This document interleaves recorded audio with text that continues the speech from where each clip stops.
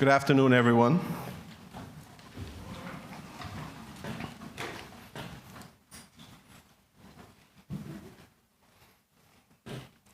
I would like to call this meeting of Finance Committee to order. As customary, we will start with a prayer, and I have asked the member for East End if he would do so. Thank you. Let us pray. Heavenly Father, as we deliberate in this Finance Committee for the work of the people of these islands, I ask that you guide these deliberations, that we treat each other with respect, and that we due care, and we do this work for the honor and the glory of our people. In Jesus' name, amen. Thank you, and please be seated.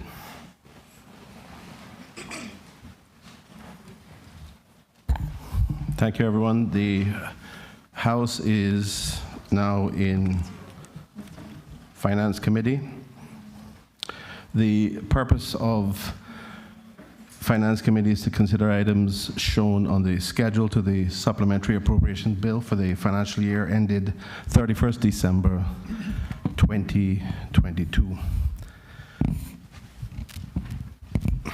Given that the number of members present is sufficient for the quorum of 10, we can move on. The meeting is quorate.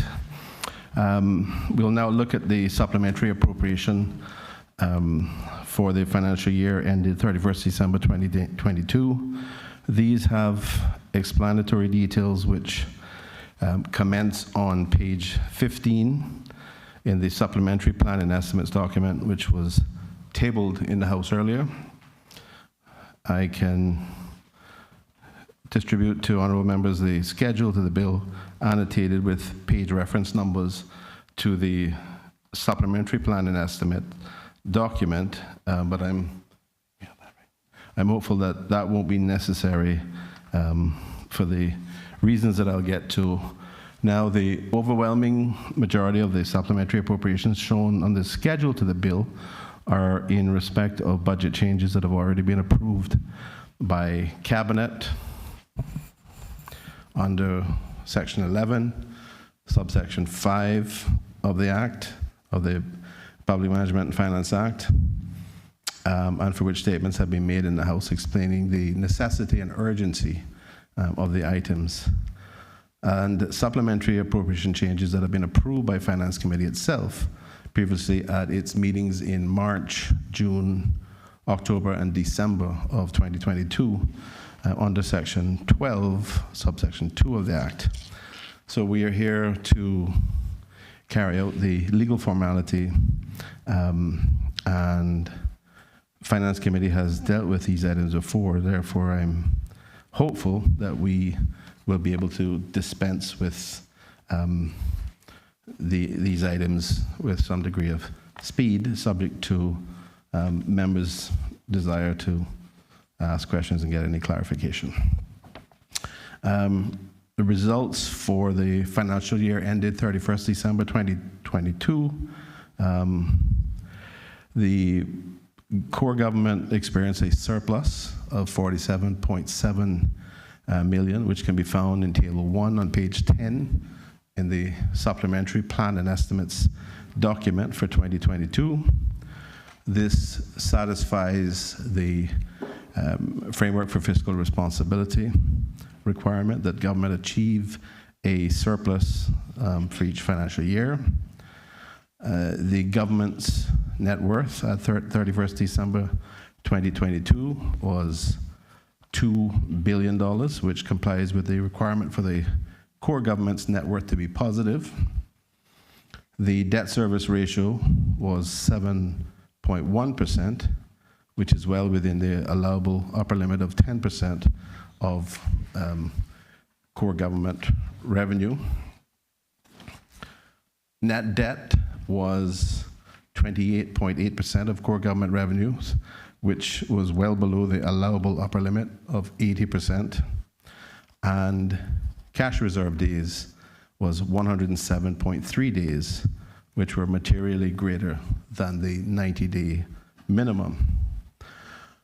The results for the financial year ended 31st December 2022 incorporate the appropriation changes that are laid out in the bill, and that the supplementary expenditures have enabled certain expenditure levels to have been incurred, and those actual expenditure levels have led to the results that I have just provided. Therefore, on the basis of all that I've just stated, I trust that members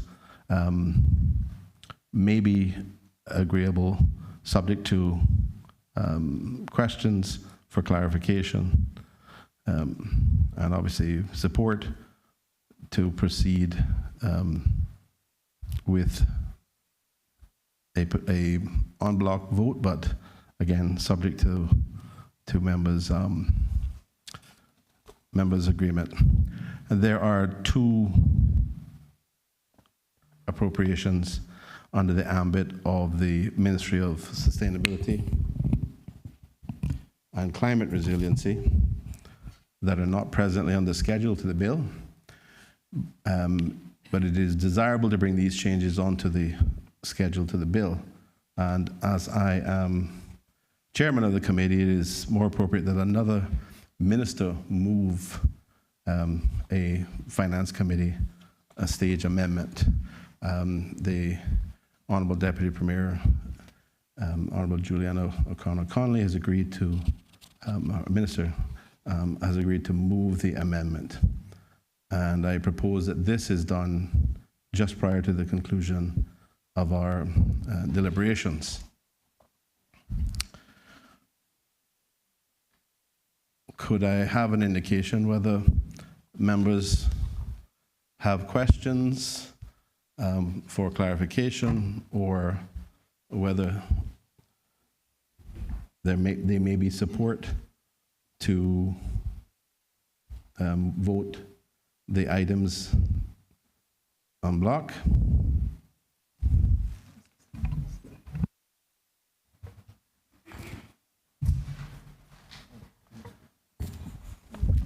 Yeah. Leader of the Opposition. Thank you, Mr. Chairman. Mr. Chairman, on behalf of the official opposition, we do have questions on the Section 511 appropriations, trying to understand a little bit more about them. The Section 12 ones that have been here before and examined, no issue with it at all. And I propose, whenever you want to take the votes on those particular amounts, but we do have some questions just to have some further clarity on the appropriations done by Cabinet.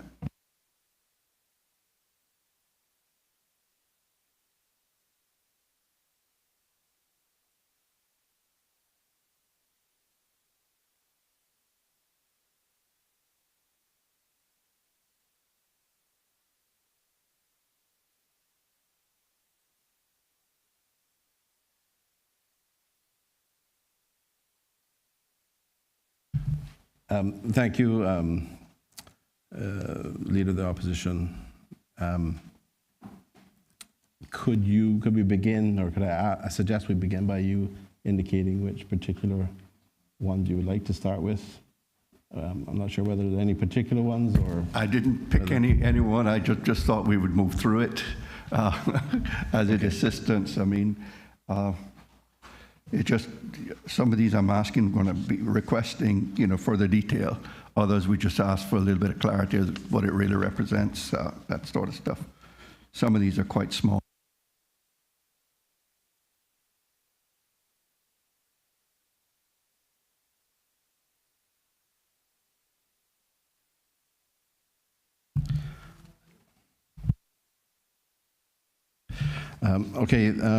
Thank you, Honourable Leader of the Opposition.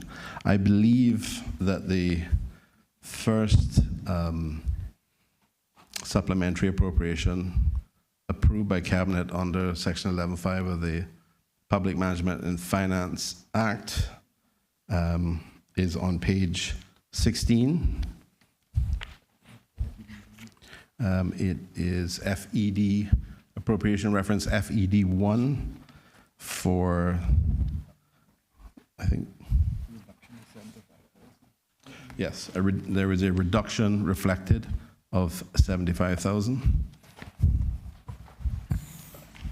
Mr. Chairman, I think the first one is SCR1, which is a reduction of 25,000. It's a reallocation. And then a further increase under OE5 of the similar amount. I believe it's all related. That relates to your ministry, sir, Ministry of Sustainability and Climate Resiliency. And if I could, so we just wanted to understand, you know, yours is a relatively new ministry. What sort of claims this amount represents, and how does it arise? Thank you, Honourable Leader of the Opposition. You are correct. It is actually page 15. So that is under SCR1.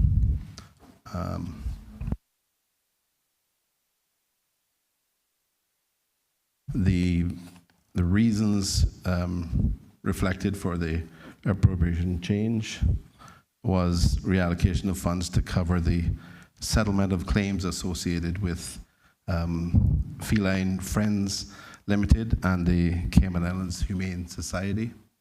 As I recall, that was settlement of an agreed settlement of costs to settle a judicial review that had been outstanding. And I want to apologize because I actually see it written here.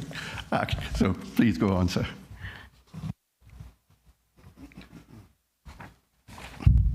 Okay, so in terms of the FED1. Sorry, Mr. Chairman.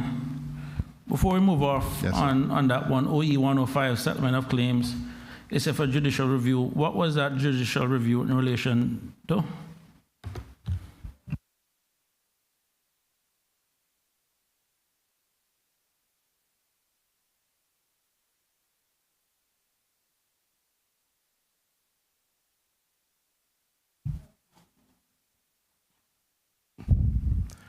Thank you, member from Bordentown West. I would like to have the chief officer be able to respond to that.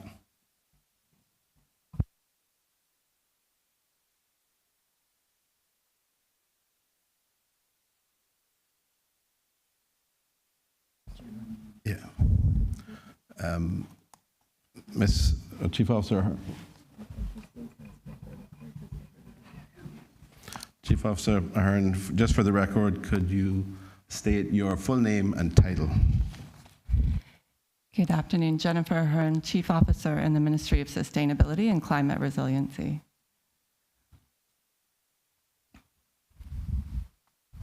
Thank you, Chief Officer Ahern. Could you respond to the question as presented? Through you, Mr. Chair. The judicial review is regarding an action that was brought by Feline Friends and the Humane Society for work that was being done by the Department of Environment and the Department of Agriculture regarding some feral cat culling. It was an action that was brought more than 4 years before this settlement claim was made. And so this, as the chairman mentioned, this amount was a settlement of costs that was reached in agreement. So through you, Mr. Chairman, just so I understand from my, since I'm a kind of cat lover, when you say culling cat, I mean there was a government policy to basically put like word, cull the cats or something like that, and then they basically brought judicial action against that policy, and then we basically just settled the costs. Is that pretty much what it is? Through you, Mr. Chair. It was work that was being done as part of the invasive species work to protect some of the, it was focused mainly in the sister islands for the indigenous rock iguanas and some of the seabirds that were being, their populations were being decimated by some of the feral cats. So these are not people's pets.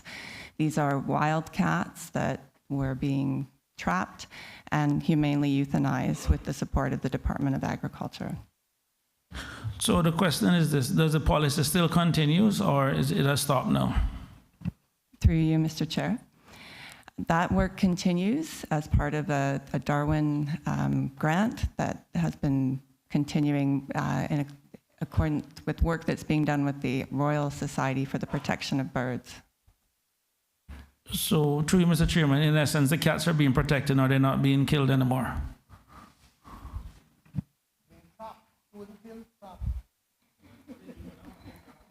Through you, Mr. Chair. Yes, please.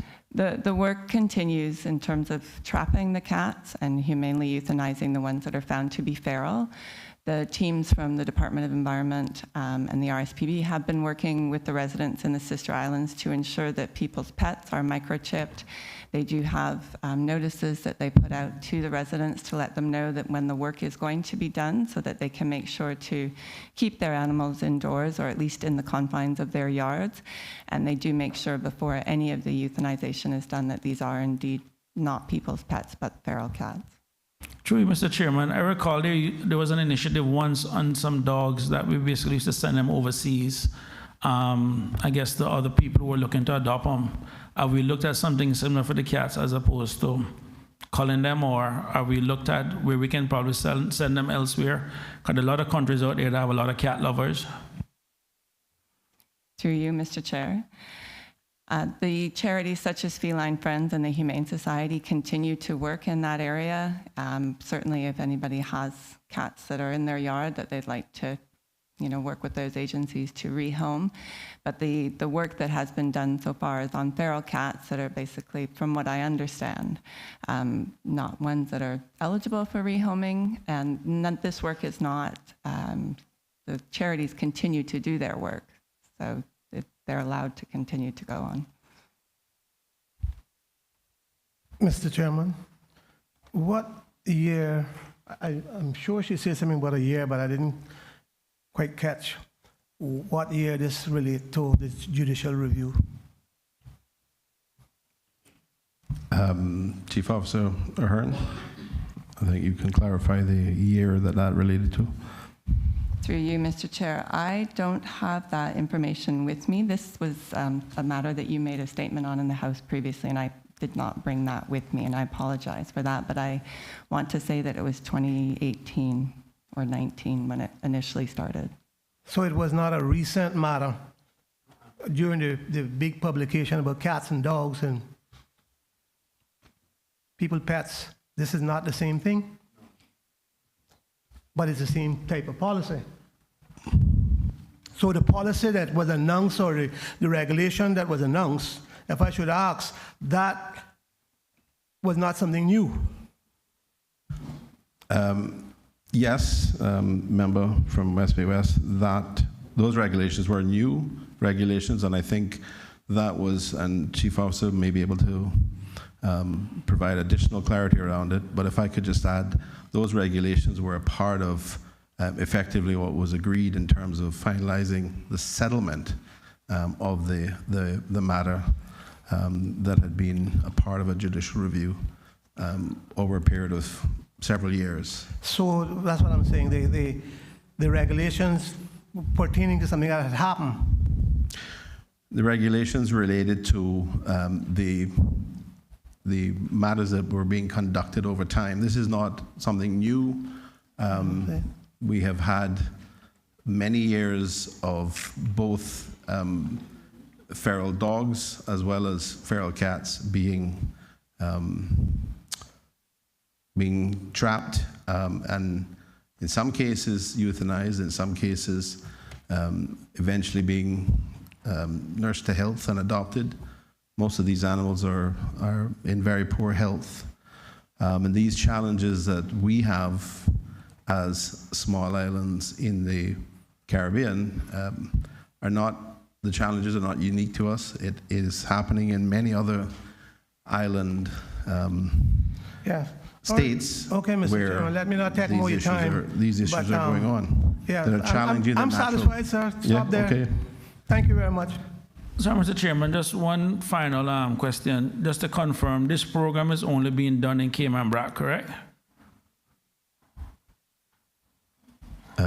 Chief Officer Ahern. Mr. Chair, through you, the work has been done in Cayman Brac and Little Cayman. And if it would be helpful, I can give an undertaking to recirculate the statement that you made in Parliament regarding this exceptional circumstance appropriation. Okay. Thank you very much, Mr. Chairman. I just wanted to confirm because I have some constituents in Beach Bay that actually enjoy feeding their cats. So I just want to make sure no one is going on the Beach Bay in trouble and the cats down there. I just wanted to make sure of that. Thank you, Mr. Chairman. Okay, thank you very much, Member. Mr. Chair, let's Minister? get it clear for the public. People went to Little Cayman and Cayman Brack. Some people left their cats. The cats turned wild, they bred, they had overpopulation, and they're killing our natural iguanas and the birds. Is that what is happening, why we had to do this? That is essentially accurate, yes. Okay, simple, thank you. Thank you, Minister. Sorry, Mr. Chairman. Sorry, I'm glad the member from the Honourable Minister asked that question. In terms of these people traveling with their pets now to Little Cayman and Cayman Brack and then leaving them stranded, I mean, is there some policy or something over there to basically penalize these people? Because at the end of the day, just traveling and leaving cats or something like that, I mean, that's kind of reckless. Member from Bodentown West, I'm not sure that there's going to be a lot of clarity around the source of the cats. It is just that however they arrive there, quite often they are taken as domestic cats and then either become feral on their own or they are abandoned and become feral. Then they predate the natural natural fauna, including rock iguanas, the red-footed boobies in Little Cayman, and in the Brack, the beautiful brown boobies.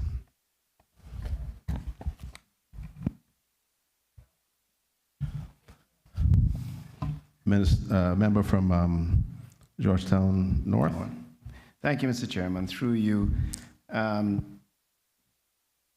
I know that the chief officer mentioned that this was a dated, or this judicial review or the settlement was from, she didn't have the exact date, but it was an ongoing issue. A quick Google shows me that on April 4th, 2023, the Grand Court granted Feline Friends Limited a leave to apply for judicial review. Should we be, should you be, are there, I guess I should ask the chief officer, do you anticipate further settlements as of this April 2023 judicial review? Chief Officer Hearn. Thank you, Mr. Chair. Through you, the amount in the appropriation bill is related to a separate action that started and was settled. The action that you've mentioned now is still ongoing, so it would be, I'm not able to say at this point in time what the outcome would be.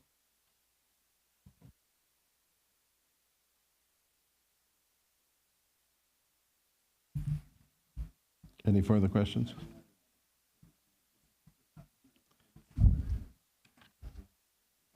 No.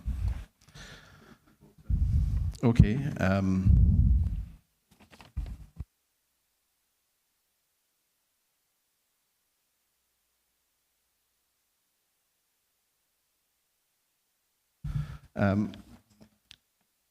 I think, Honourable Leader of the Opposition, I understood your request to be to go through the 11.5 items and then perhaps based on those discussions, we could vote all of them in block, or do you want to just vote those individually?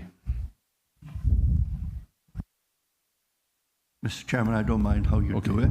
What I would say to you, though, when I look at some of the Section 12s, although I said we wouldn't examine them in great detail, I think we would maybe like some updates as to what's happened since the funding was approved as we go through them. And Mr. Chairman, just so we're clear too, the official opposition conferred on their own, and I have my own questions on some of these items too, so I would appreciate at least some level of consideration before any block vote is taken. Well, I thank you, Member for Bartontown West.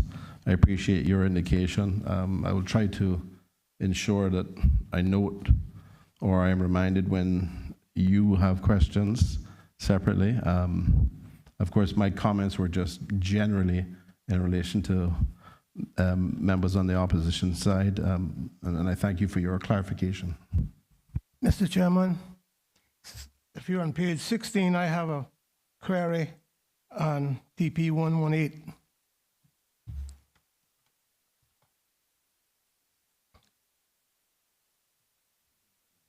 You know, on page 16?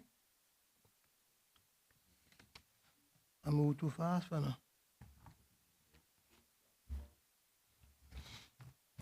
You need to take the vote first on the previous one, member for West Bay West.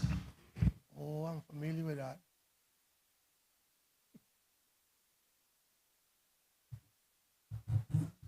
What are we waiting on? You got, I see, it'll be till 12 o'clock tonight, you know. You watch this year?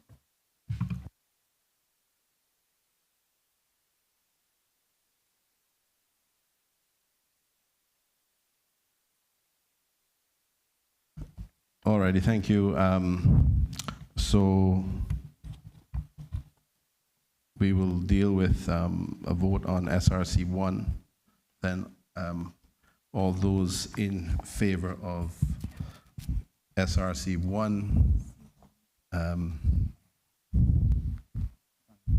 standing part of the schedule to the bill, which reflects a reduction of $25,000 to SRC 1. Please say aye.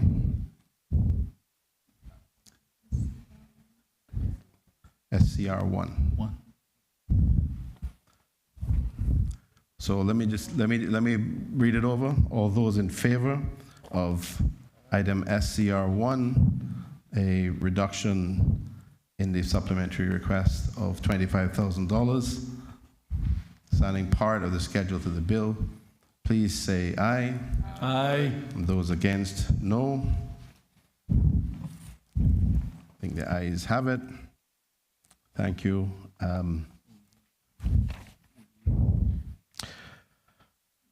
Okay, OE 105 is the next 11.5, section 11.5 approval. Were there any questions? Or are we, no further questions on that? So all those in favor of OE 105, a settlement of claims, standing part of the schedule to the bill, please say aye. Aye. Those against, no. The ayes have it.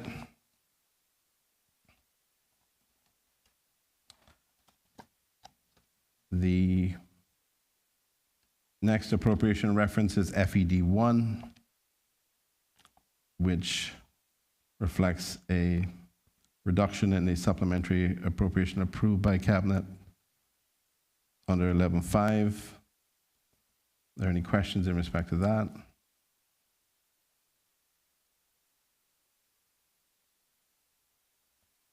If not, all those in favor of item FED 1, appropriation reference FED 1, in the amount of a reduction of $75,000, standing part of the schedule to the bill, please say aye. Aye. And those against, no. The ayes have it.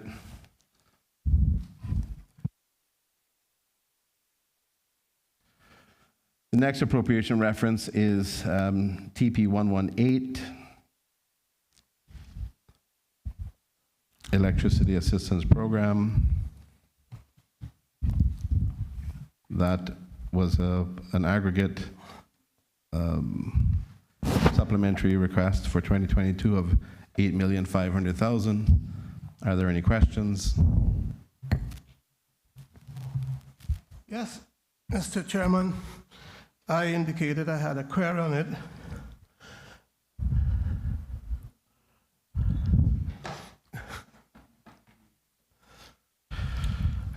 Member for West Bay West. Mr. Chairman, on this electricity assistance program for $8,500,000, what kind of program does the government have to establish how this is dispersed?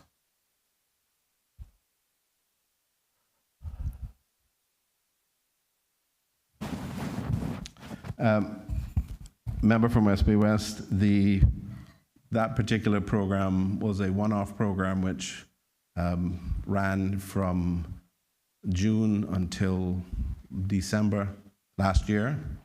So it is no longer continuing. It was being done in conjunction, or done in collaboration with Caribbean Utilities Company for Grand Cayman and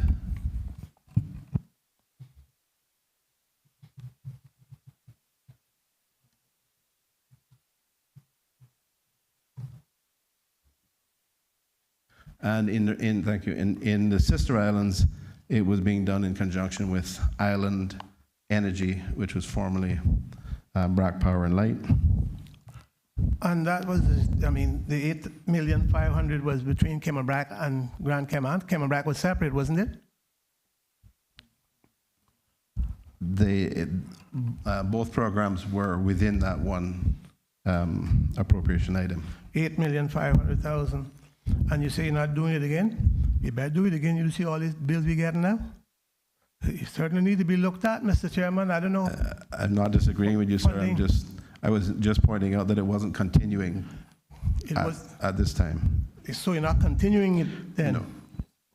And, well, not in this one, but... It ended in December is the point I was making. So and you're not doing it again?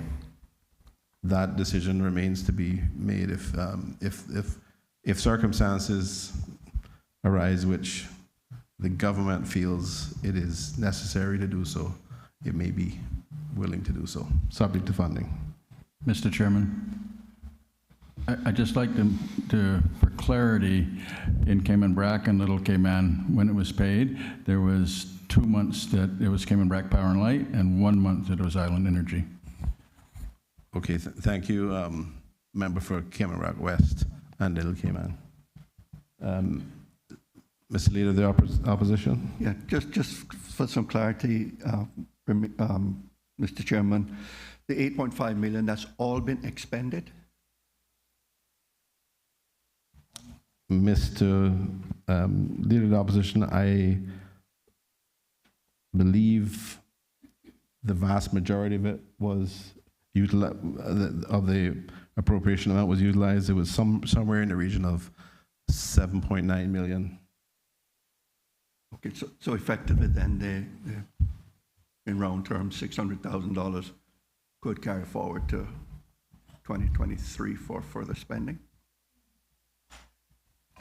In theory, but of course, the question is always going to be the challenge of whether we spend it or not. But obviously, this was a program that was utilized to try to help homeowners, and I believe I'm right in recalling that it was assisting somewhere in the region of 22,000 households in the Cayman Islands during that 6-month period. Mr. Chairman. Member from Bordentown West. Just expanding on a point raised by the member for West Bay West, considering that I think, if memory serves me right, the whole idea behind this electricity system program was to freeze the fuel rate at roughly 15 cents or something like that per kilowatt hour. And considering in February that it was 21.5 cents, in March 19.7 cents, in April 18.5 cents, and as recently as May 19.11 cents. And then also considering that just last week, Saudi Arabia reduced their output by 1 million barrels a day, which is roughly 1% of the global supply. And now that we're moving into the summer months, and considering also that a lot of parents will have kids home, and also factor in the fact that This is the summer months when things get a little bit expensive, and also house insurance and all of that in hurricane season. I think this is actually the body, and expanding on what the Honorable Leader of Opposition raised. If there's any place I think that we can approve funds, especially going to the summer months now, and considering what has happened, and also the fact that CUC had also previously delayed their increase from last year, which ended in December. So now we start seeing the bills coming up. I think, if anything, this is the committee that should maybe at least try to consider putting some funds aside to help families over the summer in that regard. Thank you, member from Bordentown West. At the time that we were implementing this program, as I recall, the cost factor for the fuel cost factor was going in excess of, trending in excess of 20 cents a kilowatt hour, and it was expected to, I think, be 1 or 2 cents ahead of that over the period between July and December. So at that time, the government made the decision to implement the assistance program. Since that, as you have noted, the costs have been trending, the fuel factor costs have been trending down. But I do note that there have been indications, I think on 2 occasions, more recently now, that OPEC has made a decision to try to reduce production and effectively increase prices. So far, I think the second decision to try to increase prices is a reflection that the first action hasn't worked, and that demand has been reducing globally. So it is not clear yet whether their second action in further reducing production will have the desired outcome of increasing prices. If it does, and if our inflationary environment continues, then the government would certainly wish to consider whether it would be appropriate, subject to funding again, to implement a similar program. But at this point, I think the indicators are pointing in the sort of the opposite direction, a downtrend compared to what it was in summer last year. Mr. Chairman, Member from SB West. Over the years, we've talked, and every time the vagaries of internationalism takes over, we still suffer here in the islands, and government tries to find ways and means of getting the money to pay CUC. Mr. Chairman, we have to find some way different, because the truth is, the little bit the government gives, I don't know how much you all think is helping. I know a lot of people not helping. And even if they are in the middle income group in this country, it's not working. People are being hit hard. One of the biggest things, well, the interest rate comes up now, and that's another thing, but that's another talk. But with CUC bills, Mr. Chairman, it is, I don't know how some people are going to make it if it continues on the trend it was. Mine went up by $580 this last month. And I don't know, don't mean my wife there. Mr. Chairman, I think if you ever do anything about sustainability, you better do it quick and take that as a main item rather than cats and dogs and all these other stuff. That's what needs to be dealt with. It really is affecting homeowners, and poorer people is suffering worse than anybody else. But it's hitting, as I say, middle income people hard.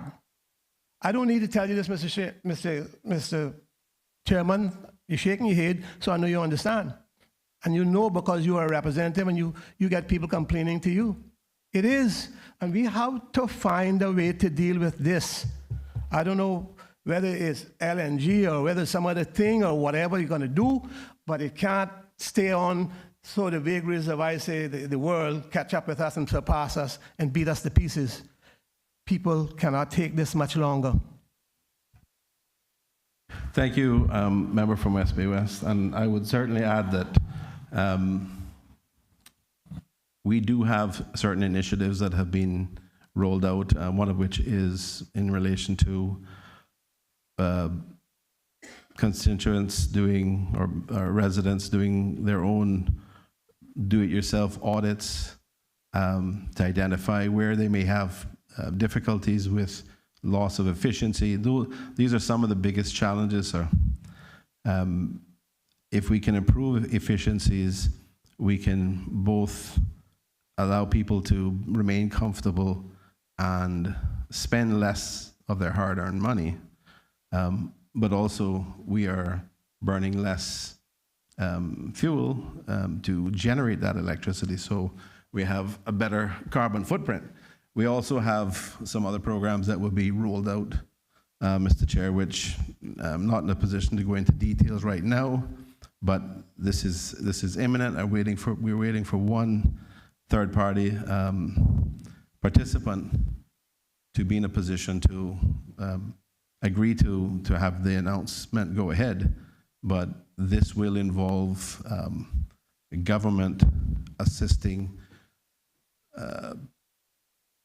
Caymanian homeowners who are in need of, who would benefit greatly from an upgrade to their homes in terms of efficiency. Again, with the objective of reducing their costs, but allowing them to remain comfortable in their homes. Mr. Chairman, I don't want to prolong it because I want to get out here before 12 o'clock tonight, but Mr. Chairman, don't hold fast to this idea about auditing. Most people audit how they control the electricity in the home. Most people know how to cut off lights and keep water heaters off and all that sort of stuff, but the vast majority don't have that ability. Hear what I tell you? The older people in this country, you come out, just like the banks now telling you, you can't go to the desk. So I don't know how the old people can deal with it anymore. You got to go online now. Similar thing, see?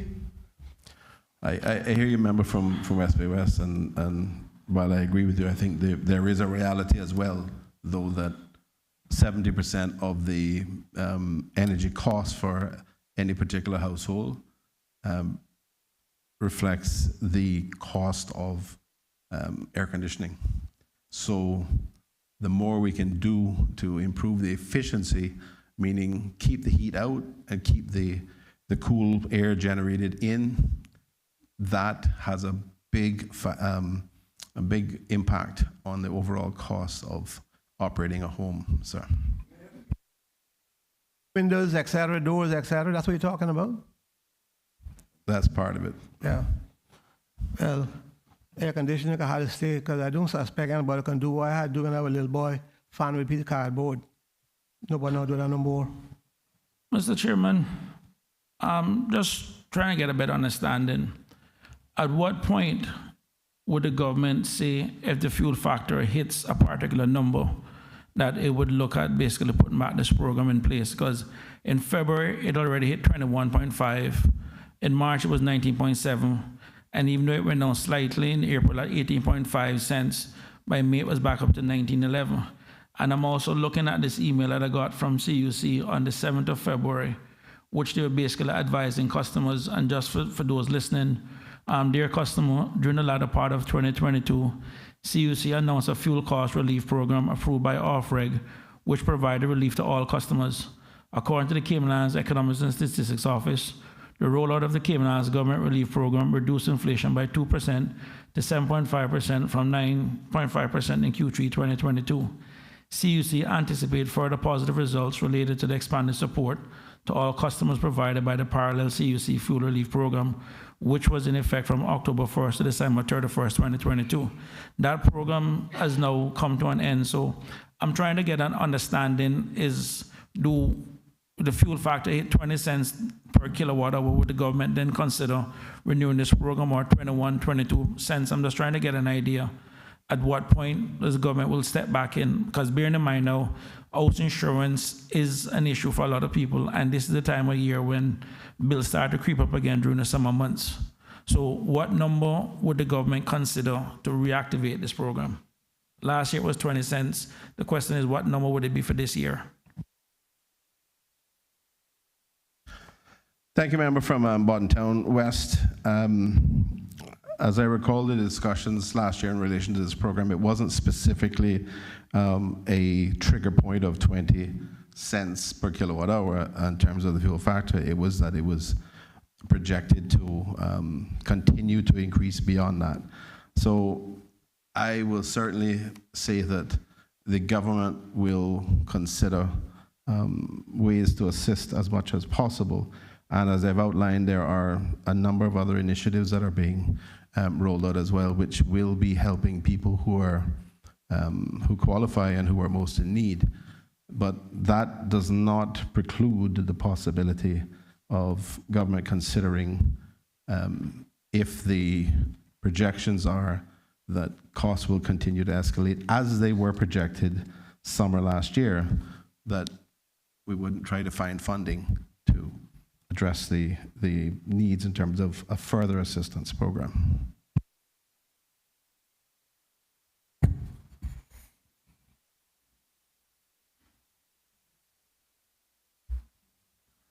If there are,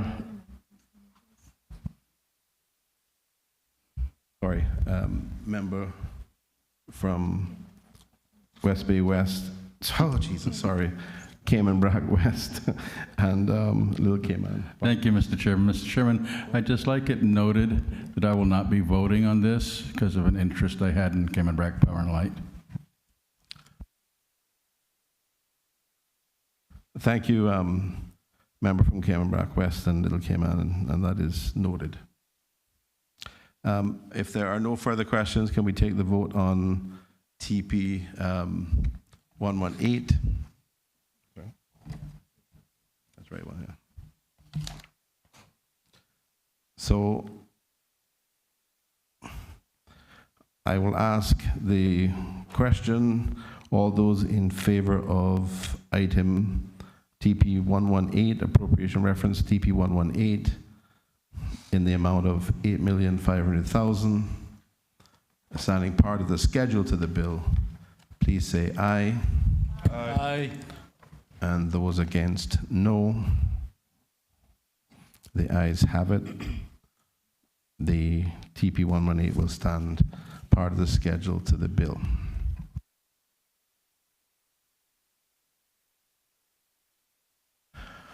The next appropriation reference is EI 89,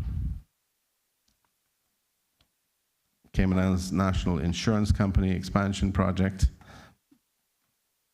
$5,350,000, which was approved by Finance Committee under Section 12. Any questions? Mr. From any Chairman, members in respect of that? Mr. Chairman, Member from West Bay West. can you say how far you reached with this expansion program?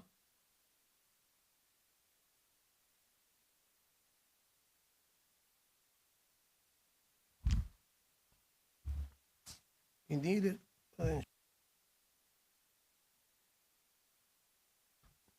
I think we have representatives from Seneco who could come and answer that particular question.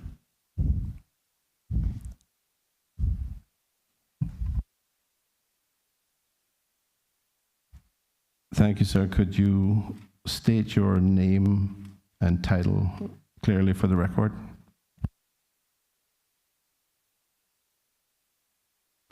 Frank Galippi, the CFO. Through you, Mr. Chair, in 2022, going into 2023, we have been trying to procure adequate reinsurance coverage to guard our capital and our risks as far as the property side of the property and casualty.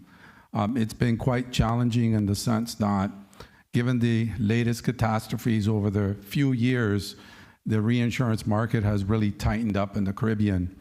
The prices have gone up, which have led also to insurance rates have gone up as well. And they're not writing any new business.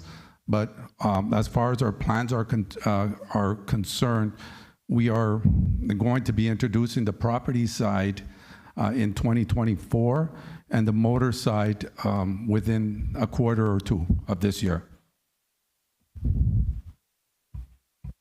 Okay, so thank you very much. Are there any further questions? Thank you. Member from Cayman Brac West and Little Cayman. Thank you, Mr. Chairman. Just to the CFO, is there any thought on the health side of it from Cineco expanding? Yes, we are expanding into the health side. We're introducing an enhanced product that is above the benefits from the current standard health insurance contract. That would be introduced in 2020 of this year, 2023. And then shortly after, possibly in 2024, after we see the experience of this product, our plans are to introduce a retiree product. It's similar in scope to the enhanced health benefits. Mr. Chairman, Thank you. Member from West Bay West. Mr. Chairman, I don't know if the staff member can get into it now, but can he say anything what they will be structured like, or that would be something that can be done later on? Because if Cineco is going to be just one of the cartels here, then bad enough as it is. It may get worse. But if they are going to bring down, what they're going to do is to bring down the cost while giving you a relatively good coverage, then that is what is needed. But as I said, I don't know if he can at this time, maybe something else that you should probably give members of the House some idea on later on, Mr. Chairman, in a different kind of setting. Maybe that's what's needed so that we will know what we voting for, not just saying expansion plans and names, but what coverage is going to be like. Thank you, member from West Bay West. I can anticipate Mr. Gallipoli's answer, but I'll let him address the question. Yes, Mr. Chair, through you, if I understand the question, what will be structured like, we're not looking at competing directly with other Class A insurance companies. What we're looking at is just offering a product that has slightly higher benefits than the current offerings that we have to sort of pool our risk with the current standard health insurance contract, which is not performing that well. So we're not looking at a premium tier right now of health insurance product. I'm not sure if that answered your question, but I'm just going to add one more thing. The $5 million equity injection is strictly for the property and casualty, which is essentially needed from reinsurers would like to see that we have proper capital base as well as the Cayman Islands Monetary Authority. Thank you, sir. Through you, Mr. I'll yield to the Leader of the Opposition. I thought his light was on first. Okay, thank you, Mr. Honorable Leader of the Opposition. Chairman, and thank you to member. Mr. Chairman, through you to the witness. You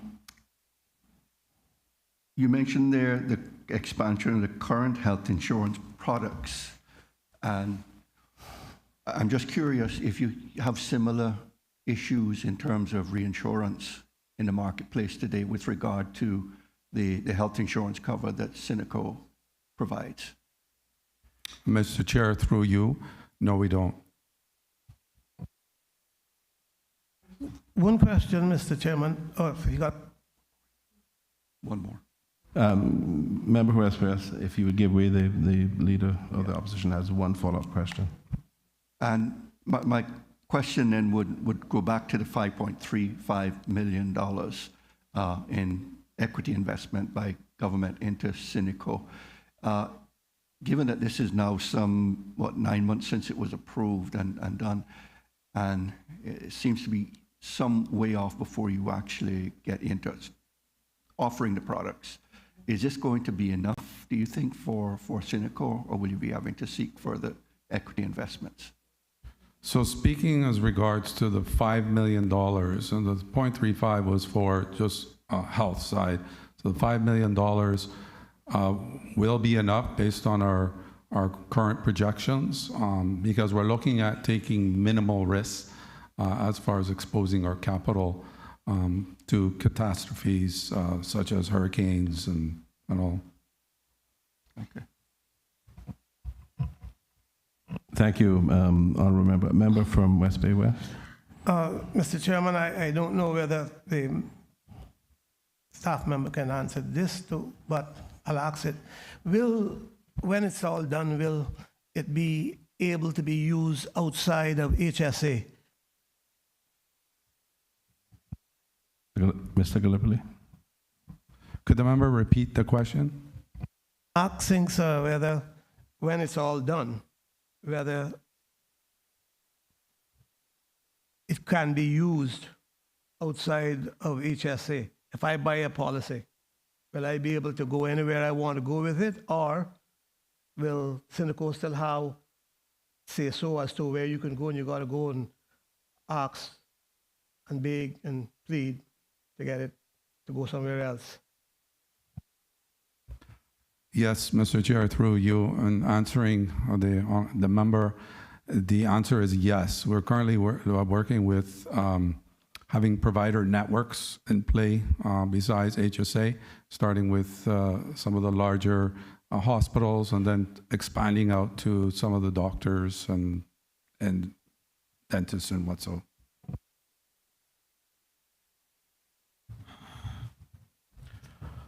Thank you for that response, Mr. Gallipoli. A member from Bottontown West. Thank you, Mr. Chairman. Through you to the CFO. When do you anticipate that the property insurance will be available to the public? What date are you working with? Mr. Chair, through you, we don't have a specific date because that's all depending on obtaining reinsurance. And as the market has dried up for 2023, we're hoping that in 2024, a date yet to be determined, that we would offer the property insurance to the public. Okay, thank you very much. Through you, Mr. Chairman, earlier in response to a question from the honorable member from West Bay West, you had indicated there was going to be a plan like for retirees or something like that. When do you anticipate that coming online? That plan, we anticipate, Mr. Chair, through you, essentially 6 months to 9 months after we have some experience with the non-retiree plan to see how that runs and to go through all of the kinks and to iron those out. And through you, Mr. Chairman, when are we looking for the non-retiree plans to come on board? Within the third quarter to the fourth quarter of this year. Thank you very much, Mr. Chairman. Thank you, sir. Are there any other questions? Actually, I do. Where I'm trying to wrap my head around, Mr. Chairman, and being, I guess, very intimate with this Cineco expansion, is that the whole idea behind expansion was to spread the risk that Cineco was having. Because we had a situation where, if you look at the SEMA numbers, and again, I'm going by memory, and I'm just asking the members a little deviation right here. When we look at the last SEMA report that looked at the domestic health insurance industry, we found, I think it was in either 2020 or one of those years, where we had a total of $284 million written in premiums. Of that amount, $102 million was for Cineco to cover just over 15,000 customers, and $184 million by the private sector to cover 50,000 customers. So the question is, how we can be in a situation where the private sector is spending $184 million to or collect 184 million in premiums for 50,000, and the taxpayers of this country is doing 15,000 customers at 102 million. And when you actually look at the actual breakdown of Cineco's financial statement, you find that the civil service and the civil service pensioners, the premiums collected from that was actually offsetting the losses that was made on the SHIC plan and the other, I think the Siemens, or what I think there's other plan, the Siemens plan. So the whole idea behind that, if you also look at the same SEMA report, since Hurricane Ivan, and you look at the amount of profit that was being made on property insurance, I mean, and it's ridiculous because when people do need insurance like they did 2 years ago, all of a sudden they didn't meet the deductible, they couldn't collect their money. It's a constant situation where the taxpayers of this country are taking on all the retirees of the private sector, and it's being offset or it's being subsidized by civil service and the taxpayers of the country. So this model itself is flawed. So the whole idea behind it was to actually expand Cineco's base to spread the risk to some extent where they can make profits on other areas that are profitable to basically do a little bit more to help on the healthcare side. So we do understand the challenges now on the property, and to go back now to the point that was being raised by the honorable leader of the opposition, is that we need to start maybe re-looking now at the capital base to see what we can do more on the property side, because while we do understand the challenges that we have right now on the property insurance, and we have seen it from Florida to the entire Caribbean, the bottom line about it is this: the Cayman Islands people and where we live, we do need to get this insurance in place. So if we have to probably look at maybe going back out and increasing the capital base of Cineco, as the honorable leader of the opposition basically alluded to, I think this is something that we need to look at, because when initially we started this, the property insurance, while we knew that challenge was coming, it has now arrived. And the question is now we need to have that real uncomfortable conversation in terms of what we want insurance to look like in Cayman. Because I can tell you right now, for some of the premiums that are being quoted now, and going into hurricane season, people are seeing some serious increases in property insurance. And the whole idea behind the expansion was to get ahead of what we saw, the tsunami that we saw coming, no pun intended. So the question is now, how do we sit down and approach it now with the new realities that we have today? Because at the end of the day, what we don't want is the taxpayers again continuing to subsidize Cineco. And if you look at what Cineco is being subsidized, plus what the government is also spending on NGS 55 and HEA 2, it is serious amount of money that the taxpayers of this country is taking, and this model can't continue. So Cineco was supposed to be the vanguard in kind of lessening the burden on the taxpayers, and I think we need to now go back and have that conversation again as you're preparing the budget for this year in terms of what the proper capital adequacy will be required for Cineco to really make a dent in the market. If not, it's going to be more of the same, and that was not the intention. Thank you, member from West Bay West. Sorry, Button Down West, apologies. I heard a question in there, but it was, in the fullness, it was certainly more of a statement than a question. I appreciate that. I think the answers that have been provided in summary reflect the program that Cineco is set on to expand health coverage. I think what has been reflected in those answers as well is the challenges that exist in relation to the proposed expansion in the property market. And that is, as you note, member from Button Down West, I'll get it right. That is a challenge that is not unique to Cayman. It is all around the Caribbean, and the impact is being felt, in fact, all across the United States, where there's been so many increases in claims from weather events. I think I saw a recent statistic where there was something like 165 different billion-dollar weather event claims. So the challenge exists certainly in the property area, and I know the Ministry of Health also has a strong initiative that they're trying to follow through on, which is reflecting their wellness aspect, which is to try to improve the overall health of the customer base and the citizens of the country, so that they are people who are healthier and not people who are being treated for symptoms of illness.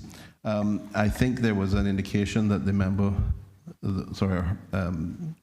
So, Mr. Member Chairman, before we Sorry. change gears, just to follow through, the question and all of that really comes down to this.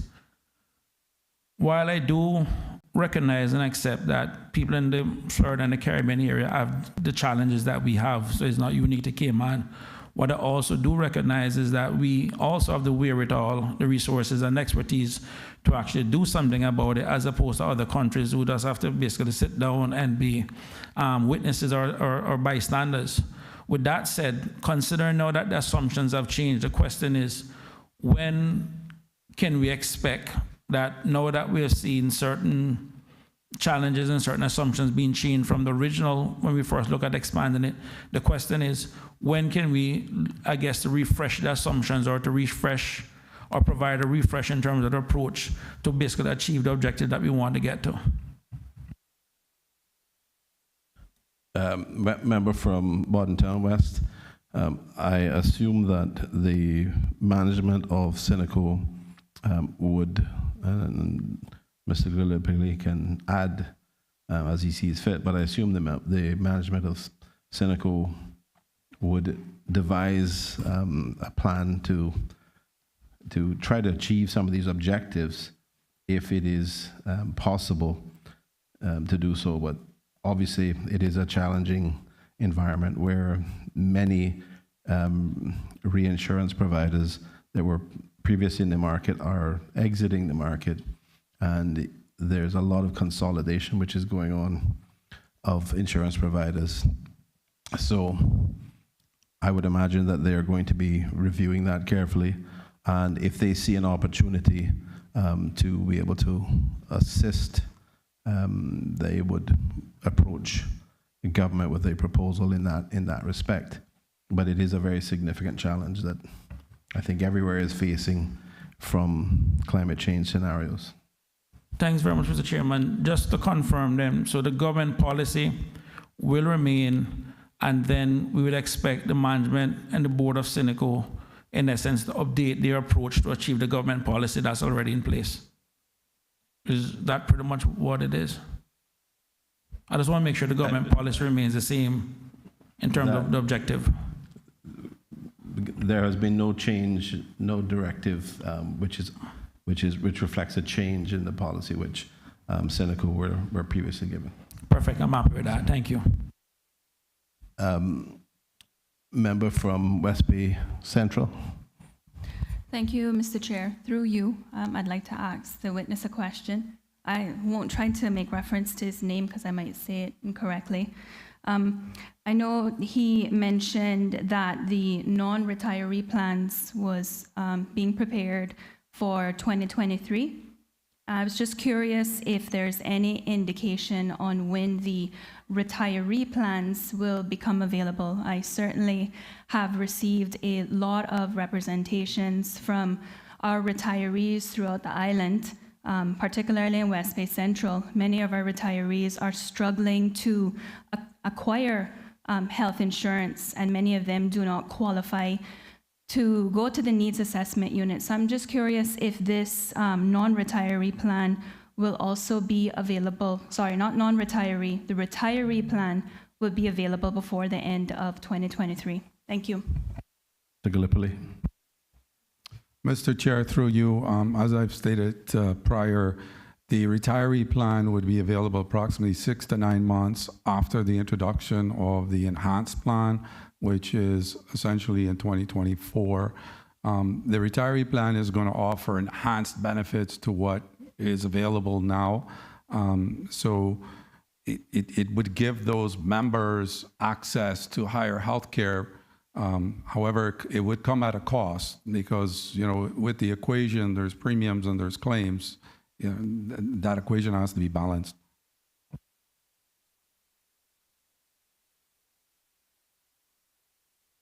Thank you, Mr. Gallipoli. Are there any further questions?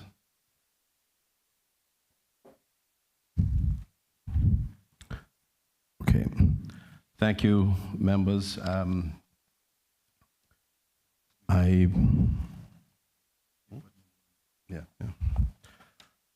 I would propose now that I ask members' approval by posing the question in respect of,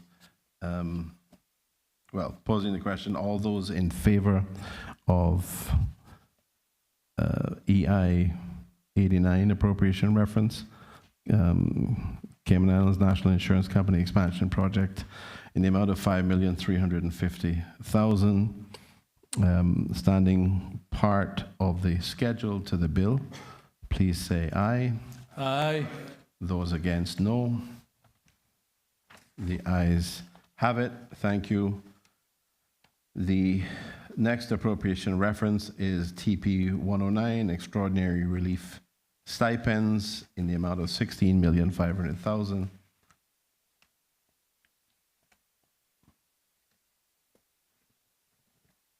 Are there any questions?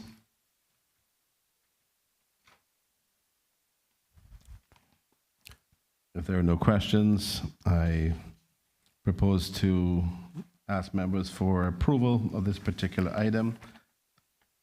All those in favor of appropriation reference TP 109 with the supplementary request of $16,500,000 standing part of the schedule to the bill, please say aye. Aye. Those against, no. The ayes have it. Thank you very much. The next appropriation reference is TP 119, professional development and service projects in the communities, $75,000, which was approved as an 11.5 by Cabinet. Are there any questions?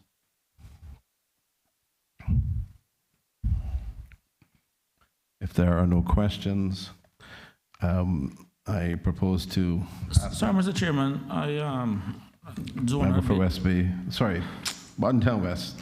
Can the honorable member provide an update as to the spend thus far and the different projects that you're looking at within the communities?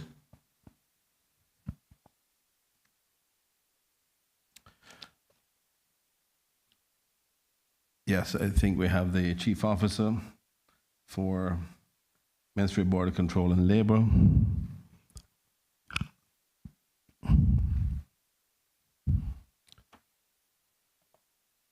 Or perhaps a minister, Dwayne Seymour.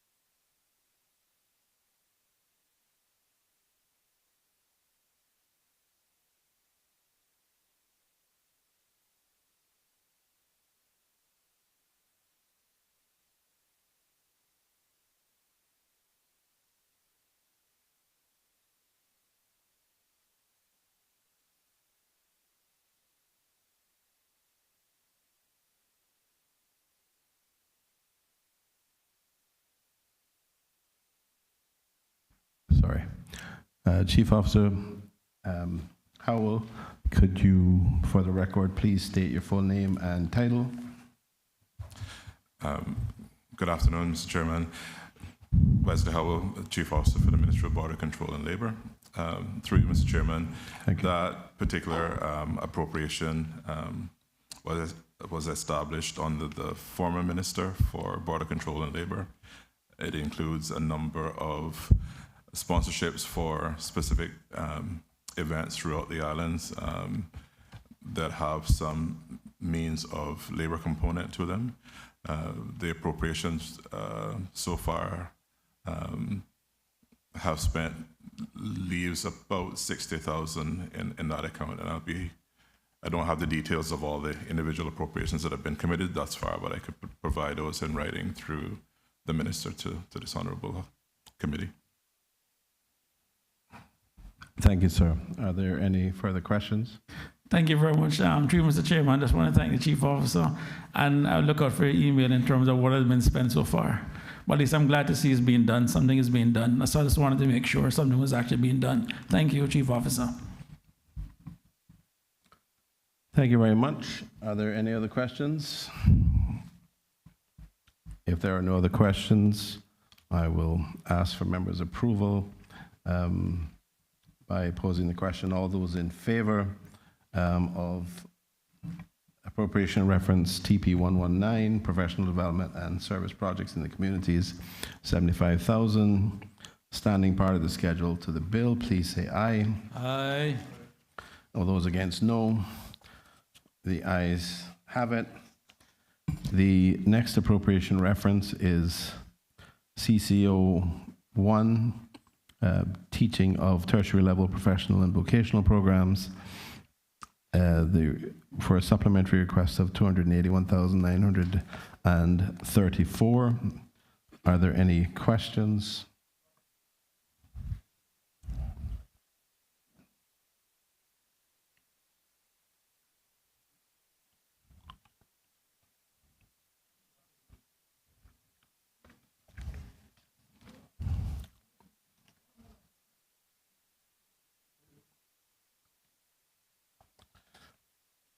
If there are no questions, I will ask members' approval by posing the question. All those in favor of item CCO1, teaching of tertiary level professional and vocational programs, $281,934 being the supplementary request, standing part of the schedule to the bill, please say aye. Those against, no. Mr. Chair, I'd just like to thank my acting chief officer for being present in anticipation to assist, and all of the members on the other side for their tacit support. Thank you, Minister. So the ayes have it. That item is now stands part of the schedule of the bill. The next item is NGS 91, Public Schools Meals Program, increase, supplementary request increase of $750,000. That was an 11.5 approval by Cabinet. Are there any questions? Thank you, Mr. Chairman. Mr. Chairman, the approved amount was $7,446,000. So this is a $750,000 increase to just over $8 million. Yes, sir. Mr. Chairman, I wonder if the minister could outline to us how well the public school meals program is doing, and further to that, if this amount is likely to be sufficient to take us through until the end of the year. Thank you, member from Red Bay. Thank you. Minister. Thank you, Mr. Chair. Thanks to the honorable member, Sir Alden. I've been reliably informed that there is adequate amount to take us through December of this year until we get the next budget approval for the next 2 years. I am also reliably informed that the program is going extremely well, and since the introduction of the computerized ordering, it has improved even better, and I'm delighted to say that the amount of positive feedback that we have been receiving, especially in this dire, austere times, from parents who are relieved with the financial assistance, makes me know that it was a well thought out program that's rattled both governments, and just happy to be a part of the program. Mr. Chairman. Thank you, Minister. I'd just like to say thanks. Member for Red Bay. Thanks to the minister for that response. As she well knows, this is something that we all believed in the previous administration was absolutely critically necessary. And while there has been some negative feedback in the early stages, as you would expect, teething pains and so forth, but I'm glad to hear that it is now pretty much bedded in and things have settled down. Thank you. Thank you, Member Redby. Honourable Leader of the Opposition. Yeah, thank you, Mr. Chairman, through you to the Minister. Minister, can you tell, are you able to tell us what does it cost per day to feed a student? On average, about $14, I'm told.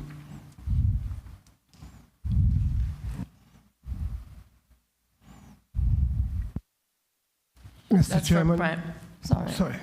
That is for primary. It goes up by $2 for the high school. Mr. Chairman. Member from West Bay West. Is this, how many meals would they get for that cost?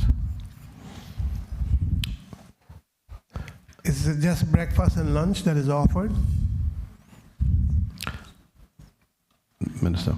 Thank you, Mr. Chair, and thanks to the honourable member from West Bay. This includes breakfast, snack, lunch, and drinks with the respective meals. Thank you, Minister. Are there any other questions? If there are no other questions, I would seek members' approval by asking that all those in favor of item NGS 91 with the supplementary request of $750,000 standing part of this, in favor of those, in favor of NGS 91 for $750,000 standing part of the schedule to the bill, please say aye. Aye. Those against, no. The ayes have it. And NGS 91 will stand part of the schedule to the bill. The next item, appropriation reference, is TP 51, other educational and trading assistance, with the supplementary request being $60,000. Are there any questions? If there are no questions, I will ask for members' approval by posing the question. All those in favor of TP 51, standing part of the schedule to the bill, please say aye. Those against, no. The ayes have it. Thank you very much. The next appropriation reference is TP 93 with the name Public School Grants and COVID-19 Recovery Program. This was a reduction of $1,031,934 from the original appropriation. Are there any questions? If there are no questions, I will ask for members' approval by posing the question. All those in favor of TP 93, Public School Grants and COVID-19 Recovery Program, standing part of the schedule to the bill, please say aye. Those against, no. The ayes have it. TP 93 will stand part of the schedule to the bill. The next appropriation reference is EI 12, Ministry of Education. This was a reduction of $2 million to the original appropriation. Are there any questions? If there are no questions, I will ask for members' approval by asking the question. All those in favor of EI 12, standing part of the schedule to the bill, please say aye. Those against, no. The ayes have it. EI 12 will stand part of the schedule to the bill. The next appropriation reference is OE 134, depreciation of executive assets, Ministry of District Administration and Lands. That was an increase an increase of $6,520,000. Are there any questions? If there are no questions, I will seek members' approval by asking the questions. All those in favor of item OE 134, depreciation of executive assets, Ministry of District Administration and Lands, standing part of the schedule to the bill, please say aye. Those against, no. The ayes have it. OE 134 will stand part of the schedule to the bill. The next appropriation reference is OE 147, strata fees for Crown-owned property. The supplementary request was $24,420. Are there any questions? Member from Bordentown West. Thank you, Mr. Chairman. Through you, can we just get an update on those two government-owned condos in terms of what the plans are for those condos? Thank you, Minister. Mr. Chair, and thanks to the honourable member from Bordentown West. Members would be familiar with the corporate statutory legislation whereby if a company goes defunct and 10 years pass, then it moves into the Crown ownership through the Ministry of Finance. These are two such properties that came into the Crown hands. Of course, if it being a strata, it attracts strata fees, and this is what this amount is to pay. The government made a decision through Cabinet that we didn't have any particular need for these two condos, that we would put them out for sale through public tender. And so that is the current status. They have not yet sold. Thank you, Mr. Chairman. Through you to the Honourable Minister. Have we started the tendering process yet, or did we do it already? The price didn't come back right, and we're going to go back and do it again?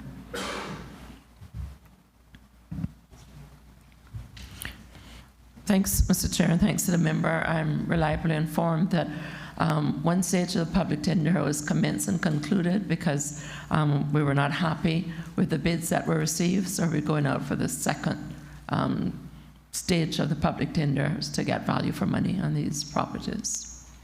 Thank you, Mr. Chairman. Last question, just for the listening public. Can the minister state where these two properties are located and pretty much when the next tendering will be done? So if members from the public are interested in basically finding out more information, at least they'll be able to put in a bid. Thank you. Thank you, Member Minister. Once again, thanks. The properties are situated at the Grape Tree condominium, and once we go through procurement, we anticipate, unless there's a Novus Actus Intervenus, that by the end of June, we should go to the second stage of procurement. Thank you, Minister. Are there any further questions? Honourable Leader of the Opposition. Thank you, Mr. Chairman. Mr. Chairman, has any effort been made to try and identify and find the owners of these condos?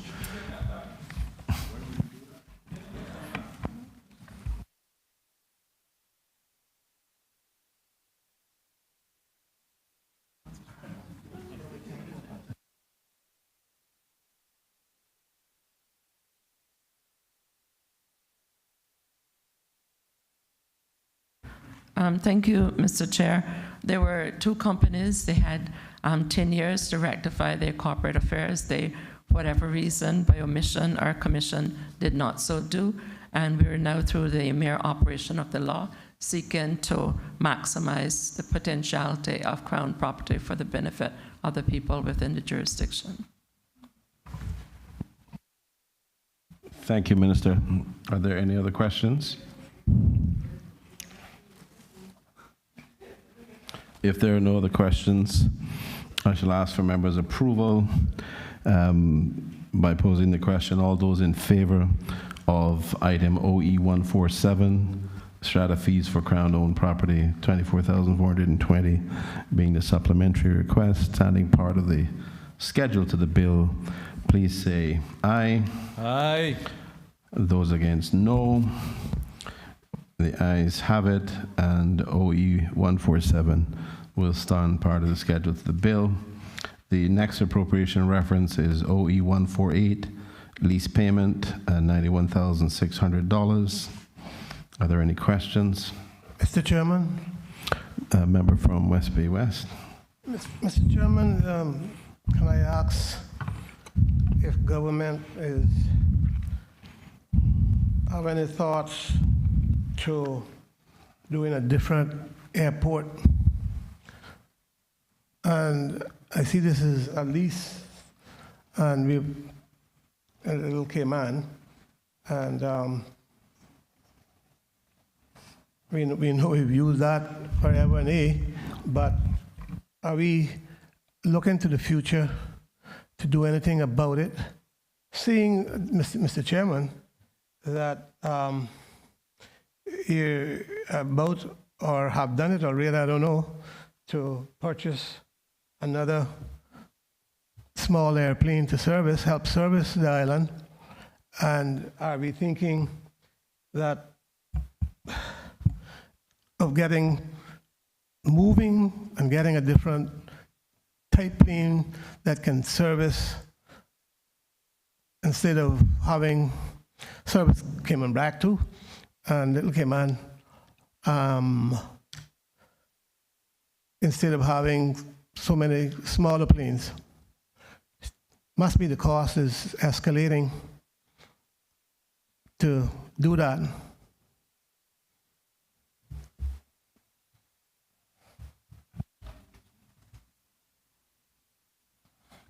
Thanks, Mr. Chair.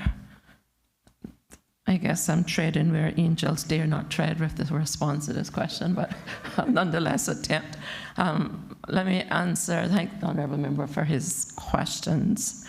The first part of it is for elucidation. The lease relates merely to the airstrip minus 2 parcels.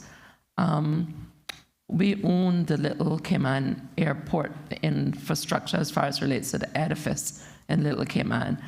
An opportunity, well, let me retract it, but several years ago, some of the owners, when there was a former governor here, decided that in order to get the attention of the government, that they would close down the airport, and the governor at the time threatened to invoke the emergency powers because it's a very vital lifeline service to Little Cayman, and to some extent, Cayman Brac as well. When I became aware, Mr. Chair, that 2 parcels, slam bam, in the middle of the airstrip was up for sale by some of those same proprietors, I immediately got the approval of the cabinet at the time to purchase those. So what that does is that the current owner is not interested in selling. It's owned by Aerodrome Limited, who bought from Frank Hall, I believe I'm correct in saying. And so he won't sell, the company won't sell.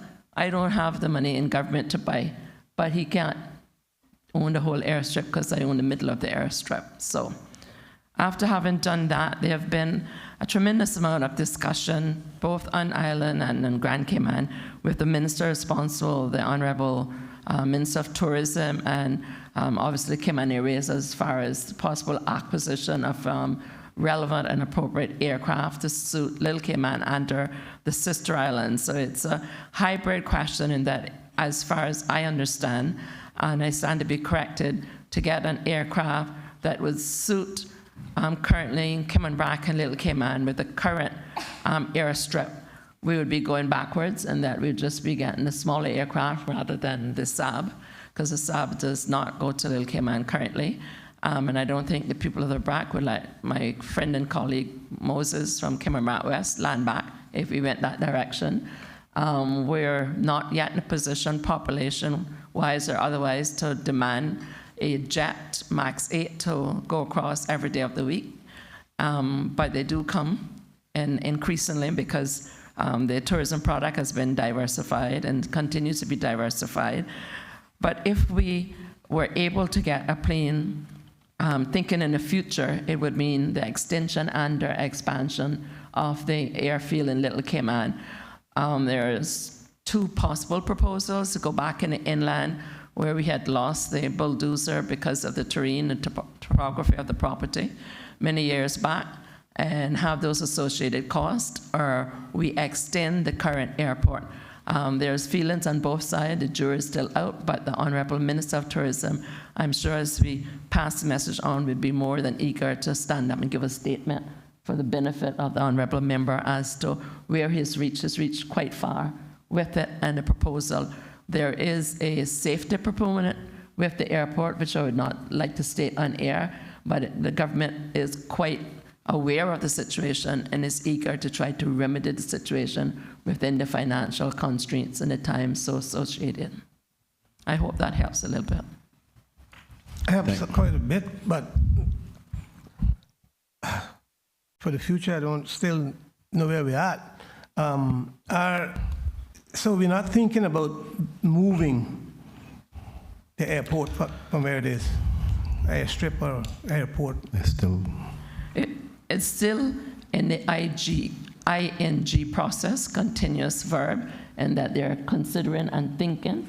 But as far as I'm aware, a final decision is not made because you have almost an equal amount of the residents that wanted to stay where it is for many reasons, and you have others, some on island and some from this island, who wish to move it to the interior strip that had been cleared many years ago.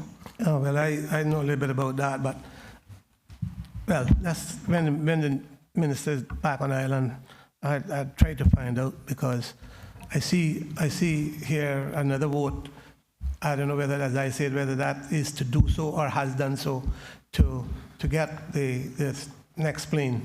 Yeah, well, Mr. Chair, Cayman's staff is here, so at the appropriate time, I'm sure they're well-equipped, more equipped than me to respond to those questions. I wish to make a correction, though, Mr. Chair.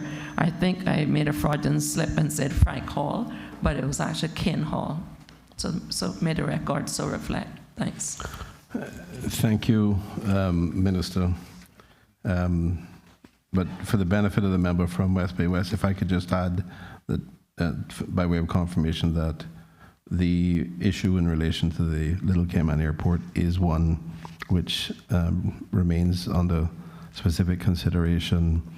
I think we all know that it operates like many small airports in the Caribbean by way of an exemption from full certification, but that has been an issue that has been going on for some time, and there has been an indication that we will move forward with a plan to address the issue, and that will come with full consultation with the Civil Aviation Authority, as well as Cayman Airways.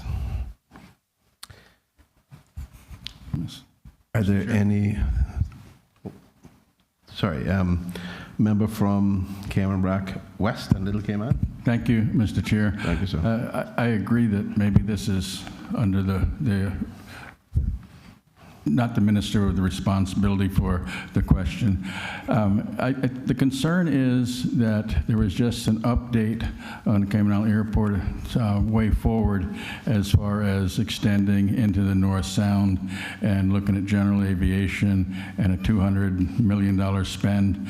And there was no mention of a Little Cayman project being part of that in the next phase. That was the first part of it that I was going to ask this under a different heading. I'm not sure the minister is in a position to comment on this. Mr. Chair, I would prefer if it was, if the honorable member would ask it under CAL 2, because they are the ones actually responsible for it. But I would say that he knows me well enough that if the sister islands are not included, then I'm not around the table.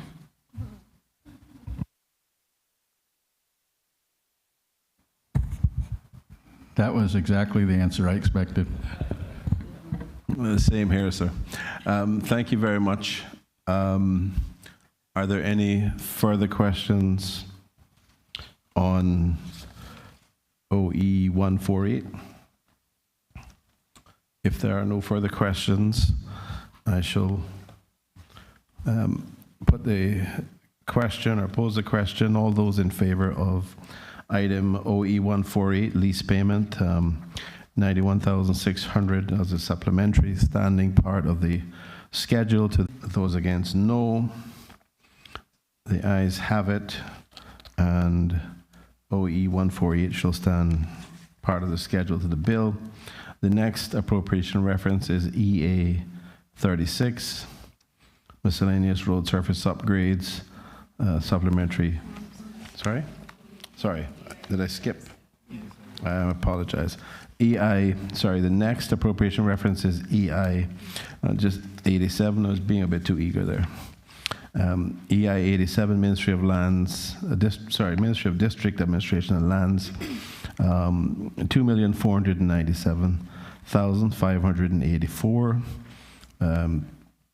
Description equity investment for purchase of entity assets. Are there any questions?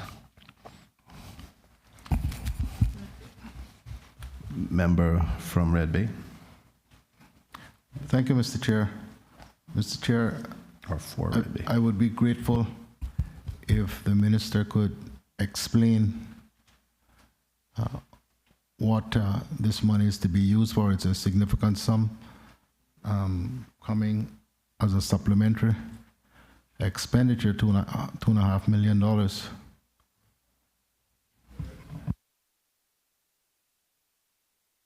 Thank you, Mr. Chair. And thanks an honourable member. Although I'm going to hand over for a detailed response from my acting chief officer, just to say that it's a part of the endeavour for resilience to ensure that current and future Caymanian own a piece of rock, in particular, but not limited to Scranton, the new Central Park. Mr. Chairman. Oh, sorry, I beg your pardon. I was anticipating your what the chairman had said for EF4. Oh. I'll ask the, sorry, I beg your pardon. So you don't have access to that when you come to Scranton Park. EI 87, I'll ask Mr. Wilbur to respond to the honourable member. Mr. Welcome, would you please, for the record, state your full name and title? Wilbur Welcome, Acting Chief Officer, Ministry of District Administration and Lands. Thank you, sir. The EI 87 increase, Mr. Chair, through you, is part of a joint procurement with the Ministry of Education. It is a facility we're attempting to build which would support future capital projects in Cayman Brac and Little Cayman. As members may be aware, we're having significant issues attracting major contractors to undertake major capital projects in the sister islands, and this was seen as an endeavor to entice them over. So essentially we were building, quote unquote, a temporary residential area which would dovetail as a hurricane shelter, as well as sports tourism facility and a hospitality training center. So that's what the funding was for, or is for. Mr. Chair, if I would just dovetail on it, the honourable member would allow me. There's quite a bit of work that's needed at the district admin, the new high school, and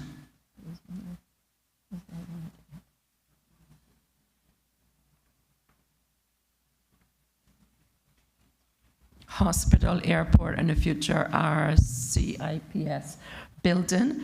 But they, to have those major contracts there with the limited capacity that we have hotels, it would take up, for example, the whole of that Alexander or Brac Caribbean or Brac Reef for a period of a year to a month, which would not go with what we want with the encouraging the domestic and international tourism coming over to those facilities. So it was recommended by the consultants, and we decided that in order to move these projects forward and to have an attempt where Cayman Brac is not always dependent in the near future on the Grand Cayman, that it would not only diversify the tourism product, it would help us with our hospitality school and training. It would also find accommodation for the 18 months to 2 years for the large contractors, who obviously we would see in their contract that they subcontractors as much as possible would hire persons on Cayman Brac. We currently don't have the capacity for that right now, so that's the move the government has taken. We tried doing back offices for years and years, that hasn't worked. We tried financial services, that hasn't worked. So we're now trying to go into a different area through consultants and advice, and we believe that this will find a niche market for further development on the sister islands, in particular Cayman Brac. Mr. Chairman, Thank you, Minister. Member from West Bay West. did the minister say that the amount includes something for the new high school, something about the new high school? No? This doesn't include directly for the new high school, sir, through you, Mr. Chair. It provides a place for the construction persons to reside, and the new high school, proposed new high school, is one of several projects that this would be a residential hall. After those projects are completed, then it would be used for hospitality training area, an extension of our capacity for hurricane capacity, as well as diversification of the tourism project, where we would be seeking to attract professional players during their winter season to come to the BRAC and utilize the very modern sports complex that we have there, including the swimming pool that the former colleague was able to pilot through. Mr. Chairman? Yes, sir. Member from West Bay West. Mr. Chairman, I understand, and I certainly will not go against what the plans are for Cayman Brac, because I know what the minister is saying. All many years you planned and still didn't get anywhere with some of those things. My interest, though, is for West Bay, and that's the new high school that the House voted for the other day. And I have a good understanding with the Honorable Minister as to the way forward. What I want to make sure is that if not, I guess it won't be in this, but in the next time we sit at Finance Committee, which is, I guess, the budget process, that we will have some knowledge of what we want to do, at least for plans, and get some funding in there.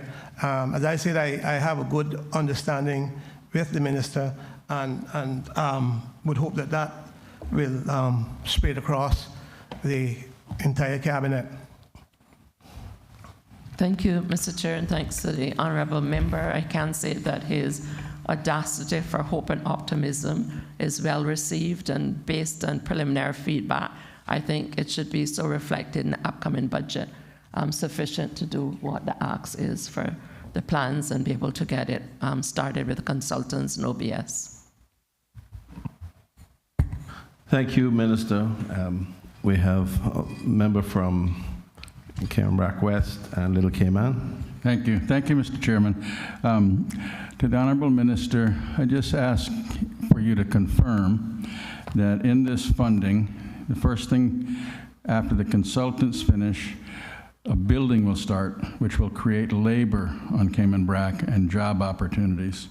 After that takes place, the next step is, as I understand, the housing that's going to be built for places for people to stay, that they can stay there when they're working on projects for the new school in the multipurpose area and the field.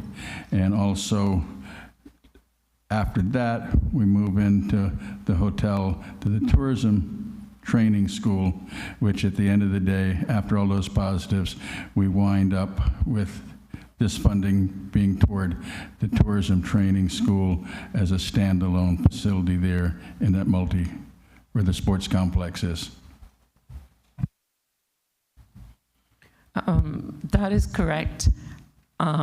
It's in the sports complex. It's not in it like the hall. It's to the west of the hall, in that area between there and the football field. But all of those assumptions are absolutely correct.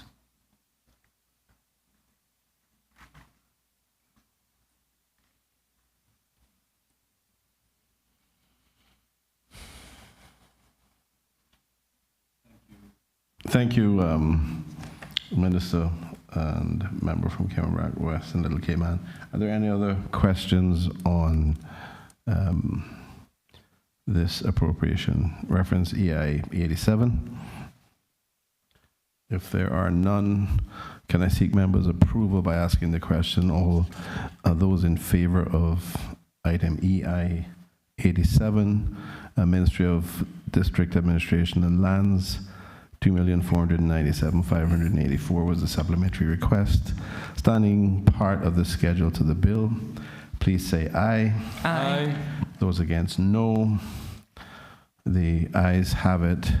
EI 87 will stand part of the schedule to the bill. The next appropriation reference is EA4, land purchase. The supplementary request was $2,310,904. Are there any questions? Sorry? Yes, Mr. Chair. Member from, or for, sorry, Red Bay. I am both for and from Red Bay. It's okay. Trying to be formal, sir. Thank you, Mr. Chairman. Mr. Chairman, this is EA4 is land purchase, 2.3 million. I just wonder if the minister could let us know what land purchases that will involve. Thank you, Mr. Chair. Thanks to the honourable member. I'll ask my acting chief officer, as I've already given an introduction to it in the last time when we thought it was EF4. So we'll detail it for the member. Thank you, Mr. Welcome. Mr. Chair, through you, the appropriation equates to the purchase of 6 parcels of land, 1 beach parcel, and 2 parcels of land to increase the size of the Cayman Island Central Park, as well as 3 pieces of land for future expansion of the Northside Primary School. I don't know how much detail the member is asking for. I do have blocks and parcels and sizes if he wants as well. Mr. Chairman, the chief officer mentioned the purchase of 2 parcels of land to expand the Central Scranton Park. Could the chief officer let me know what are the parcel numbers and who they've been purchased from? Yeah, Mr. Chair, through you. So 14 CJ 126 is 0.28 acres and was purchased from Mr. Clement Ewers and Eunice Seymour. And parcel block 14 CJ parcel 19, 0.25 acres was purchased from Mr. Benjamin and Hyacinth Seymour. Mr. Chairman, I wonder if through the minister, if the chief officer could indicate if there are other parcels that are being pursued. Central Scranton, yeah, the park. Yeah. Mr. Chair, through you, yes, I can confirm that there are other parcels being pursued and some that have closed or are near closing. And how are they going to be paid for? So some of those would be covered in 2023 supplementaries. Additional supplementaries, additional to this? Mr. Chair, Mr. Chairman. Yes, as these are 2022 supplementaries. I see. Yeah. Okay. And just one final question, Mr. Chair, in that vein, the beach property, may I ask where that is located? Mr. Chair, through you, the beach parcel is 0.84 acres and it's located in Bordentown. Is this the piece next to the Governor Russell Beach? Mr. Chair, through you, no, sir. It is a piece of beachland further east. I would ask if I could give the answer in writing because we've not yet closed on the property. So we're in the middle of closing. But I'm not against you buying beach, and that's not what I'm trying to find out. If you're buying something I think you need to buy. So, Mr. Chair, I know this is not directly related to this proposed appropriation, but the property to the west of the Governor Russell Public Beach in Bordentown, which used to be the Eastern Queen, or Miller's, whichever you want. If some of you all be old enough to remember that, which Ivan took away the bar and restaurant there. I saw a for sale sign on it for some time.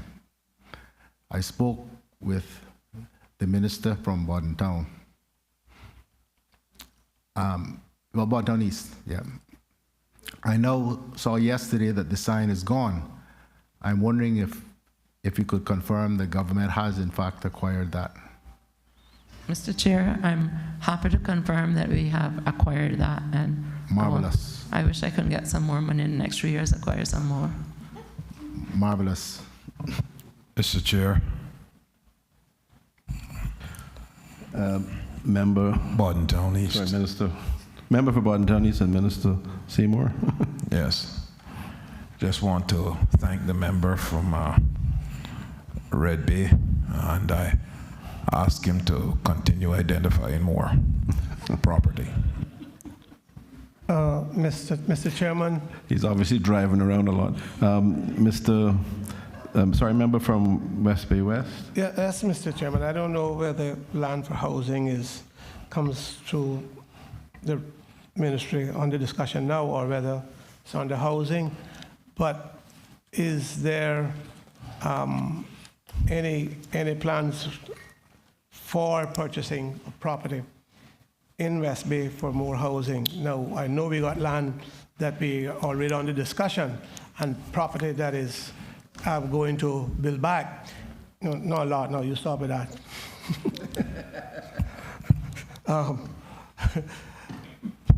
But there is need, and so you think it's starting Bordentown and outside or what? That's your minister's interrupting me here, Mr. Chairman. But that's okay. It's a friendly interruption, and they say they can support what I'm going to ask for. That is that they look into it for the purpose of more housing, because what we got is not sufficient enough. Mind you, we got to get to it, and we started, but there is some more that needs to be done. And the thing is, we know that investment is still strong, not as strong we would like to see it, but people are purchasing properties, you won't believe it, all over the place, and the smallest tracts sometimes for apartments, and these are moneyed people, foreign investment that is doing so. So we need to look at it to grab whatever we can get before they do. Thank you, member from West Bay West. Just Minister? clarity, Mr. Chair, the Ministry of Lands do not acquire outright for the purposes of housing. That's dealt with the NHDT. They purchase it. Thank you, Minister. Are there any further questions on EA4? If there are no questions, I shall ask for members' approval, an indication of members' approval by posing the question. All those in favor of EA4, standing part of the schedule to the bill, please say aye. Aye. And those against, no. The ayes have it, and EA4 will stand part of the schedule to the bill. The next appropriation reference is EA36, miscellaneous road surface upgrades, which had a supplementary increase of $800,000. Are there any questions?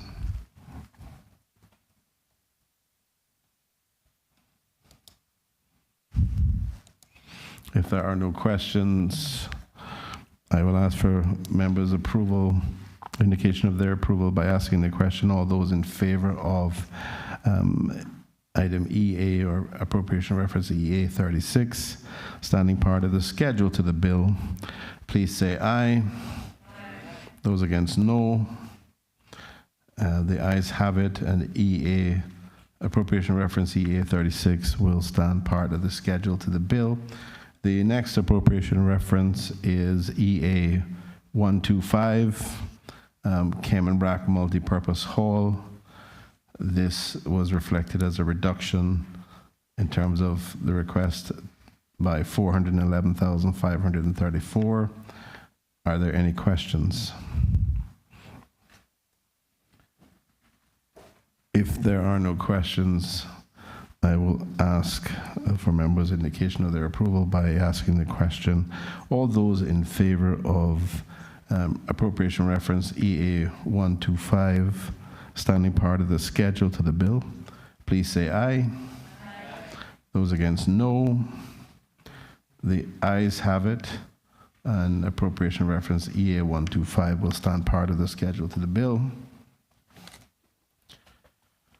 The next appropriation reference is EA 139, Little Cayman Boat Launch Ramp. That was a reduction of $86,050.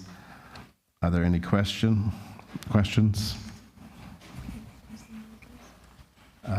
Member from Cayman Brack West and Little Cayman.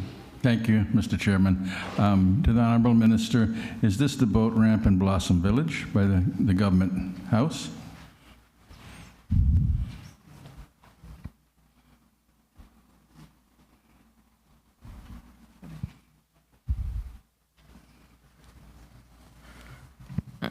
Thank you, Chair and Honourable colleague and member.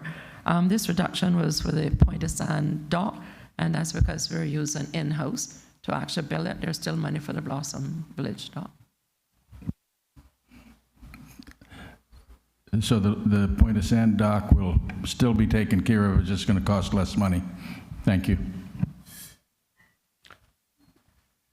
Thank you, Minister and member from Little Cayman. Sorry, Cayman Brack West and Little Cayman.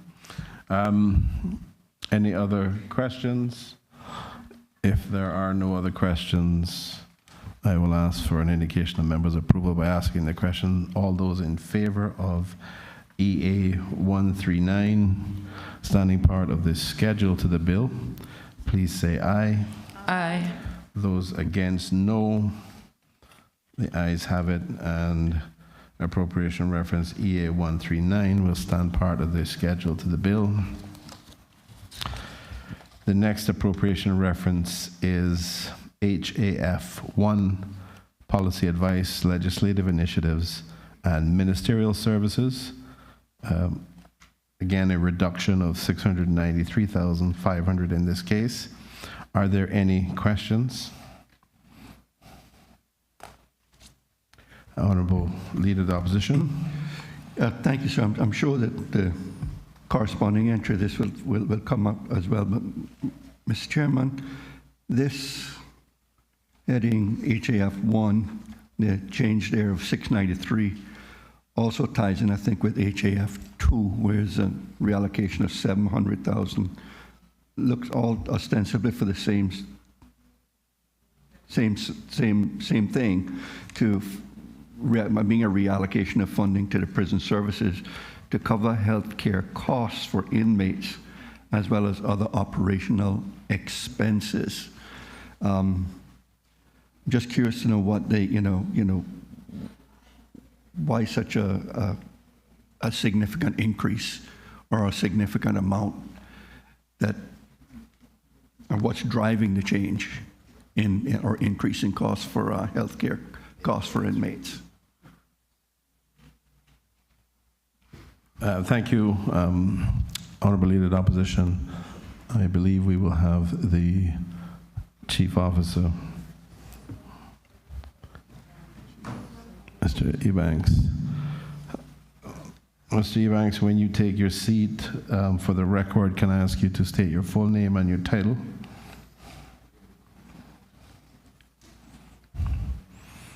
And welcome back.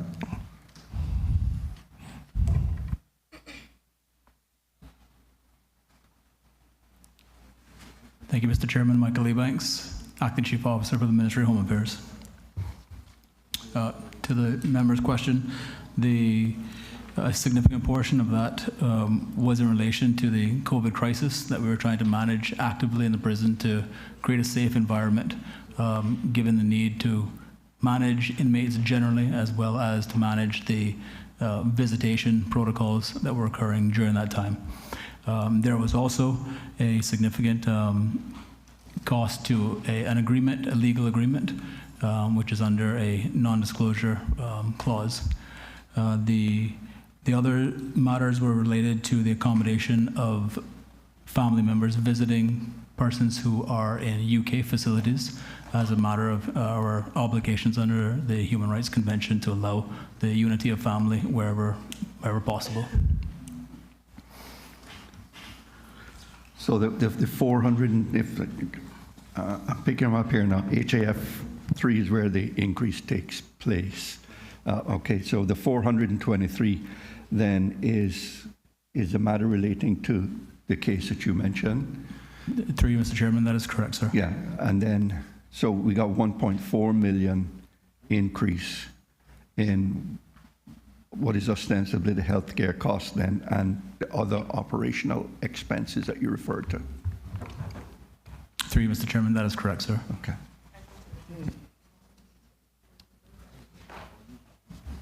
Mr. Chairman, the minister's asked me also to reflect that those costs also include the increase in utility costs and maintenance of the actual facility, His Majesty's Prison Northward as well too. Okay. Okay. Thank you, Chief Officer, and Honourable Leader of the Opposition for your question.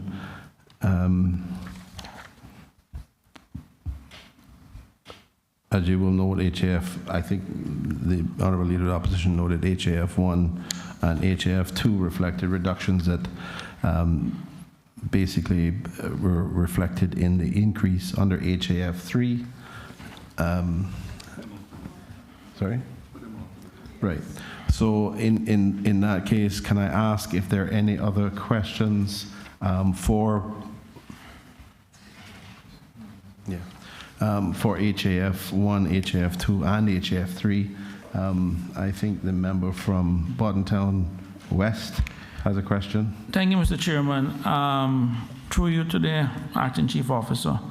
I know that HAF 2, which deals with correctional supervision, intervention, and support services, and looking at the description of that deals with rehabilitative and intervention services and programs to basically help the offenders, was reduced by 700,000, which is roughly 15%. My question, through you, Mr. Chairman, is what is being done in terms of the rehabilitation for prisoners in that regard? I mean, 15% is a good cut, and while I understand that it was needed to do other things, the question at the end of the day, we still have a responsibility to make sure that we rehabilitate the offenders. So this is quite a material amount. So the question is, what programs or what else was done in terms of rehabilitation for our guests at Northward? Mr. Chairman, through you, and thank the member for his question. The House will appreciate that rehabilitation does not take place in isolation in terms of the prison service alone. We have a number of partners that we have worked with, including the Department of Community Rehabilitation and others, including the police service, our partners in the education field, and through the strategy overall joined up services and a joined up government, we've been able to actually create efficiency gains by increasing our partnerships and bringing those entities into Northwood Prison to facilitate either drug rehabilitation programs, education programs, intervention and supervision programs as well too. So it's not the prison service acting alone, but us acting in partnership. Thank you very much. I'll make a note of this for budget purposes that you actually need less money now than you had last year. Thanks much, Acting Chief Officer. Mr. Chairman, through you, I thank the member for his interpretation of that.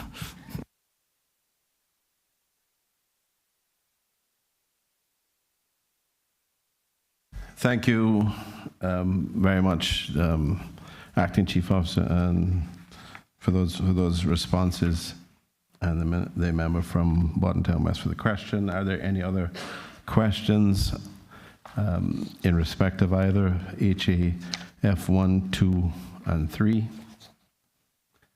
Can I ask if we can vote the 3 together, as they are connected in that way? If there are no questions, I shall ask for an indication of members' approval by asking the question, all those in favor of item or appropriation reference HAF 1, HAF 2, and HAF 3 being added to or standing part of the schedule to the bill, please say aye. Aye.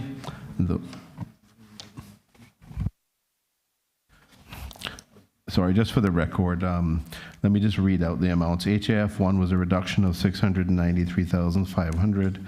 HAF 2 was a reduction of 700,000. HAF 3 was an increase of 1,817,276. And again, just for the record, all those in favor of item HAF 1, HAF 2, and HAF 3, standing part of the schedule to the bill, please say aye. Those against, no. The ayes have it, and HAF 1, HAF 2, and HAF 3 should be taken as standing part of the schedule to the bill. The next appropriation reference is HAF 6, Regiment Services. The supplementary request was 374,154. Are there any questions?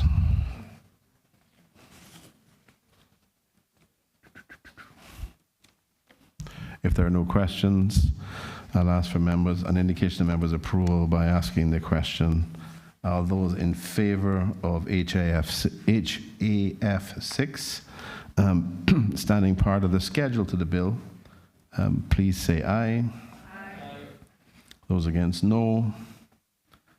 The ayes have it, and HAF 6 will be taken as standing part of the schedule to the bill. The next appropriation reference is HAF 7, Cadet Corps Services, which reflected a reduction in the original appropriation by the amount of $40,814. Are there any questions? If there are no questions, member.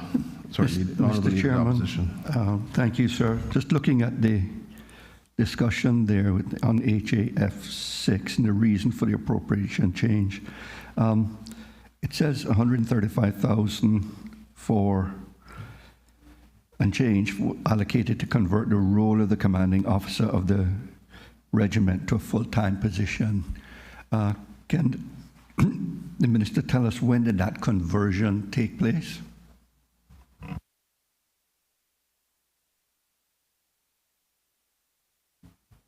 Mr. Chairman, through you, answer. That conversion took place just recently, and the new Lieutenant Colonel, Mr. Roger Carter, has started full-time with the regiment as of approximately 6 weeks ago.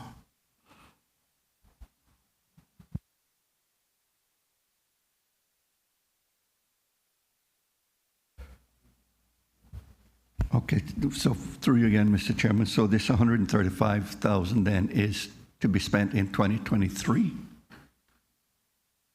If I'm... Through you, Mr. Chairman. Yes, sir. Thank you.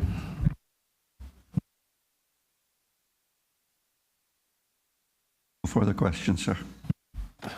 Thank you, Honourable Leader of the Opposition. Are there any other questions?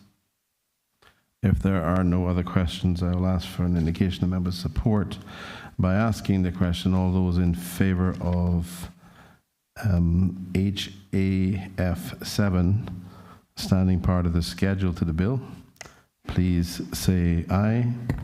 Aye. Those against, no. The ayes have it, and HAF 7 will be taken as standing part of the schedule to the bill. The next appropriation reference is NGS 90, Cayman Islands Cadet Corps Committee. The supplementary request was 40,814.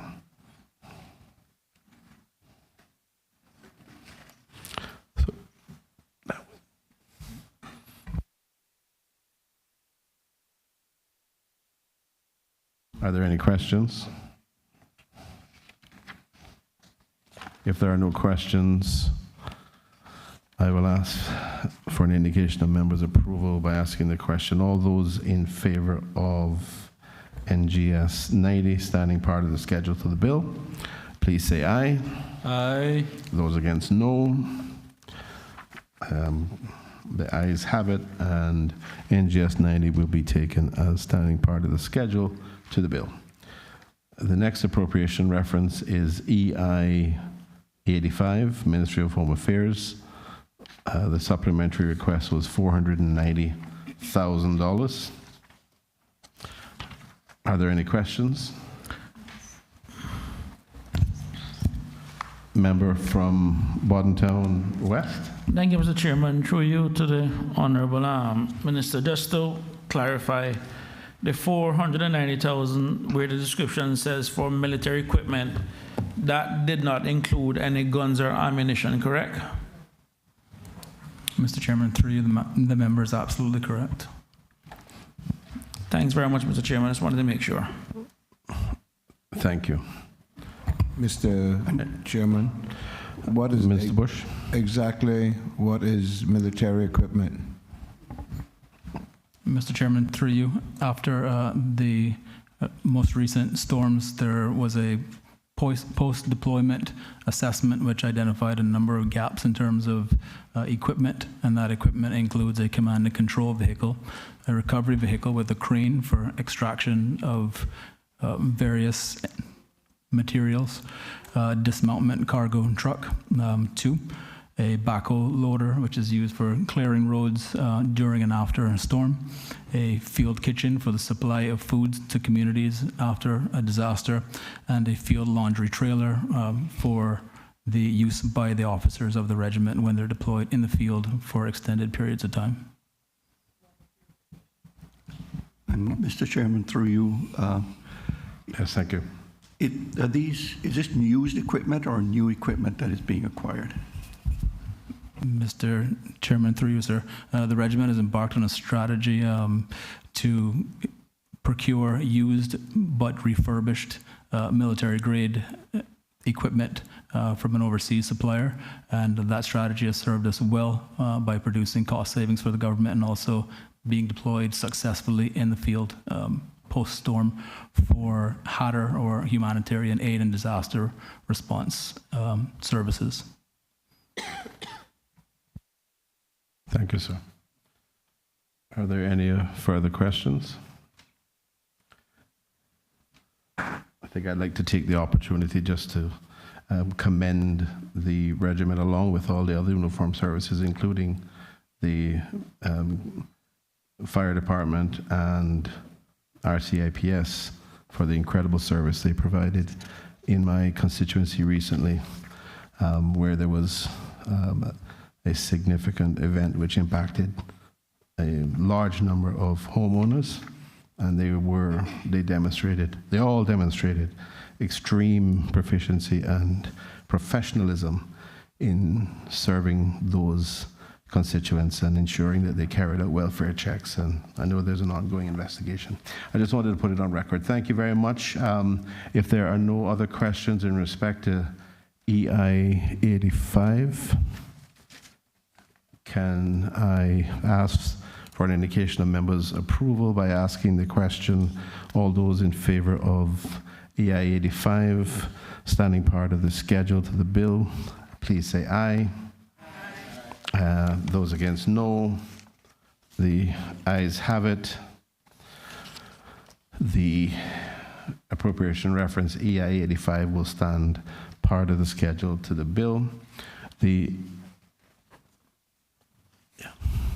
next appropriation reference is NCF 2, Cultural Festivals, International Exchange / local partnerships, an increase of $150,000. Are there any questions?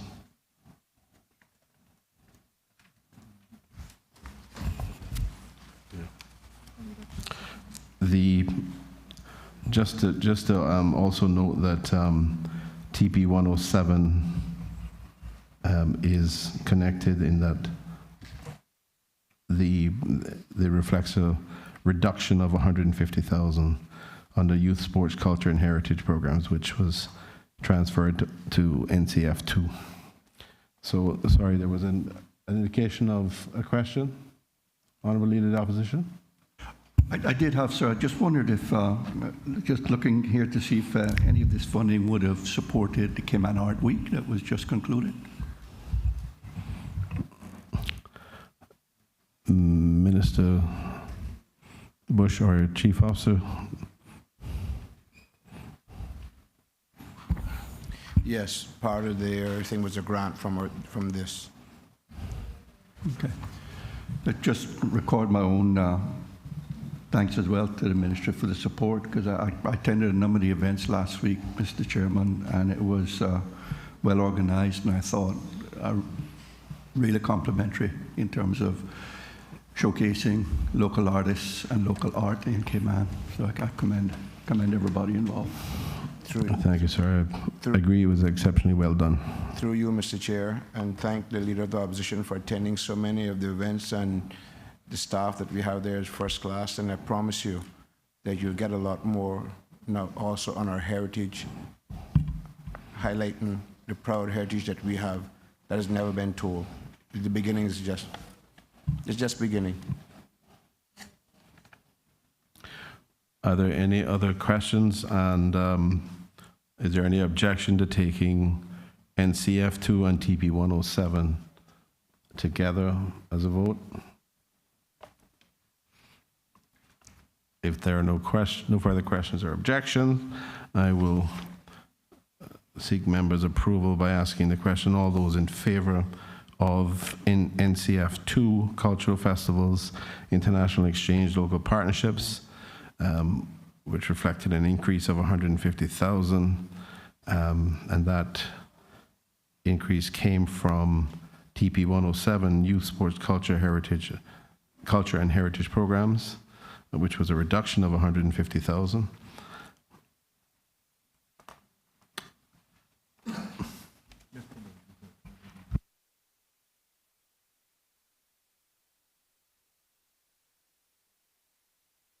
All those in favor, please, of NCF2 and TP 107 standing part of the schedule to the bill, please say aye. Aye.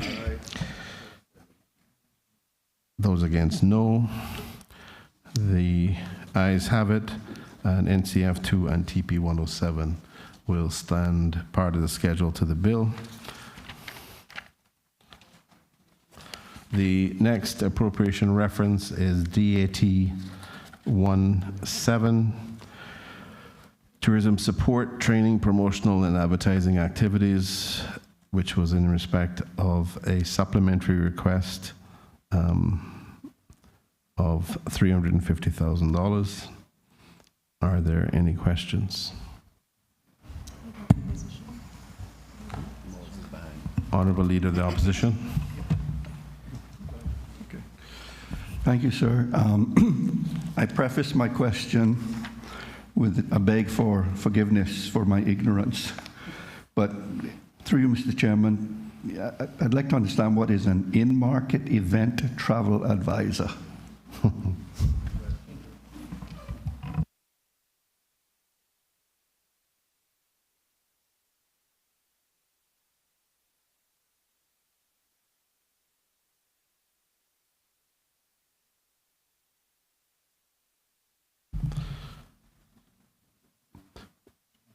Acting Minister Bodden, I think you will be asking.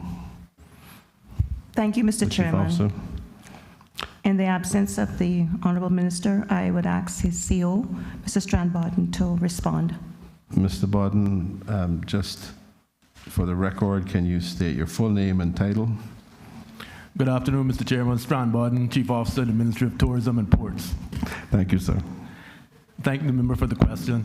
So this appropriation, Mr. Chairman, has two parts. So this is for the funding for the Department of Tourism for the Cayman Airways launch of the Los Angeles route, the direct route to Los Angeles that we launched in November 5th of last year. So it comes in two parts. It was the launch event that when we took the inaugural flight to Los Angeles, and then a grand farm, which we brought local Los Angeles travel and media professionals here to Cayman to show them what we have to offer here in terms of essentially paradise. So a travel advisor, again, is a person involved in writing for travel, writing for media in that local environment. For you, sir, just seeking a little clarity, then it included a number of people that were brought here for a farm trip, effectively, if I might describe it that way. Through you, Mr. Chair, that's correct, sir.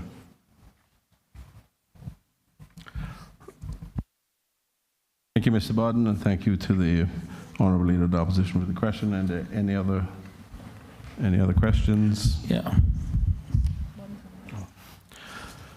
Member from Bodden West. Through you, Mr. Chairman, to the Chief Officer. Just to confirm, a portion of the $350,000 that was spent to bring the travel agents here, they came on Cayman Airways, correct? That's correct. So in essence, the true cost of the government would be less than $350 because even though DOT would have incurred some expense, Kyle would, in essence, would have gotten revenues. So a portion of this money was actually spent with Cayman Airways to bring them here. Is that correct? Through you, Mr. Chair, that's correct. All right. So it's not really the full $358 to the government. It's actually less. Mr. Chairman, it would have, through you, sir, it would have been a cost to Cayman Airways, obviously. So No, cost of the DOT and revenues to Cayman Airways. Mr. Chairman, that's correct. Okay, just wanted to make sure. Thank you.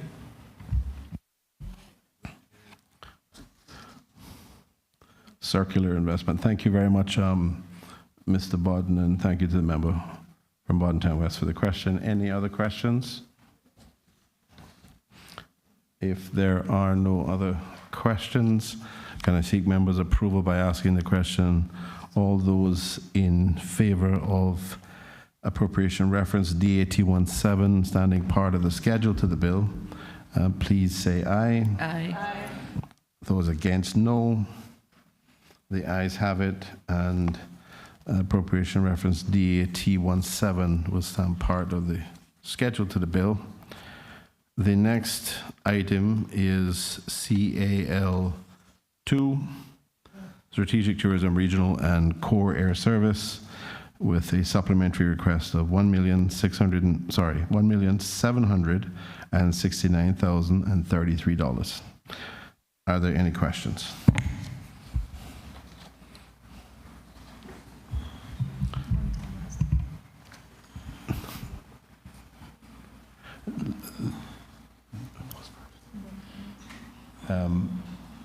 Member for Bodden West, I believe you were first. If I will see to the senior member from Cayman Brac West and Little Cayman. Thank you, sir. Then member from Cayman Brac West and Little Cayman. Thank you. Thank the member for allowing me to go ahead of him, and thank you, Mr. Chairman. I think this is going to Chief.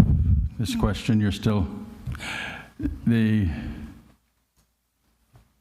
request is $1,769,000, which revised the appropriation to $17,200,000. And then it's outlined here in a couple different 11.5s that you have 4 months of a launch operational cost. I'm understanding that would be subsidizing the route for 4 months. So you have $350,000 from the last appropriation, and then you have a subsidy.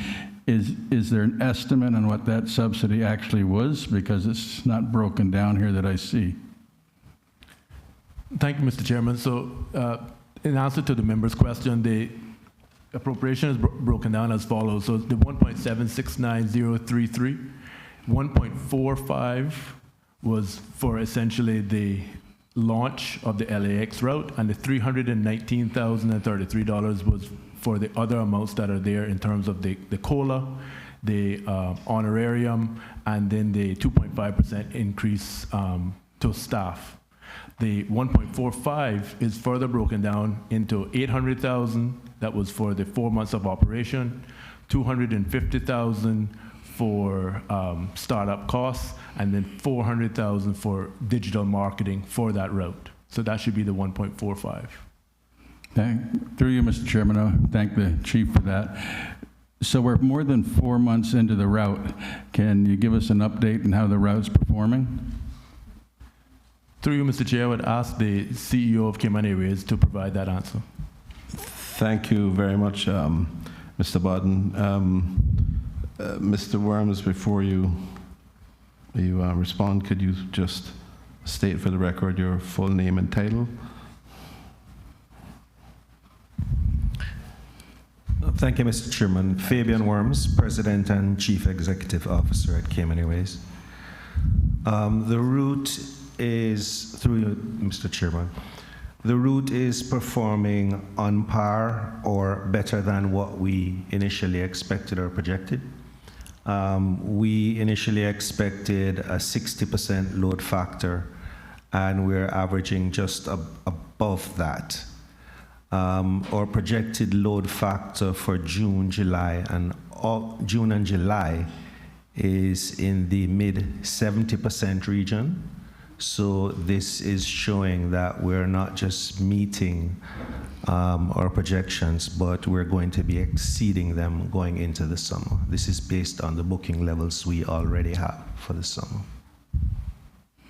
Okay. Thank you. Thank Mr. Worms for that answer. So, without taking the multiplier effect of what it does for the economy of the Cayman Islands, if this was a standalone route that you had to pay all the costs to fly this route, where do you think we'd be on it?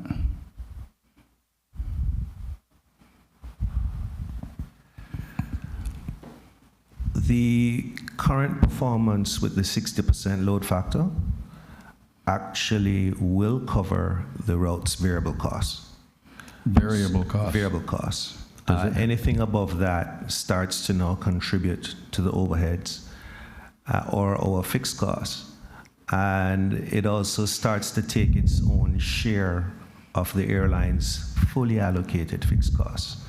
So as any individual route starts to take a larger share beyond covering the variable costs and starting to make a contribution to the fixed costs, it also makes the other routes become more efficient. I just wanted to make that point, that everything works in tandem. As one thing improves, it also pulls the rest of our performance with it.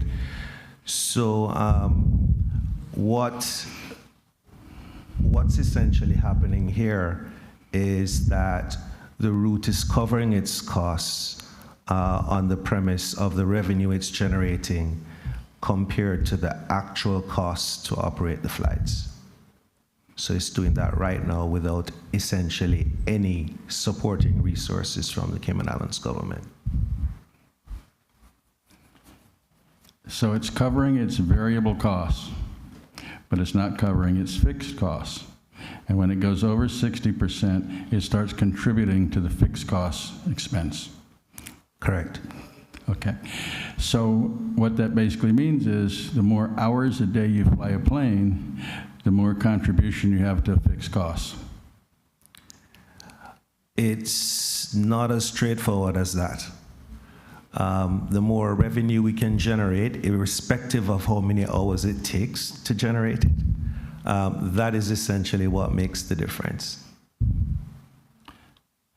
So we have 4 brand new planes, and I compliment you and everybody at Cayman Airways because they're fabulous to fly. We have fantastic crew, pilots, staff. Well done. I hope I had some involvement in that. The idea of the average number of hours that a MAX would fly not at Cayman Airways, but industry, is 8 a day? Through the chair, I would say that is a reasonable number that's used in the industry for the utilization of narrow-body aircraft on a daily basis. But I would also say it's not a benchmark that should be relied on with any type of extreme precision, because it is possible, for instance, to generate more yield and more revenue with less utilization. And that is really what we try to do. We try to obtain the maximum yield for the least amount of utilization. Now, this is a long-haul route, so it is good that we are seeing the type of yield that we need to generate on a long-haul route so that it actually makes sense. So we fly our planes 4 hours a day? Our fleet average utilization now, I would venture to say, is probably above 5 hours a day. And LA has certainly helped us to increase our utilization. So we have another 3 hours a day we can fly 4 planes. So we have real opportunity for growth and bringing more people, and you seem to be in a good spot.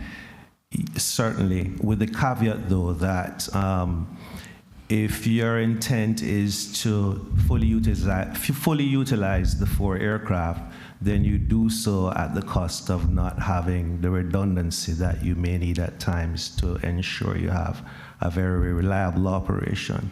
So although we have 4 aircraft, we're really shooting for full utilization, more of maybe 3.5 aircraft. So the conversation on redundancy, we're going to when we get to Cayman Brac and Little Cayman. And I'm told that I have to wait until this other line item before we go there. So park that for a minute. I just want to make the point that we have more hours available on the 4 planes. The redundancy part of it is they're new planes, they perform well, and part of the business case to buy the planes was to put yourself in that position. So we understand that, and we understand where you're going, we understand the supplementary request, and the final part of what I wanted to say was that the most important part to me about Cayman Airways is the number of Caymanians that we employ, the opportunity that we give them, and from management, yourself, on the way down, it's Caymanianized. I think every one of us should be extremely proud of that. The line items under this had COLAs, it had increments for personnel. I encourage you to look again at what can be done for the staff and the employees of Cayman Airways and do as much as possible, because the people of the Cayman Islands are subsidizing the plane. We understand what the economic effect is, we understand the business case. But we must make sure that the employees are paid to the highest amount possible to make them whole and to make them want to come online and move all the way up. Good examples of what we have there with success stories, starting with you, Mr. Worms. Thank you. I'm assuming shaking your head, you'll look at those things for me. It's always at the forefront of our mind to look after our staff as best we can.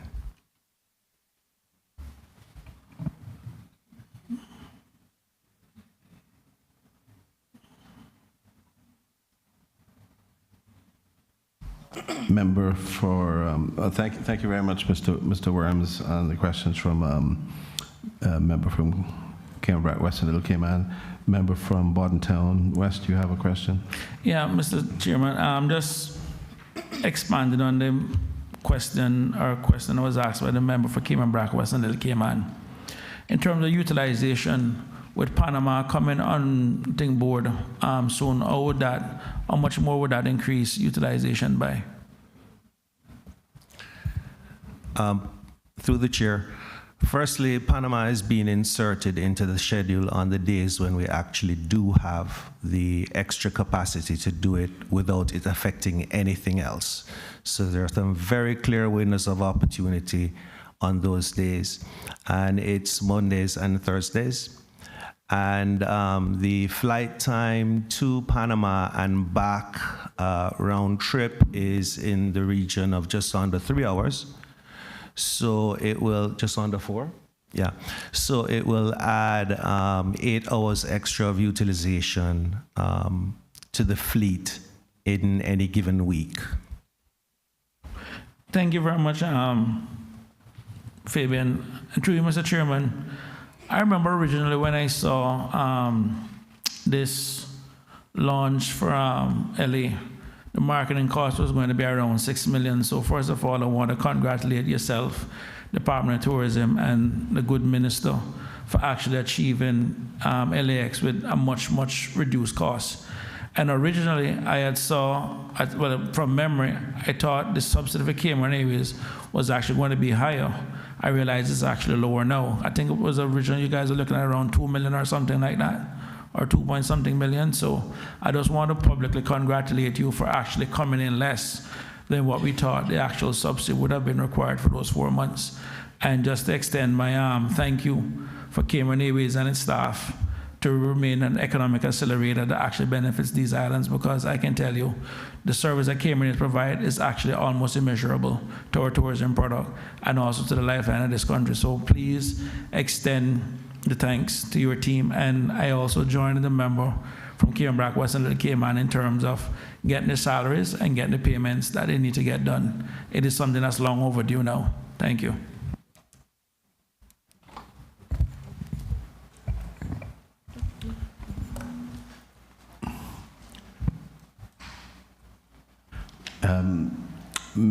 Honourable Leader of the Opposition and member from West Bay Central, I both caught my eyes almost at the same time. I'm not sure. You'll yield? Okay, thank you very much. Thank you, Mr. Honourable Chairman. Leader of the Opposition. Through you, sir, to Mr. Worms. Mr. Worms, you mentioned the Panama service, 2 flights a week. If I recall correctly, that's launching this month, or is it next month? Through the chair, the answer is our inaugural flight is June 29. Okay, so end of the month. Can you just give an indication of what the advance bookings are like? Sorry, correction, not 29, 26. I gave you a 9 for 6. Yeah, I'm wondering,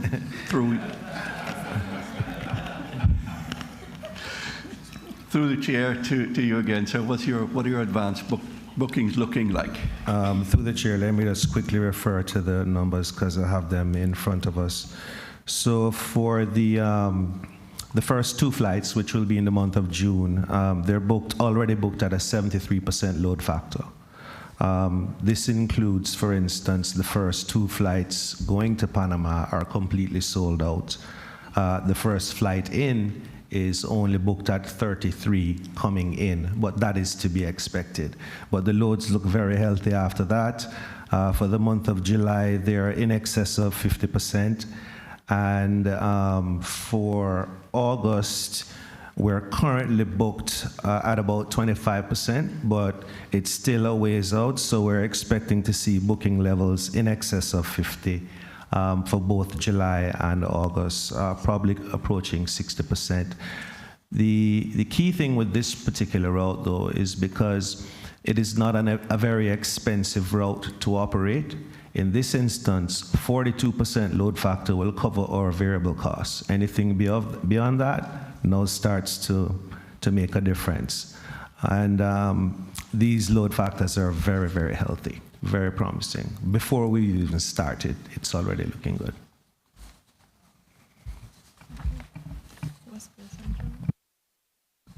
Thank you.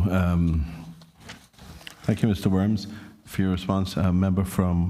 Honourable member from West Bay Central. Thank you, Mr. Chair. Through you, I'd just like to ask in relation to the increased or proposed utilization of the fleet, the increase. How does that impact personnel in terms of cabin crew member cabin crew members and flight crew, do you have enough members to support this increased utilization, or did you have to run a new recruitment process? Through the chair, we have enough staff on hand right now, having just completed a recruitment drive for cabin crew, and also quite a bit of upgrades and also recruitment for cockpit crews across the whole network. We're also in anticipating our future needs. We have already recognized the need for some additional cabin crew. So we're still in the process. We're doing a second round of recruitment now for cabin crew. We have already had an open house. We have had a multitude of applicants, and we're now breaking it down to that short list. Thank you. Through you, Mr. Chair, I also would just like to add my support to what the other members have said in relation to the compensation of the staff of Cayman Airways. It is something that has been represented numerously, especially by the cabin crew members who we know have really fought for us, especially during COVID, and they really ought to receive the compensation that they deserve. Thank you. Thank you very much, Honourable Member from West Bay Central, and thank you again to Mr. Worms. Are there any further questions? Mr. Chairman, through you, I'd just like to... Acting Minister. Just like to confirm that the Minister of Tourism have confirmed that he's addressing the staff payments, and that we were to remember that we have already approved the cabinet papers. Thank you. Any further questions on CAL2? If there are no further questions, can I ask for a show of members' approval by asking the question, all those in favor of CAL2, standing part of the schedule to the bill, please say aye. Those against, no. The ayes have it, and CAL2 will stand part of the schedule to the bill. Thank you all very much. The next appropriation reference is EA 159, Waterfront Tourism Experience, which was a reduction of CI $500,000 in respect of that original appropriation. Are there any questions? Member from Georgetown North, Honourable Member from Georgetown North.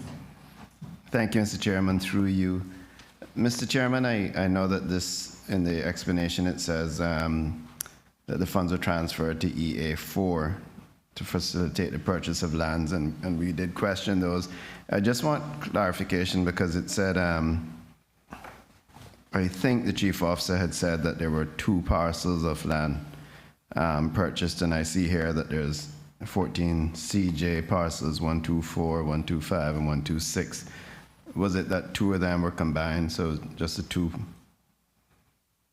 two properties we purchased, or is there a third property that?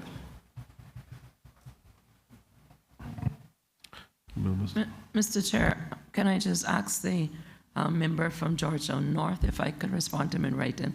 My acting chief officer had to leave. Thank you. Yeah, I am assuming because the parcels are so close together, but it said 2 and not 3. Thank you, and I look forward to that response. Mr. Chairman, one more question through you, sir. Can the ministry give an update then on the waterfront tourism experience, since we have reduced that from 1 million, which I never thought was enough to complete that project in the first place, but can we get an update on that project?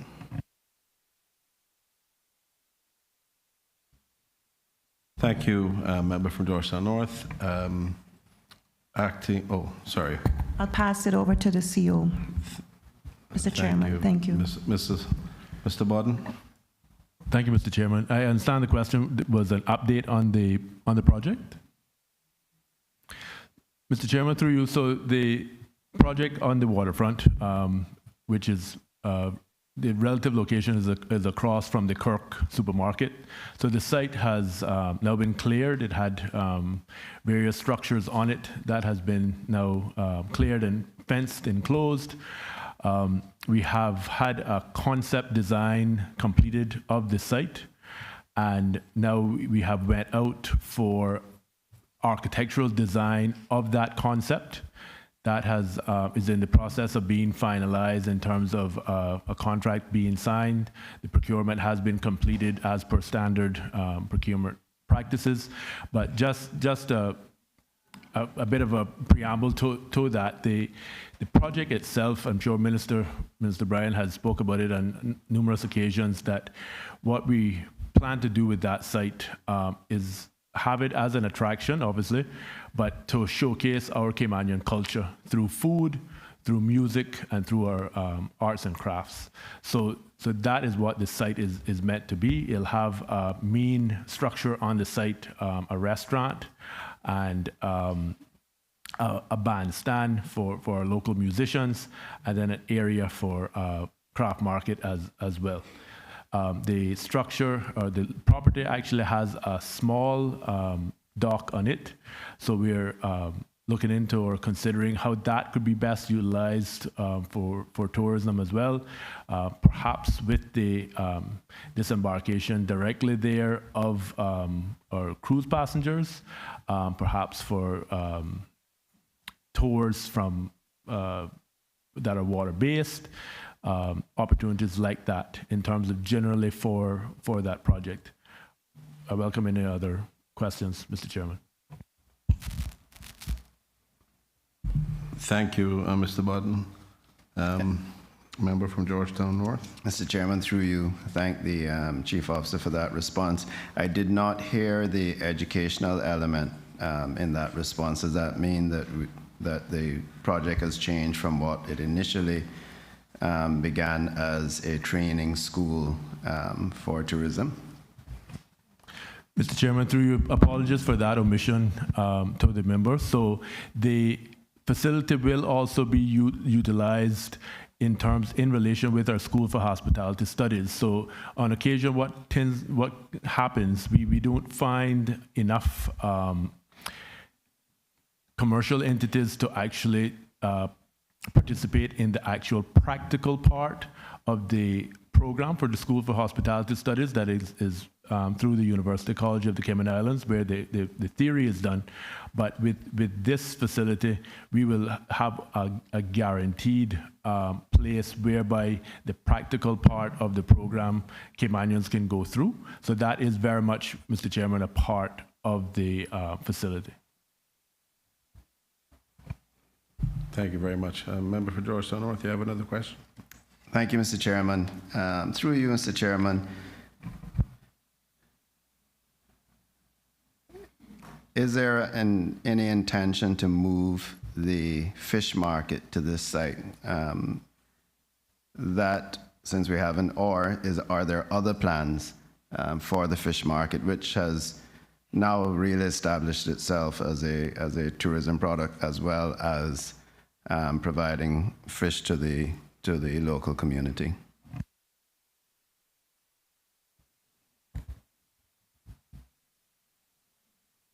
Mr. Chairman, through you, I would really like to get back to the member for that. I would like to have a consultation with the minister to actually take that policy decision, as it would be a policy decision. So I give the undertaking that we'll get back to the member with an answer. Thank you very much, Mr. Bodden. Any other questions?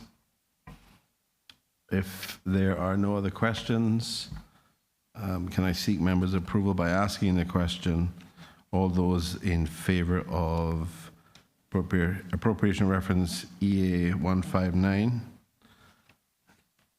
reflecting a reduction of 500,000, a standing part of the schedule to the bill, please say aye. Aye. Those against, no. The ayes have it, and EA15 will stand part of the schedule to the bill. The next item, appropriation reference item, is EA164, Central Scranton Park, an increase or funding of a funding of CI 100,000. Are there any questions?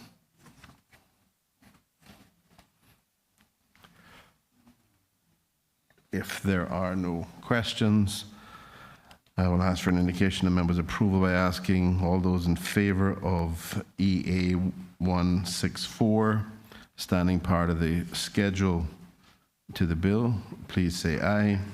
Aye. Those against, no. The ayes have it, and EA 164 will stand part of the schedule to the bill. The next appropriation reference is FSC 22, Registers of Corporate Intellectual Property and Vital Information, an increase of $344,517. Are there any questions? Honourable Leader of the Opposition. Thank you, Mr. Chairman. Mr. Chairman, the description says that the reason for the change is to transfer the CIPO office from the Ministry of Investment to the Ministry of Financial Services. I wonder if there's anything omitted from here, because I was struggling to understand how they could spend $344,000 just to move the office from one ministry to another. Thank you, member. Thank you, honourable member, our Leader of the Opposition, Minister Ebanks. Through you, Mr. Chair, thank you very much. The amounts reflected are not attributable to the moving of the offices. It's moving the allocations that are attributable to the office from one ministry to the next. So if you notice over the page on the schedule to the bill, there's a corresponding identical amounts that represent a reduction in the Ministry of Investment, Innovation, and Social Development.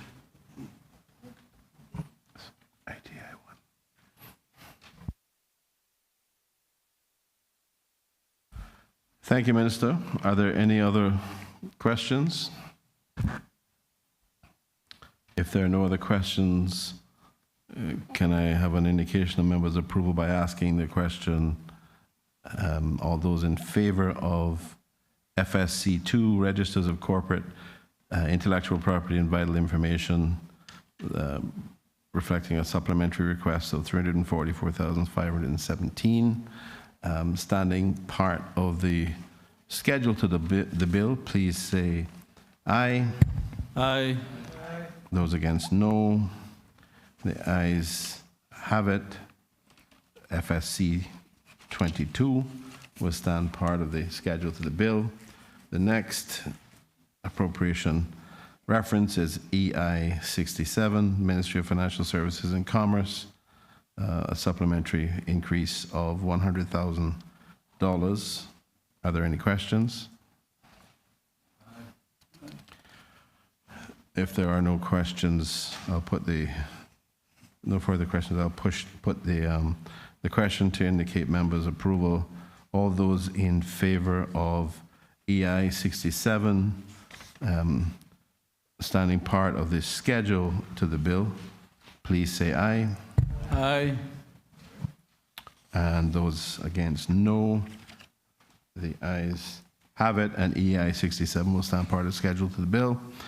The next appropriation reference is ITI 1, which is International Engagement and Representation of the Cayman Islands, a reduction of $344,517. Obviously, the source of funding in respect of FSC 22, as the Minister noted earlier. Are there any further questions in respect of that? If not, I will seek an indication of members' approval by asking the question, all those in favor of ITI 1, standing part of the schedule to the bill, please say aye. Aye. And those against, no. The ayes have it, and ITI 1 will stand part of the schedule of the bill. The next appropriation reference is ITI 3, Digital Services and Strategy, an increase of $515,000. Are there any questions? If there are no questions, I will ask for members' indication of their approval by asking the question. All those in favor of item ITI 3 standing part of the schedule to the bill, please say aye. Aye. Those against, no. The ayes have it, and ITI 3 will stand part of the schedule to the bill. The next appropriation reference is TP 80, Support for Business Initiatives, an increase of $5 million. Are there any questions? Honourable Leader of the Opposition. Thank you, Mr. Chairman. Just to confirm, if the minister could let us know, these programs have now ceased, am I right? Sir? Thank you for the question. Through you, Mr. Chair, that is correct. And just curious to know as well, by extension, whether all of these funds were exhausted. Through you, Mr. Chair, no. About 4.3 million was spent. Okay. That would be 4.3 million of the 5.5? That's correct. So effectively 1.1 million left? Correct. Okay. Thank you, Minister, and thank you, Honourable Leader of the Opposition, for the question. Are there any other questions? If not, I will put the question. All those in favour of item EI 78, Ministry of Investment, Innovation and Social Development. Sorry? I'm sorry. Jumping ahead. I'll restate the question. All those in favour of TP80, Support for Business Initiatives, $5 million, a supplementary request, standing part of the schedule to the bill, please say aye. Aye. And those against, no. And the ayes have it, and TP80 will stand part of the schedule to the bill. The next appropriation reference is EI 78, Ministry of Investment, Innovation and Social Development, a reduction of CI $100,000. Are there any questions? If there are no questions, I will put the question for indication of approval. All those in favor of EI 78, standing part of the schedule to the bill, reflecting a reduction of $100,000, please say aye. Aye. And those against, no. The ayes have it, and EI 78 will stand part of the schedule of the bill. The next appropriation reference is PAH1, Advice and Support to the Minister for Planning, Agriculture, Housing and Infrastructure, a reduction of $150,000. Are there any questions?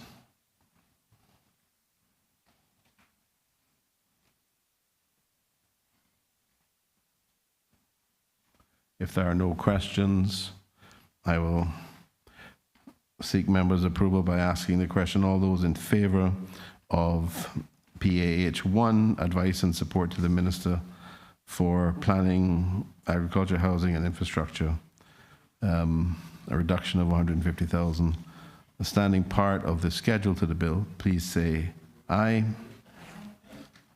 Those against, no. The ayes have it. And PAH1 will stand part of the schedule of the bill. The next appropriation reference is PAH4, Public Parks and Cemeteries Maintenance and Management, an increase of $800,000. Are there any questions? Can you say? Honourable Leader of the Opposition. Yes, sir. The description here is required to cover the cost of the NICE program. I just assumed that was the one that took place at the end of the year. So, is that correct? Thanks.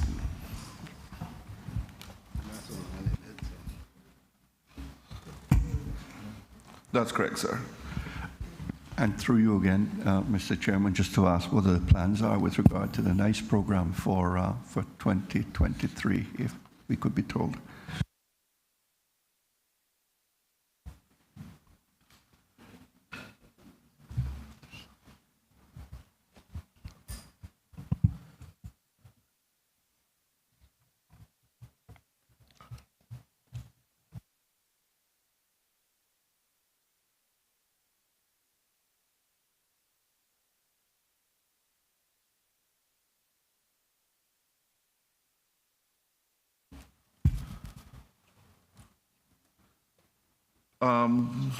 It is projected that we're going to be trying to do the NICE program twice a year, and it's going to need some extra funding in the 2023 budget, sir. Thank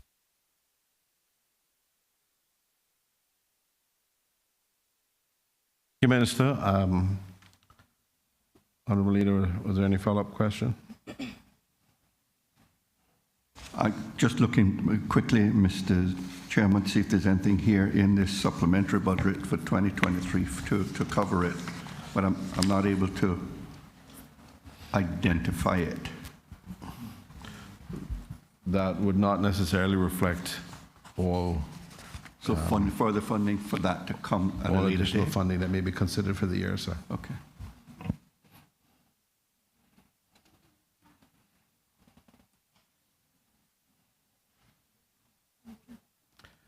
Okay. If there are no further questions, I will put the question indicating support from members. All those in favor of item PAH, or appropriation reference rather, PAH 1.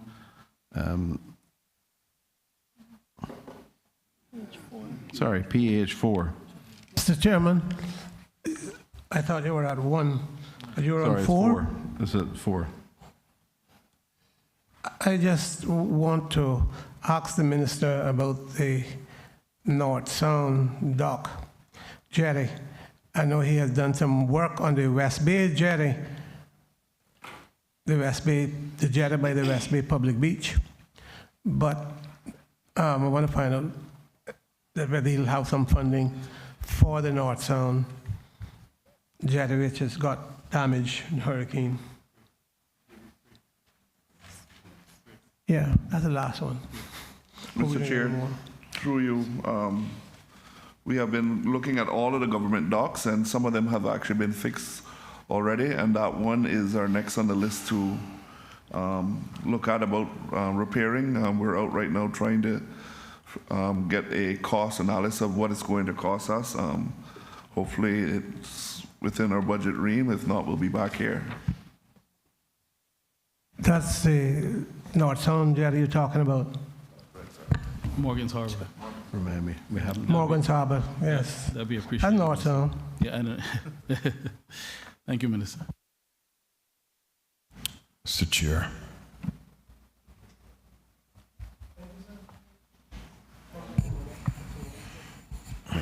Honorable Leader of the Opposition.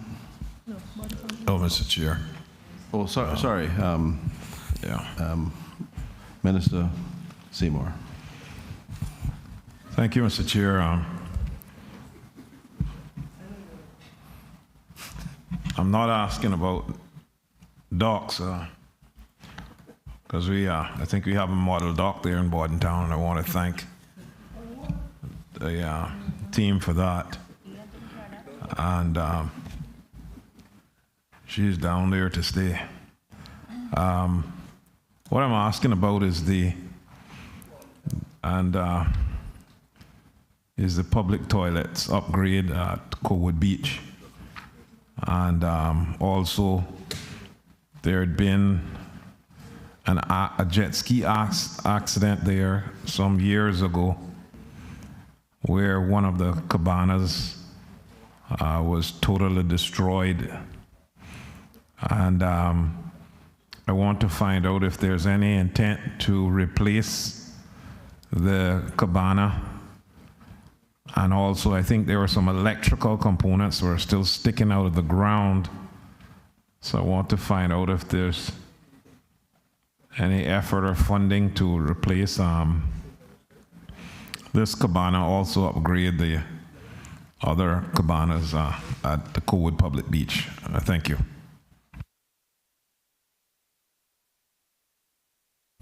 Thank you, Minister. Mr. Eubanks? Mr. Chair, through you, my team has went out and assessed the Borden Towns, our Cowood Public Beach, and there were some numbers that were actually passed around, and communication has been with Mr. Seymour on that particular beach, and there's more assessment to do and preliminary drawings to do to upgrade that beach, and he is definitely engaged with us moving forward on how we're going to actually be upgrading that particular beach, sir. Mr. Chairman, I would want Member for West Bay West. Want to inquire. Money, you all got it all? About the lack of public toilets in Georgetown. I know we're talking about a revitalization. I don't know if that was all planned or there's a plan for public toilets, because we get complaints. I get complaints from taxis, business people in town, for cruise ship passengers and other tourists who wants to come in to utilize their toilets because there's none for them to get to. And so it's a serious need. I mean, there's been, ladies that needs to use toilets, all sorts of things, and that's one. The other one is, especially the public beach down by the governor's residence. I don't know if you come to grips with that, because it seems like everybody likes to shy away from putting something down there, but if you got to put a toilet down, you got to put it. Because it's a public beach, and I don't know if they had done anything with it, but it is, because I haven't seen it. I must tell the truth, I haven't been there the last several months, I don't know, but we do get complaints from people about the lack of toilets in town, and that public beach, I don't know if anything has been done about that one. Thank you, Member from West Bay West. I think Deputy Premier and Minister for Lands will have a contribution on that.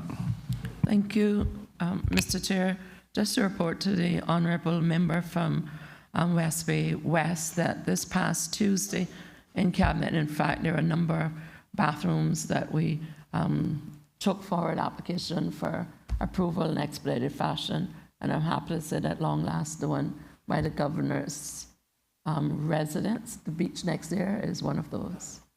One by the governor's, the public beach there is used a lot by tourists also. But also, I mean, for our people that go there, there is none. Yeah. So, but you're saying that was not, that's included in what you're all doing. But there is a plan for public toilets in town?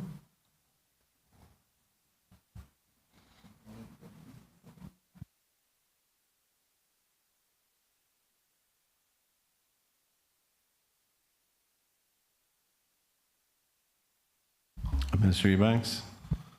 Just to answer that question, sir, under the Georgetown revitalization, we will be looking after putting restrooms in that central part of Georgetown there.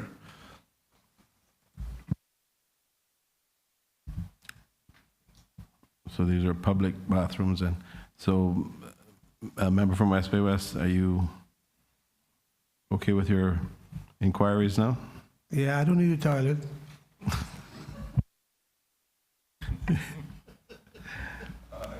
The Honourable Leader of the Opposition. Thank you, Mr. Chair. If I just might make an inquiry of the Minister. A few weeks ago, Minister, I wrote into the Ministry asking for someone to look into the situation at the boardwalk on South Sound. It is in a bit of disrepair and I think damage, stretching back from Hurricane Ian last year. And a number of constituents had reached out. I was told that PWD would be going by to take a look at it and assess what needed to be done to reinstate it and bring it back up. Can you give me an update at this point on what's happening here? Through you, Mr. Chair, I know PWD have gone out to assess to see what the damages are, but I haven't got that report back from them yet. But I'm pretty sure we should have it within the week here. Mr. Chair. Thank you, Minister Eubanks. Minister Seymour. Thank you, Mr. Chair. I know that, and I thank the minister for his answer. And I also want to thank Deputy Chief Officer from Moy for some of the work that had been done thus far. I think that was sort of an update that the minister just gave me. But I just wanted to find out if we could undertake to look at that electrical component that was sticking out there, because a lot of children are on that beach, just to confirm that that it's been taken care of, or what we can do to try to cap that off so it's not sticking out of the ground.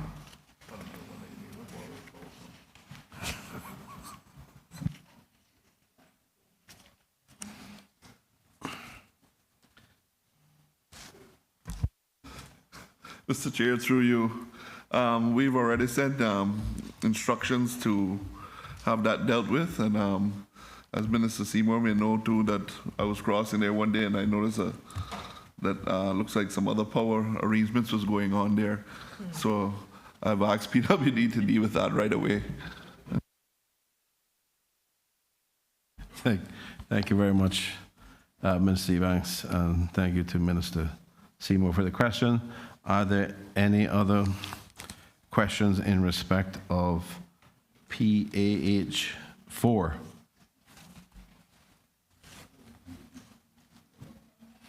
If there are no further questions, this will be the second attempt. I'll be seeking an indication of members' approval by asking the question. All those in favor of appropriation reference PAH 4 for $800,000, standing part of the schedule to the bill, please say aye. Those against, no. The ayes have it, and PAH 4 will stand part of the schedule to the bill. The next appropriation item is PAH 8, Management of Special Projects, which was a supplementary request for an increase of $27,685. Are there any questions? If there are no questions, I will seek approval by putting the question. All those in favor of PAH 8, standing part of the schedule to the bill, please say aye. And those against, no. The ayes have it, and PAH 8 will stand part of the schedule to the bill. The next appropriation reference is PAH 10, Management of Government Projects, reflecting a supplementary increase of $903,596. Are there any questions? Mr. Chair. Minister Seymour. Thank you, Mr. Chair. I've been reliably informed that since the Cuban migrants have been housed at the Bordentown Civic Center, that there's been a considerable amount of damage that has been done, almost irreparable. I don't know if the minister has received this report, but if he has received any information about the state of the Bordentown Civic Center, if you can give me an update on that, please. Thank you. Mr. Eubanks? Mr. Chair, through you, just to let the Honorable Minister know that in the last week or so, we've had a lot of concerns with that Civic Center. We've asked for a team to go to do an assessment of it. Not only with we had problems with the sewer backing up, but a structural assessment of it to see where we're at with that Civic Center. I am waiting on that advice to come back to see what's the next step for us to do with that facility. Thank you, Minister. Are there any further questions in respect of PAH 10? If there are none, I will put the question to indicate support. All those in favor of PAH 10, standing part of the schedule to the bill, please say aye. Aye. Those against, no. The ayes have it, and PAH 10 will stand part of the schedule to the bill. The next appropriation reference is PAH 11, procurement and maintenance of government fleet, a supplementary increase of $800,000. Are there any questions? If there are no questions, I will put the question seeking members' approval. All those in favor of PAH 11, procurement and maintenance of government fleet, for a supplementary increase of $800,000, standing part of the schedule to the bill, please say aye. Aye. Those against, no. The ayes have it, and PAH 11 will stand part of the schedule to the bill. The next appropriation reference is PAH 14, management of planning applications, reflecting a reduction of $204,384. Are there any questions? Member from Bordentown West. Thank you, Mr. Chairman. Through you to the Honorable Minister. Just following on from a conversation that Ian I had, I'm looking at the actual appropriations for this vote in terms of the reason for appropriation change. $309,216, Section 9.5 that was brought forward. Then in June 2022, a supplementary appropriation finance committee, we voted $126,400. And then in October 2022 in finance committee, we voted an additional $919,216. And then in November, we saw where cabinet transferred roughly $1,250,000 from this vote, which basically ended up in an overall reduction of what we have here today. I just, through you, Mr. Chairman, was trying to understand from the minister, in terms of the actual process that led to those. First you get the money, then you didn't want the money, like what really happened there. And the question is, what support or what lessons have been learned from that entire process? Thank you, member from Bordentown West, for the question. Minister Eubanks. Mr. Chair, the Deputy Chief Officer, Mr. Tristan Hydes, is going to answer. Mr. Hydes, just for the record, can you say your full name and title? Yes, sir. Tristan Hydes, Deputy Chief Officer, Minister of Planning, Agriculture, Housing, Infrastructure. Yes, sir. Through you, Mr. Chairman, we have learned something from it. First, this was all had to do with hiring of staff. It takes longer than anticipated. To be frank, the industry is very tight. We have to go overseas. We usually end up getting a lot of applicants, but then they pull out at the last minute because of competition, etc. And so we didn't hire as quickly as we wanted to. So we then utilized the funds elsewhere, but then we've circled back around to hire. Now, some of that we did still hire quite a bit of applicants or employees in 2022, having said all that.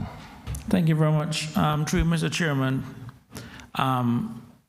in terms of recognizing that it is a challenge in terms of finding employees in this area, the question is then, what is the next step? What is the ultimate solution? Because ultimately, we need to get planning applications approved. And I mean, so what's the ultimate solution here? Mr. Chairman, through you, a number of steps we're looking at, including local hires and apprenticeship training, etc., to build up the caliber locally, but also to privatize. I would say third-party outsourcing. Sorry, not quite privatize. Third-party outsourcing of the inspection process and the plan review process to get more local involvement. Okay, thank you very much. And through you, Mr. Chairman, just in terms of the actual planning application so far this year, what is that looking like compared to last year? Mr. Chair, through you, as of this year from January to May, there's 1,344 compared to last year, January to May in 2022, there was 1,711. Thank you very much. Through you, Mr. Chairman, what is the driving force behind the decrease between last year and this year?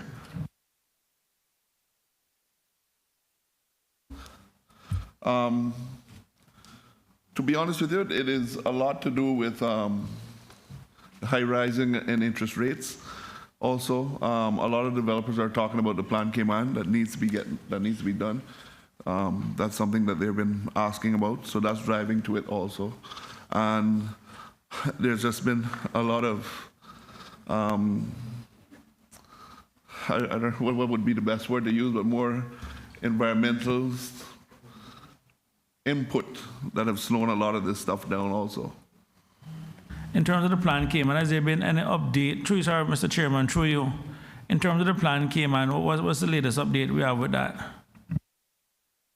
That question would have to be put on to the Premier's office. As you know, Plan Cayman has been passed on to the Premier.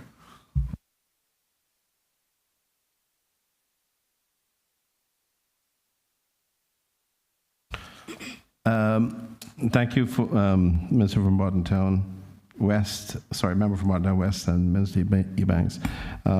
Minister Seymour, you have a question? Honourable Minister Seymour.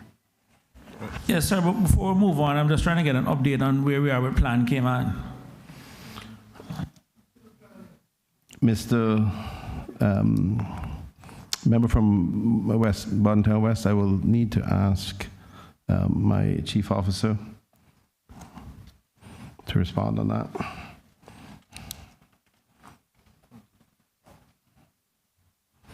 Thank you, Mr. Chair. Through you. I don't think we have done it before. We have? Okay. Never mind. Go ahead.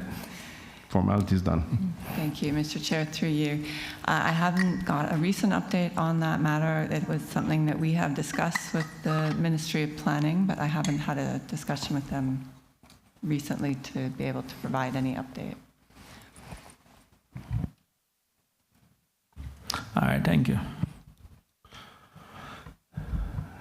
Thank you very much, CEO Hearn, and thank you again to the member from Bordentown West. Are there any further questions?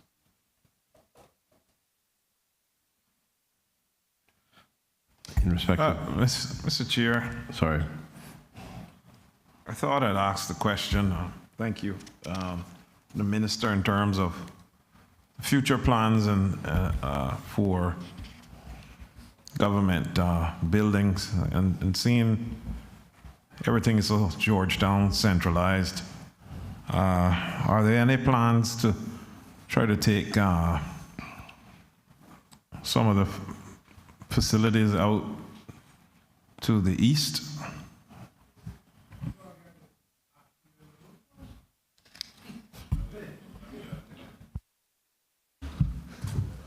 Mr. Chair, through you, I would, if it was up to me, sir, I would love to carry the whole building and this parliament to the east.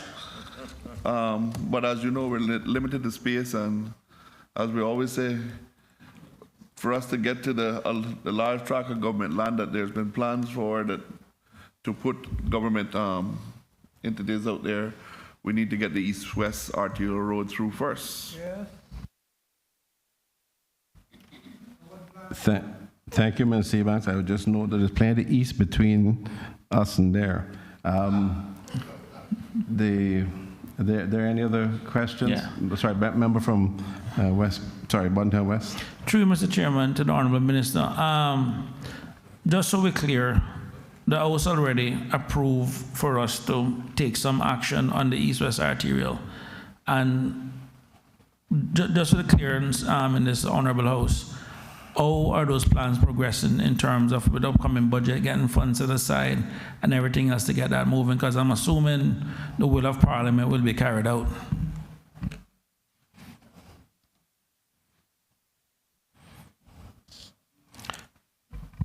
Mr. Chairman, if you go into that, Mr. Chairman, if you go into that, I have a broad range of questions in regards to it. So, Honorable Member, I'm sorry, I have a question on the floor. He needs to go into it. I represent the people out east. I need to know. We talk about planning application is down in terms of the amount. We already got the interest rate issue. And now the cheapest place you can actually get land to buy is up at the east, but you need the infrastructure in place to encourage people out there, so people have to be getting up at 4 o'clock to basically to get home. Because I can tell you right now, I have 2 large developments planned for my community that is going to seriously have a traffic problem. So I need to know this. well, don't you understand that I'm trying to support you? I get that. I just want the question answered.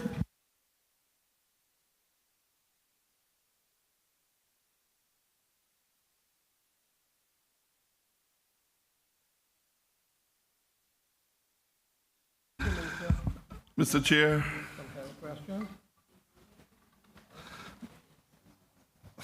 Mr. Chair, through you, about 3 weeks ago, we had the NCC and the EAB and the NRA come to caucus to hear out the concerns of the last motion that was brought here from this Honorable House on how we could fast track this east-west arterial road. And they have actually gone back, and we are waiting to really hear back from them on how we can actually cut down the time frame. I know initially we met this week also, and it seems that the time frame has been shortened a little bit, but to me, for my satisfaction, it still hasn't been shortened enough for us to get it done. And as I know, the motion talked about removing the EIA study work for the section from New Hearst Road to Lookout. I must say that I do not think that that has been the way forward. It seems like they're trying to work out their way together. And I am only a creature by instructions to see how we can actually move forward. But my vote is that we continue moving forward with the road. But as you know, I'm only one person in there. Sorry, through you, Mr. Chairman. You said 3 weeks ago you met with the NCC. Was that the meeting? That is correct, sir. I have been tracking, through you, Mr. Chairman, I've been tracking the Government Gazette. Is that board still functioning? Is there a committee or something up for that? Am I missing something? Mr. Chair, our member for Bordentown West, I think that's a question for the Premier. No, hold up, sorry, Mr. Minister, sorry. Through you, Mr. Chairman, you said you had a meeting, and I'm asking the question then, is that as far as I'm aware, that board, that committee has already expired.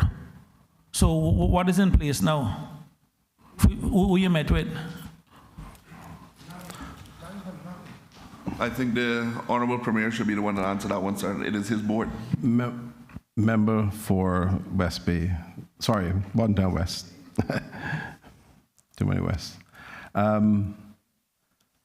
First of all, the minister is correct in that there was a meeting between the NRA, but the meeting was primarily between the NRA and the Environmental Advisory Board.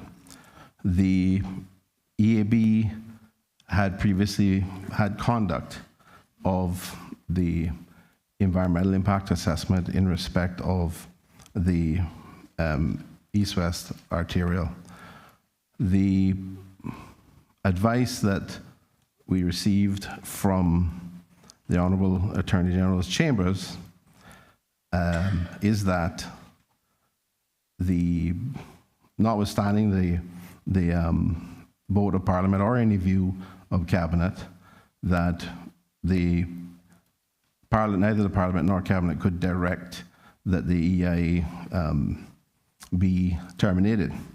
Notwithstanding that, we have also had a number of conversations as a result of the conversations between the EAB and the National Roads Authority, it has become clear that the National Roads Authority weren't in a position to move forward as quickly as may have been indicated previously.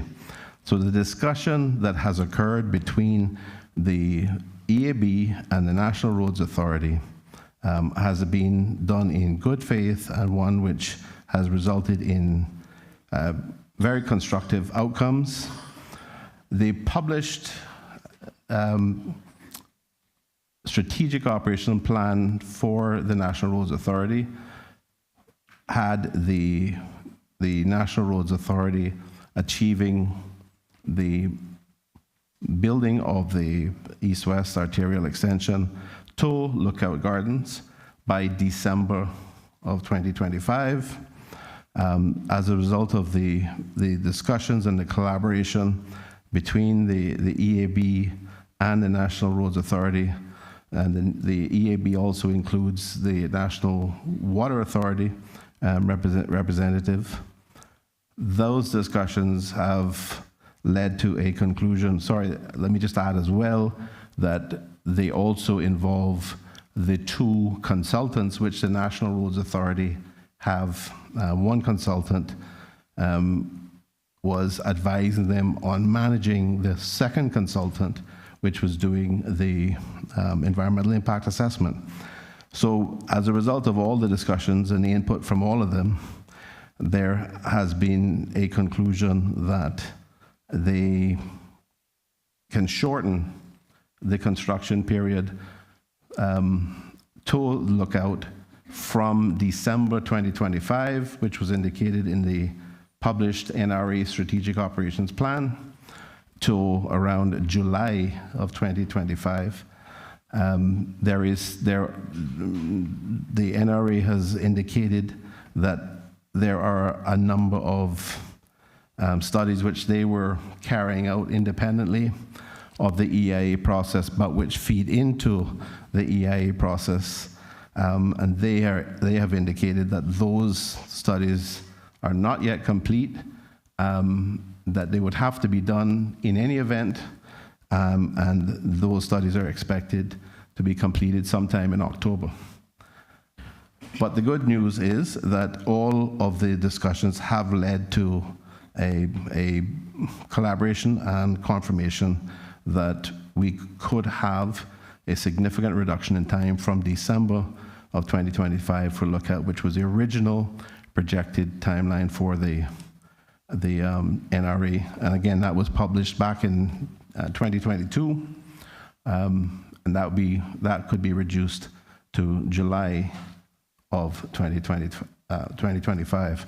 Their indication also is that they expect to be able to get to the Wilty and Northwood area by I think by the end of this year or the early part of 2024. So that would also, and those points would be drivable services. So that would obviously be a significant outlet for traffic in the dense residential areas of Northward, as well as the Wilty area. Thank you very much for that update, Mr. Chairman, but I'm still stuck on one issue here as a matter of law. What standing does the EAB have at this point? The advice that I have received from the Honorable Attorney General is that the EAB has conduct of the matter still. They're not actually making decisions. They are engaging in discussions to work through this process. The fact that the National Conservation Council is not fully appointed as of right now does not, according to the advice that I've been given, change the fact that the EAB have the ability to continue its function, to engage in this process.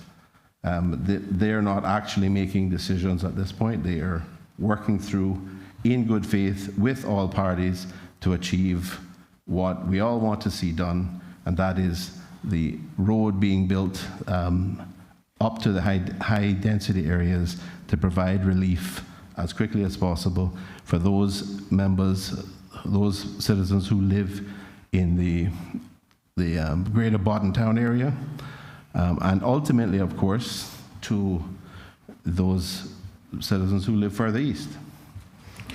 Mr. Chairman, I keep hearing about these consultants. What is the cost of these consultants? Because I'm hearing $4 million, I'm hearing $6 million. I'd like to know.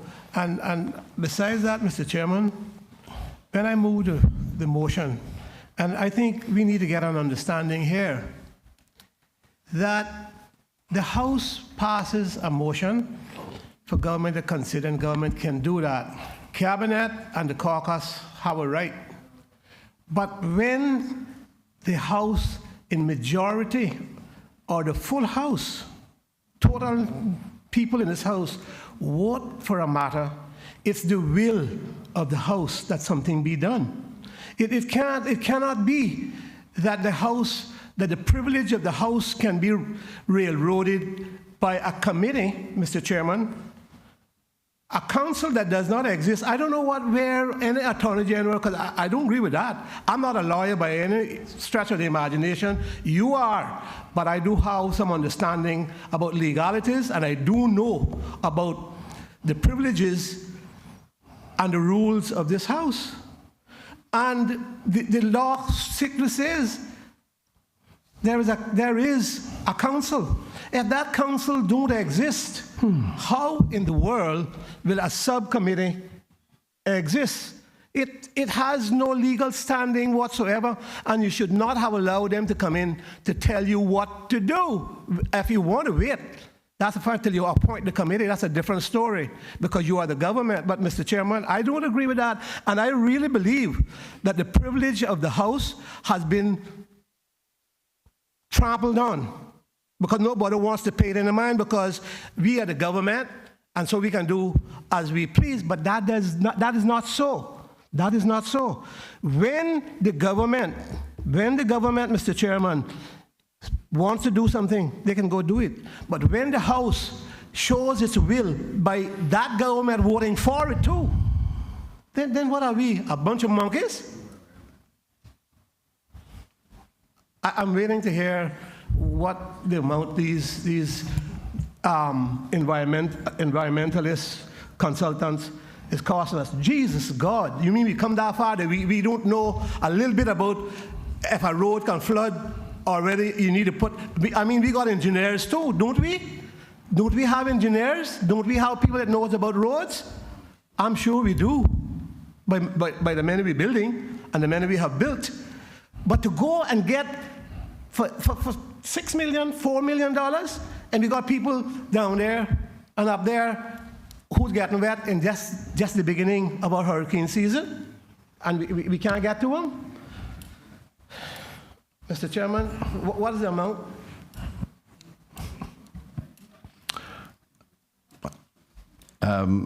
Member from West Bay West, I'm not in a position to indicate the amount of the costs. I can say just generally, before that perhaps is answered, that we, as a result of these discussions, we are a great deal further forward in advancing this issue than we have been in the past, to be perfectly frank.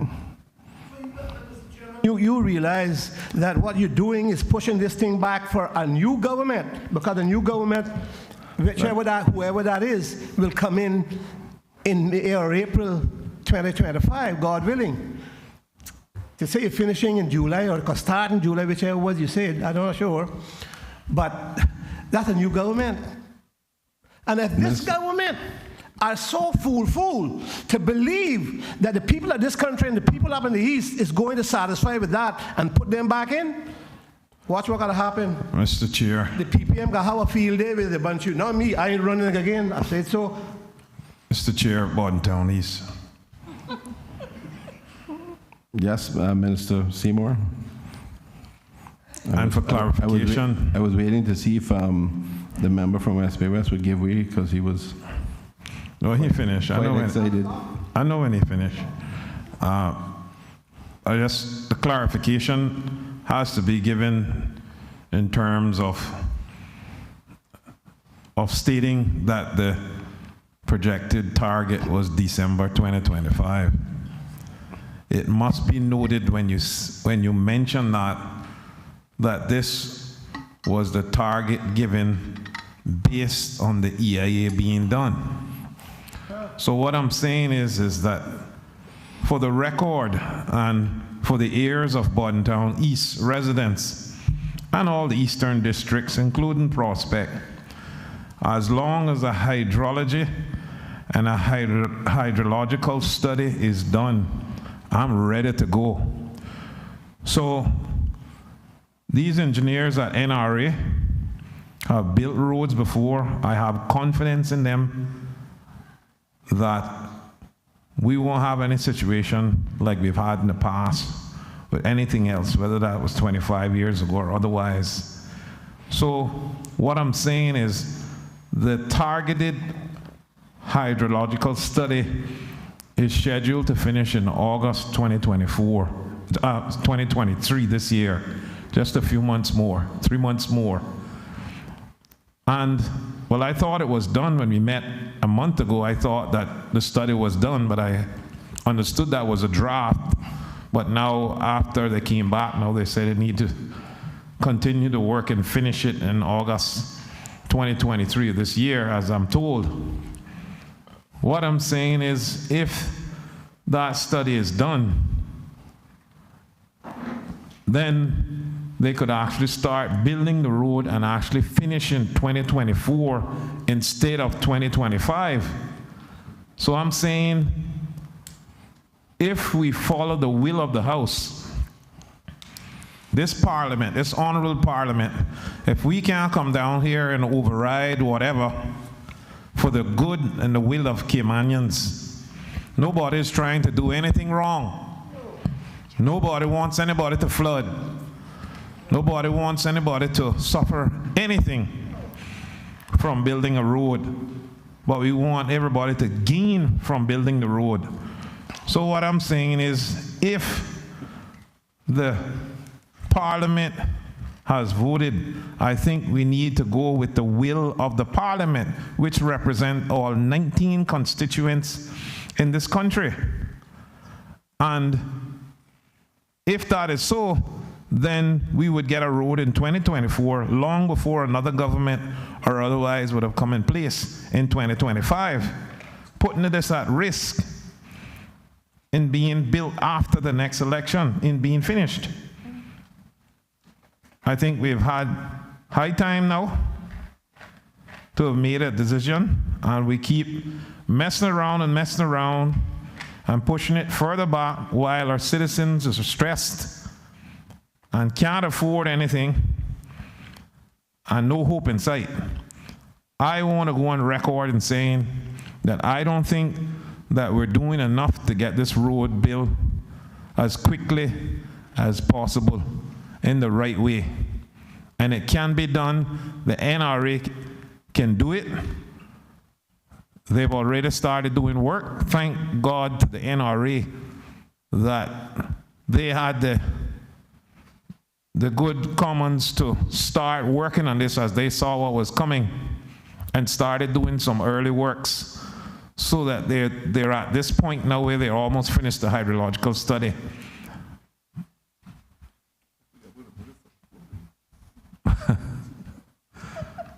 Thank you to the minister. The minister is trying to do all he can. I can tell you that.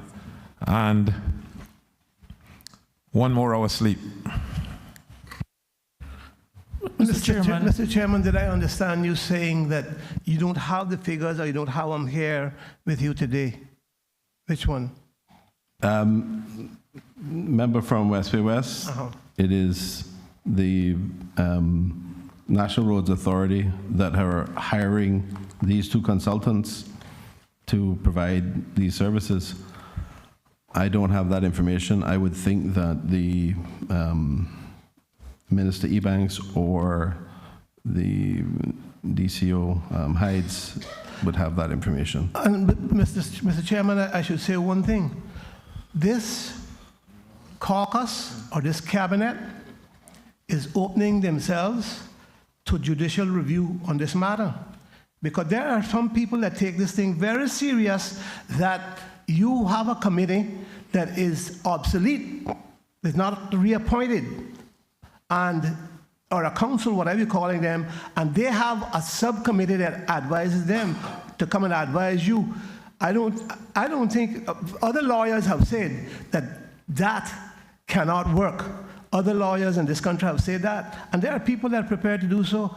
I'm not going to money, but I can tell you this: I would help whichever way I can if that's what's going to happen, because the will of this House cannot be pushed aside. Cannot be pushed aside. Mr. Chair, through you. Thank you, Mr. Banks. The last number that I knew about for that study was around $4.3 million, sir.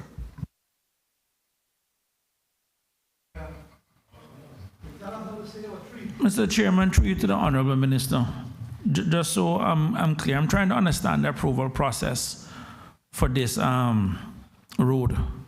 And just expanding on the comments made by the member for West Bay West, we know the environmental groups in this country with the deep pockets.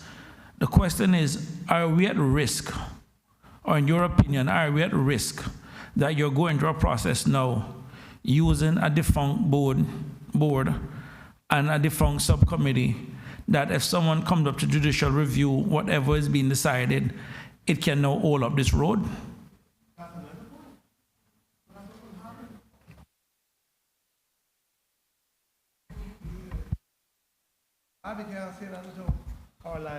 Mr. Chair, through you, I do think that is a strong possibility.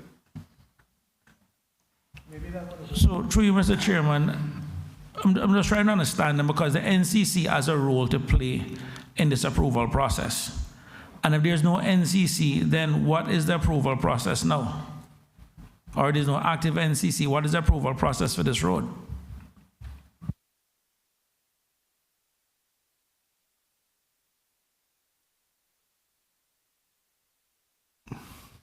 Member from West Bay West, Mountain West. Apologies, geez. I wouldn't regard you as fungible. The issue with the National Conservation Council is one which is for us to resolve, right? As I said to you, as I've said to this Honorable House and this committee rather, the advice that has been given is that the EAB can continue in its role to give advice and to interact with the National Roads Authority as well as its consultants to work through getting this road done as quickly as possible. The timeline has shifted considerably based on those interactions. There is nothing which I have seen, certainly, which indicates that there is going to be any significant improvement in time were it not for an EIA. And I think it's beyond doubt that any decision that we take and work that we carry out should appropriately reflect the best possible information to get the best possible outcome from it.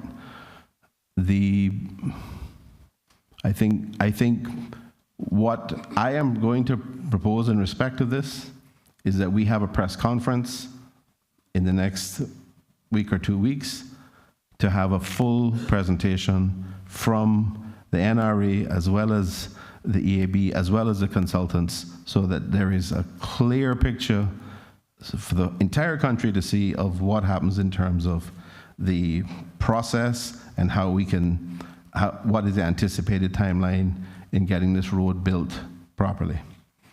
We all share the same concerns about trying to ensure that we provide relief to traffic, particularly in the denser residential areas of Woodland, Wilty, northward, and also to provide an avenue through for those of our constituents that live further east. We're also at the same time working through the process of addressing the pinch points that exist further towards town. So we have to do all of this together in order to facilitate a road network which will move people through more quickly than it has been doing currently.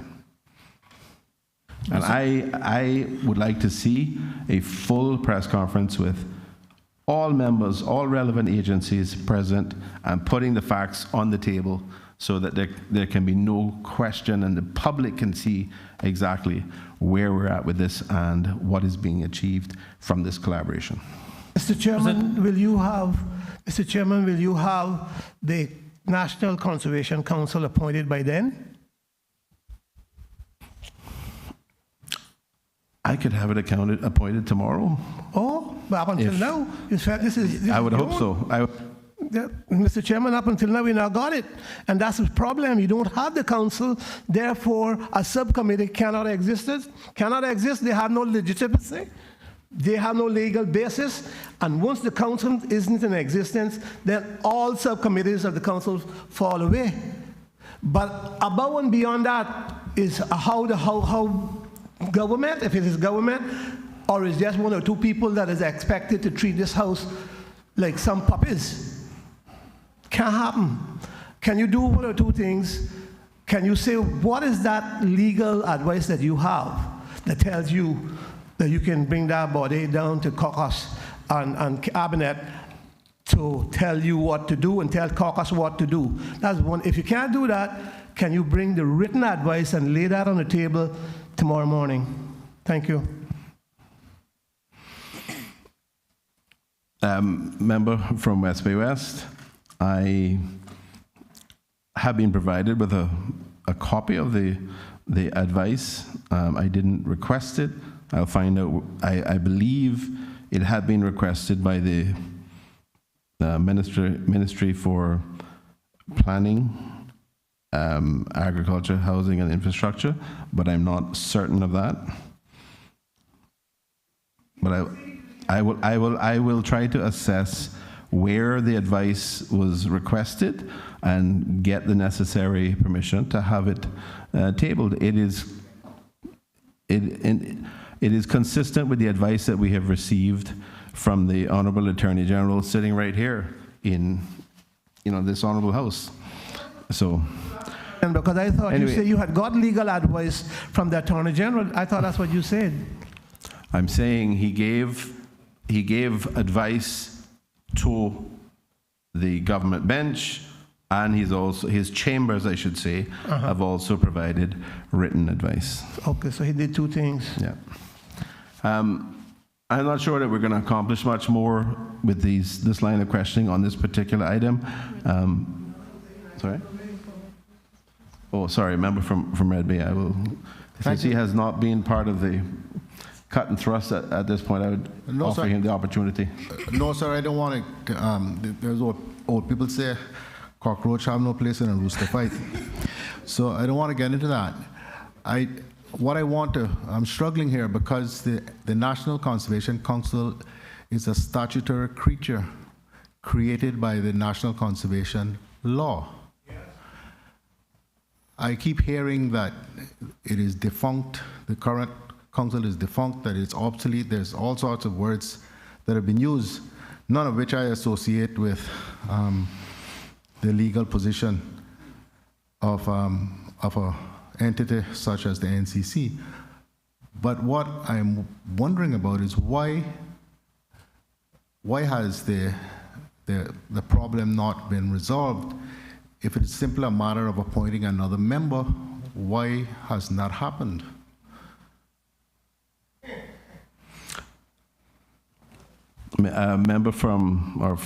Honorable member for Red Bay, there has been a cascading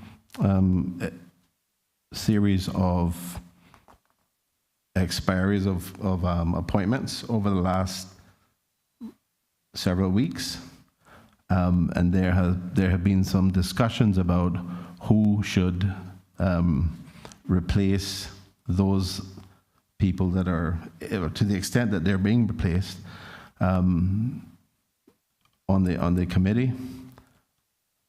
We are working through that, and I expect that we will be able to have a National Conservation Council which is fully quoried. I think I understand you correctly to accept that it is a creature of statute. It is a body which has ex officio members. It has it has 13 members, should have 13 members altogether. It is just that too many of the members have now lapsed and not been replaced, so it is not quoried. It's not that it is defunct, it is just not quoried at this point. But it can't make decisions without a quorum. Correct. So is it simply a matter that the government cannot agree on who should be appointed or reappointed? I think that there are just several issues which have come about as a result of protracted discussions, which I expect that we'll be able to resolve shortly. As I said, the important issue here to me is that as a result of the collaboration between the Environmental Advisory Board members and the NRA and their consultants, we have advanced this issue significantly. And I believe the facts and the evidence will show, once it's presented, that we are in a better position than we were when we started this discussion, even prior to the motion that was brought to this honorable House. Mr. Chair. Minister Seymour. Thank you, Mr. Chair. Just in the spirit of what the House voted on in terms of moving forward without an EIA, I think it would be fair to ask, once the hydrology and the hydrological study has been complete in August, can the minister give an undertaking that they go back to the drawing board and look at this to see if the will of the House can be adhered to?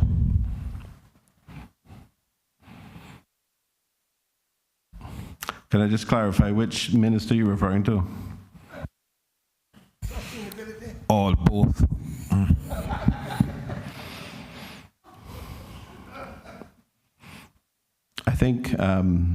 with all respect, Minister, it has been clear that significant progress has been made on this issue.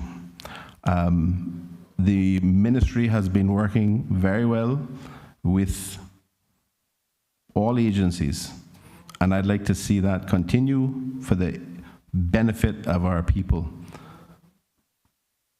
I think the legal advice is clear. I hear discussions about possible judicial review because the NCC isn't queried at this point, but conversely, the same is true. If there is an attempt to ram something through without adhering in the minds of many of these folks that have strong views on this, they may be in a position to JR any action in that case as well.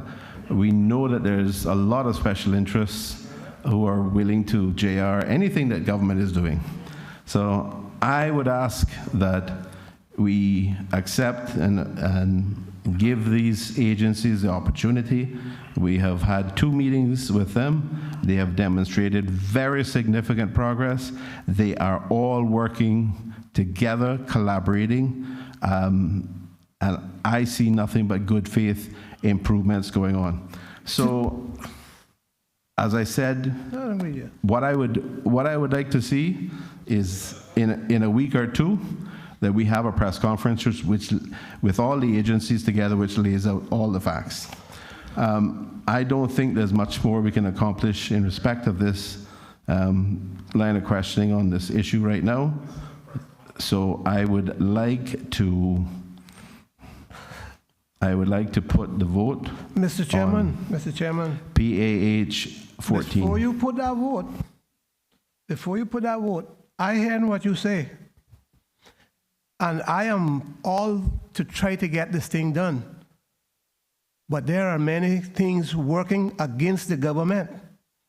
And these same people that you reference to, they are the ones that call in the shots. And they are guiding councils, and therefore they are guiding the EAB. And so they got the government of a barrel, because if the government decides I'm going to do something, you just said it, they can go and do a judicial review. What a mess. What a mess this country would be in if that is the way it's going to work. When the House vote on something, you included, Mr. Chairman, and then you go and do something different. Trample the will of the House. And I'm not talking about being defunct. That's a word I used. But I'm telling you this, it certainly is a creature of statute. And who created that statute? By who? So, Mr. Chairman, the House is being, Part-Time Council, trampled. I pity those people waking up 4 o'clock in the morning with young children. I pity them, because these people that come here talking about environment, saving lime lizards, saving the iguanas. That's what's happening in this country. But you know what? You can call in a press conference you want. People there out there, not fool after all. Deceit.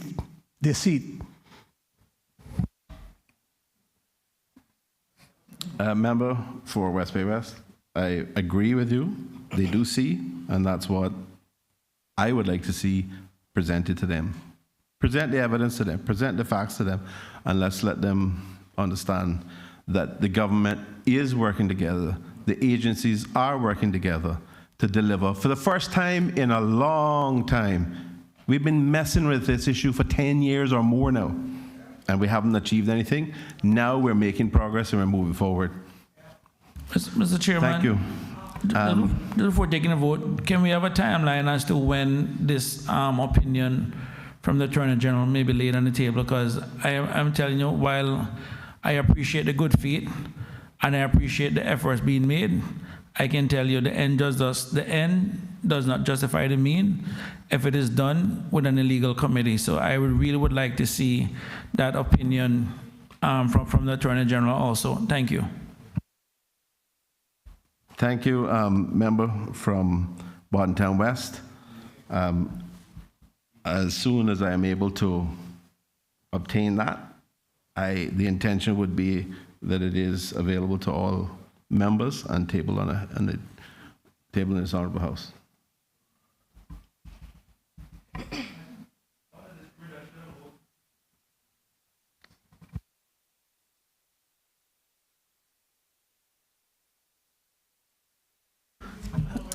So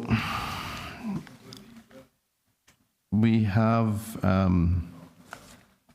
this discussion was brought under PAH 14, management of planning applications, which was in respect of a supplementary request to reduce that vote by $204,384. Can I ask for members' indication of their support in respect of PAH 14 by saying all those in favor of PAH 14, management of planning applications with this reduced amount of $204,384 standing as a schedule to the bill? All those in favor of PA 14 standing as a schedule to the bill, please indicate, please say aye. Aye. Those against, no. The ayes have it. PAH 14 is taken as standing as part of the schedule to the bill. Thank you very much for all of the questions and discussions on that. The next appropriation reference is PAH 16, licensing of drivers and vehicles. That reflects an increase in a supplementary request of $458,000. Are there any questions in respect of that? Member from Bartontown West. Thank you, Mr. Chairman. My question is simple. I am going into my 6th year in this house, and every single year something come up with this vote and this software system. Simple question is, what is going on over there with this? Every year.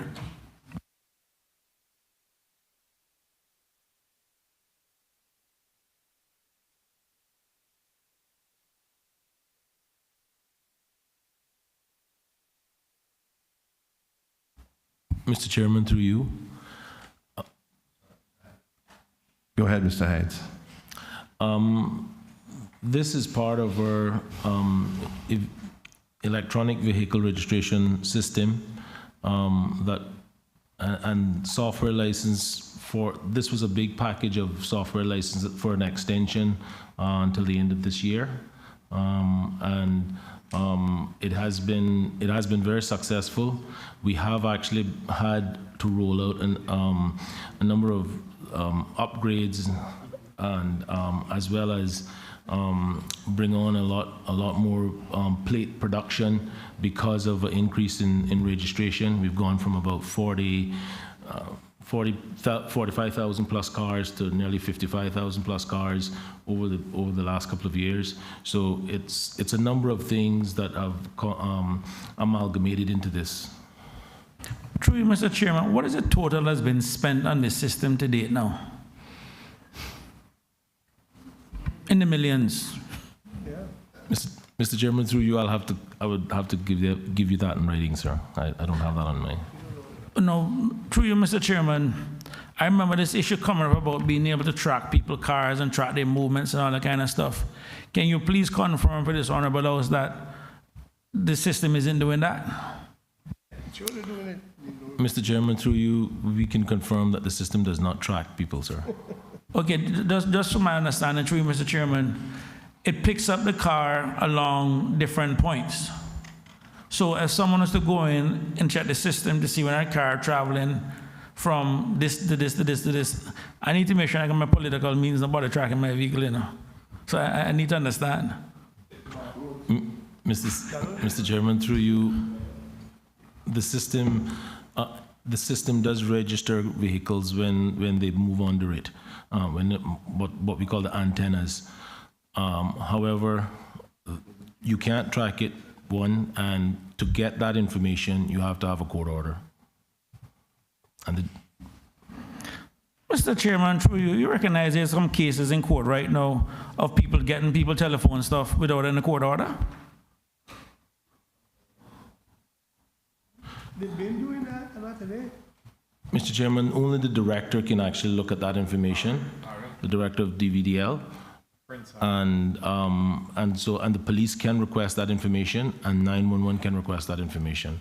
So through you, Mr. Chairman, just from my own comfort zone on for my constituents, what are the checks and balances to make sure that no one isn't going through to see where, from whence people come and from whence people go from that standpoint? Mr. Chairman, through you, we're covered through data protection and all the laws. We've actually we're actually undergoing a review right now in that segment to ensure none of this happens. And I don't think we have enough antennas out there to actually track people anyway, because they're not like island wide. So it's just really more centered in Georgetown and in the Georgetown area. So in essence, then, through you, Mr. Chairman, if someone lives in Eastern District, like Eastern North Side, and they don't traverse into town, how would you then know if they pay their fees or they don't pay their fees if you don't have any antennas out there?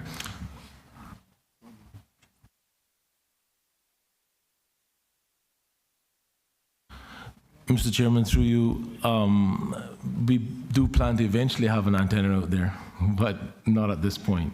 So through you, Mr. Chairman, all these millions of dollars spent on the Eastern and North Side, is that what you're basically saying? Not, Mr. Chairman, through you, not at this point, sir.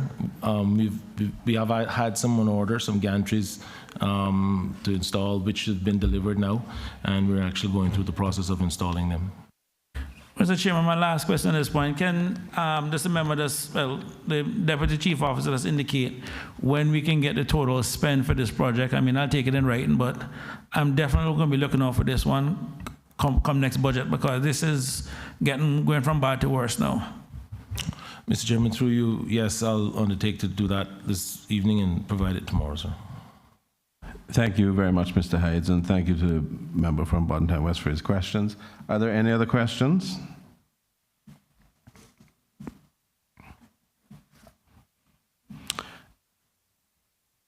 If there are no other questions, then can I ask that we put this to a vote for members to indicate their support? All those in favor of PAH 16, standing part for $458,000 and supplementary increase, standing part of the schedule to the bill, please say aye. Aye.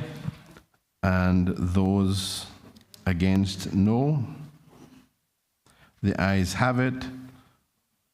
PAH 16 will stand part of the bill.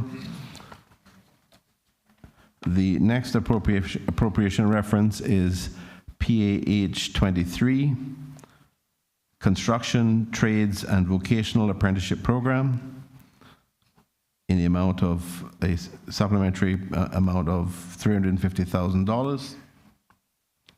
Are there any questions in respect of that item?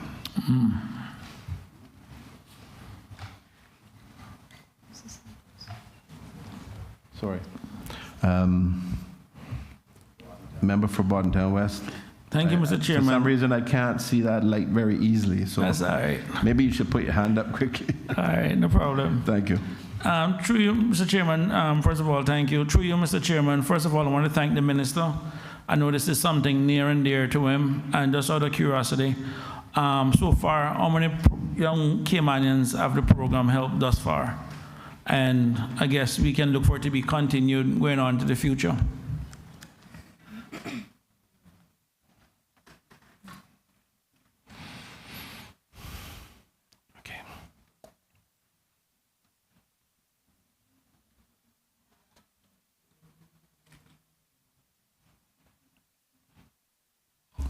Thank you, Mr. Ebanks. Mr. Chair, through you, the level 1 program, we have 18. The level 2 program, we had 15. The level 3 is 9, and that is 3 females are in that program also. Thank you very much, Honorable Minister. Through you, Mr. Chairman, can the Minister also confirm that this is one of these programs that going to be continued? And are we looking to also expand, which vendor it is that you're currently using right now to get this program completed?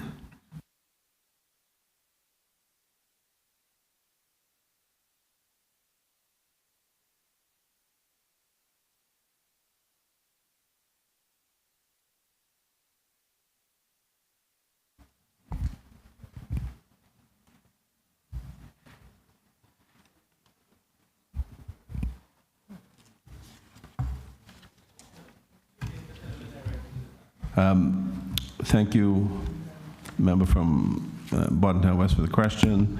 I think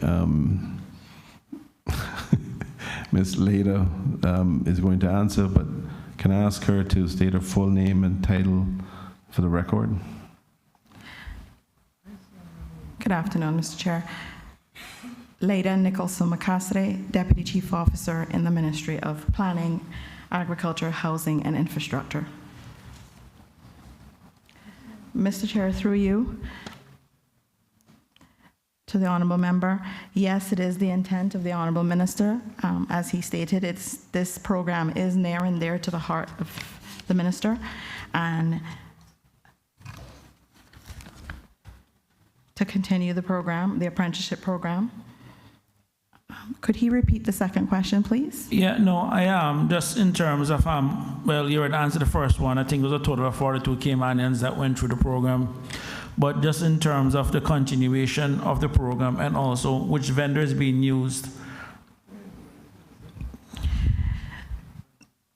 Through you, Mr. Chair, we partner with a number of the private sector as well in this particular program. So there are a number of construction companies that we work with, and we're also partnering with another company that offers some work-ready programs as well. So we do partner with other local companies within Cayman.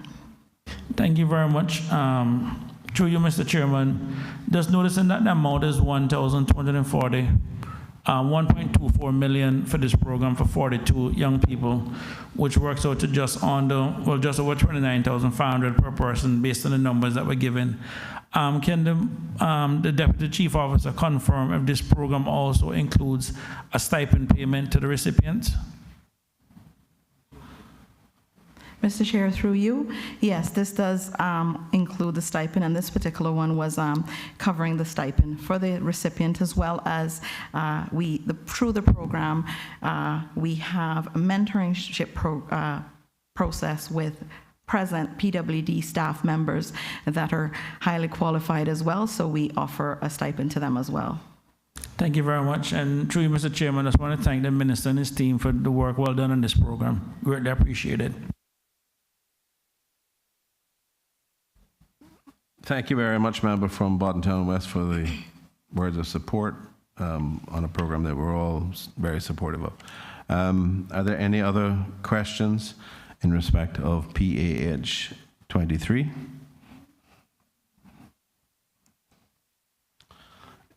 If there are no other questions, can I put the question indicating support? All those in favor of appropriation reference PAH 23, construction trades, a vocational apprenticeship program, supplementary request for $350,000, standing part of the schedule of the bill, please say aye.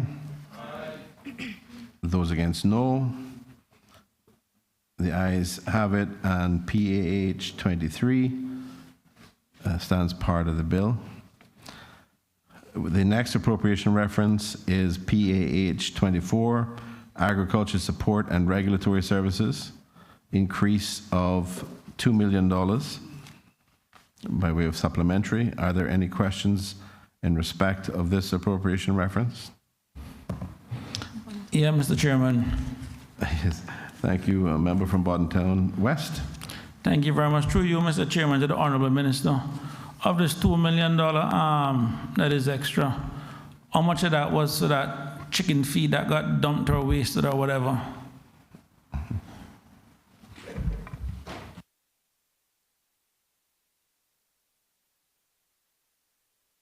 Cayman is a small place.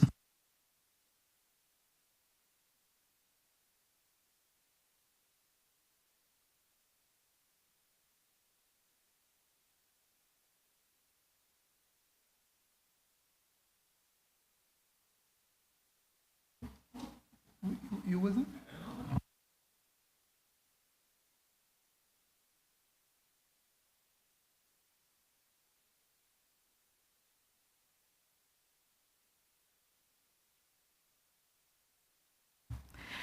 Mr. Chair, through you, can the Honourable, I don't know the specifics, but if you could provide us with specifics, we would definitely answer that question, sir. In regards to any inventory, there from time to time, even with supermarkets, you have some, it's maybe feed that could be expired from time to time that we have to dispose of for whatever reason. So, but I don't know the specifics, so I'm unable to answer that. But if you give me specifics, then I would be able to better answer you, sir. Oh, I'll give the specifics. In a nutshell, through Mr. Chairman, in a nutshell, feed that was expired basically ended up at the landfill, which people saw, and that's how I basically came to know about it. My question is this: before the feed got expired, and it was on its way to being expired, why didn't the department at that point call up the different farmers who would have normally gotten that feed and asked them, do you want the feed, as opposed to just basically dumping the feed and end up at the landfill when other farmers out there could have used it? Mr. Chair, just to let the minister know, or sorry, the member for Bordentown West know that I am aware of that feed that was dumping, and I know he is aware of that feed that was dumping because he was the Minister of Finance at the time. So, but I just want him to be assured that we have tightened up on all of that right now, and all the concerns that he just made aware. We're making sure that those steps have been taken, that this won't happen ever again. And if there's feed that is actually coming down to expiring dates, we're going to be reaching out to all the farmers to let them know that we have these feed that's going to be at a discounted price. And if it gets down to when it's at the last date, and if it's not done, then I assume then we will just give it to the farmers instead of throwing it away at the landfill, sorry. Thank you very much, Honorable Minister. And I finally got an answer now, thank you.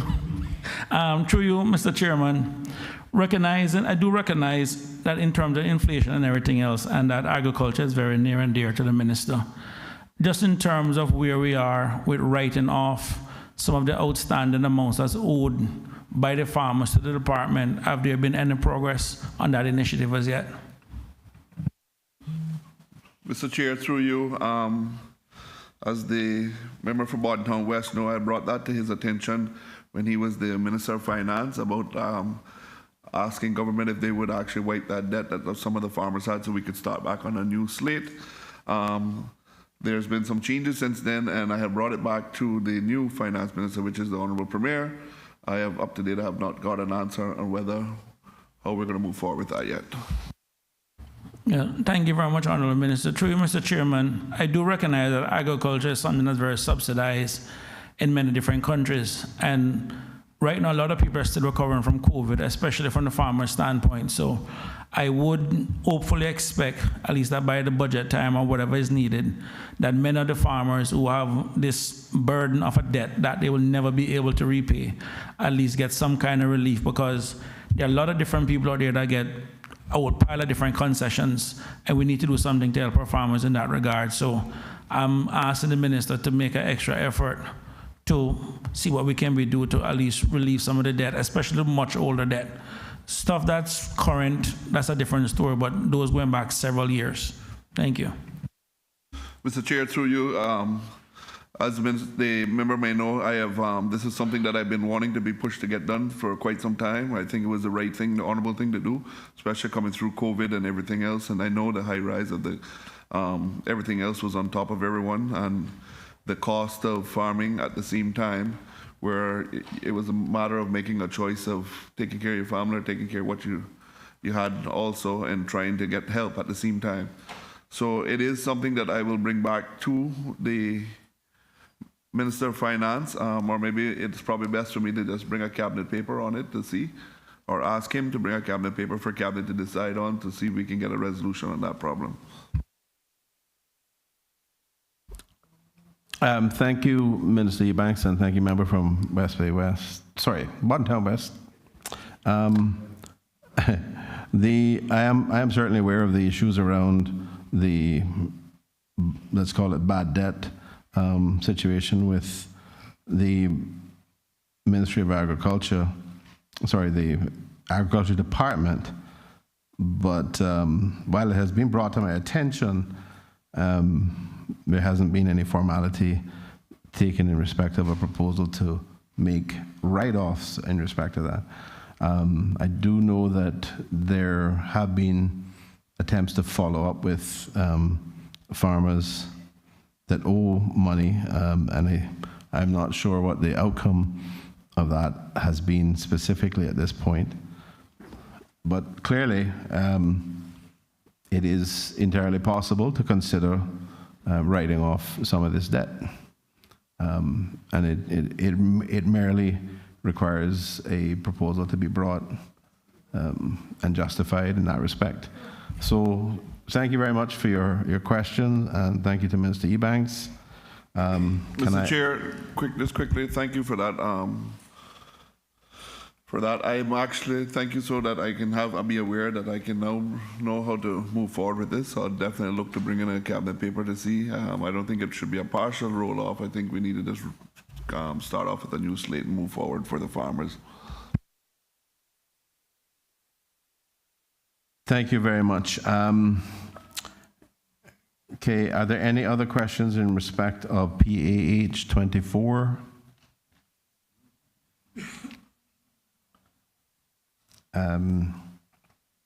If not, can I ask for a vote on all those indicating support, all those in favor of PAH 24, Agriculture, Supply, and Regulatory Services, for an increase of $2 million?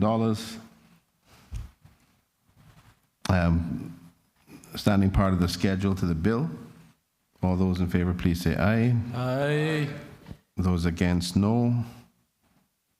The ayes have it. Thank you very much. So PAH 24 will stand part of the schedule to the bill. Members, I think it would be an opportune time, given the hour, to take an evening break. So we will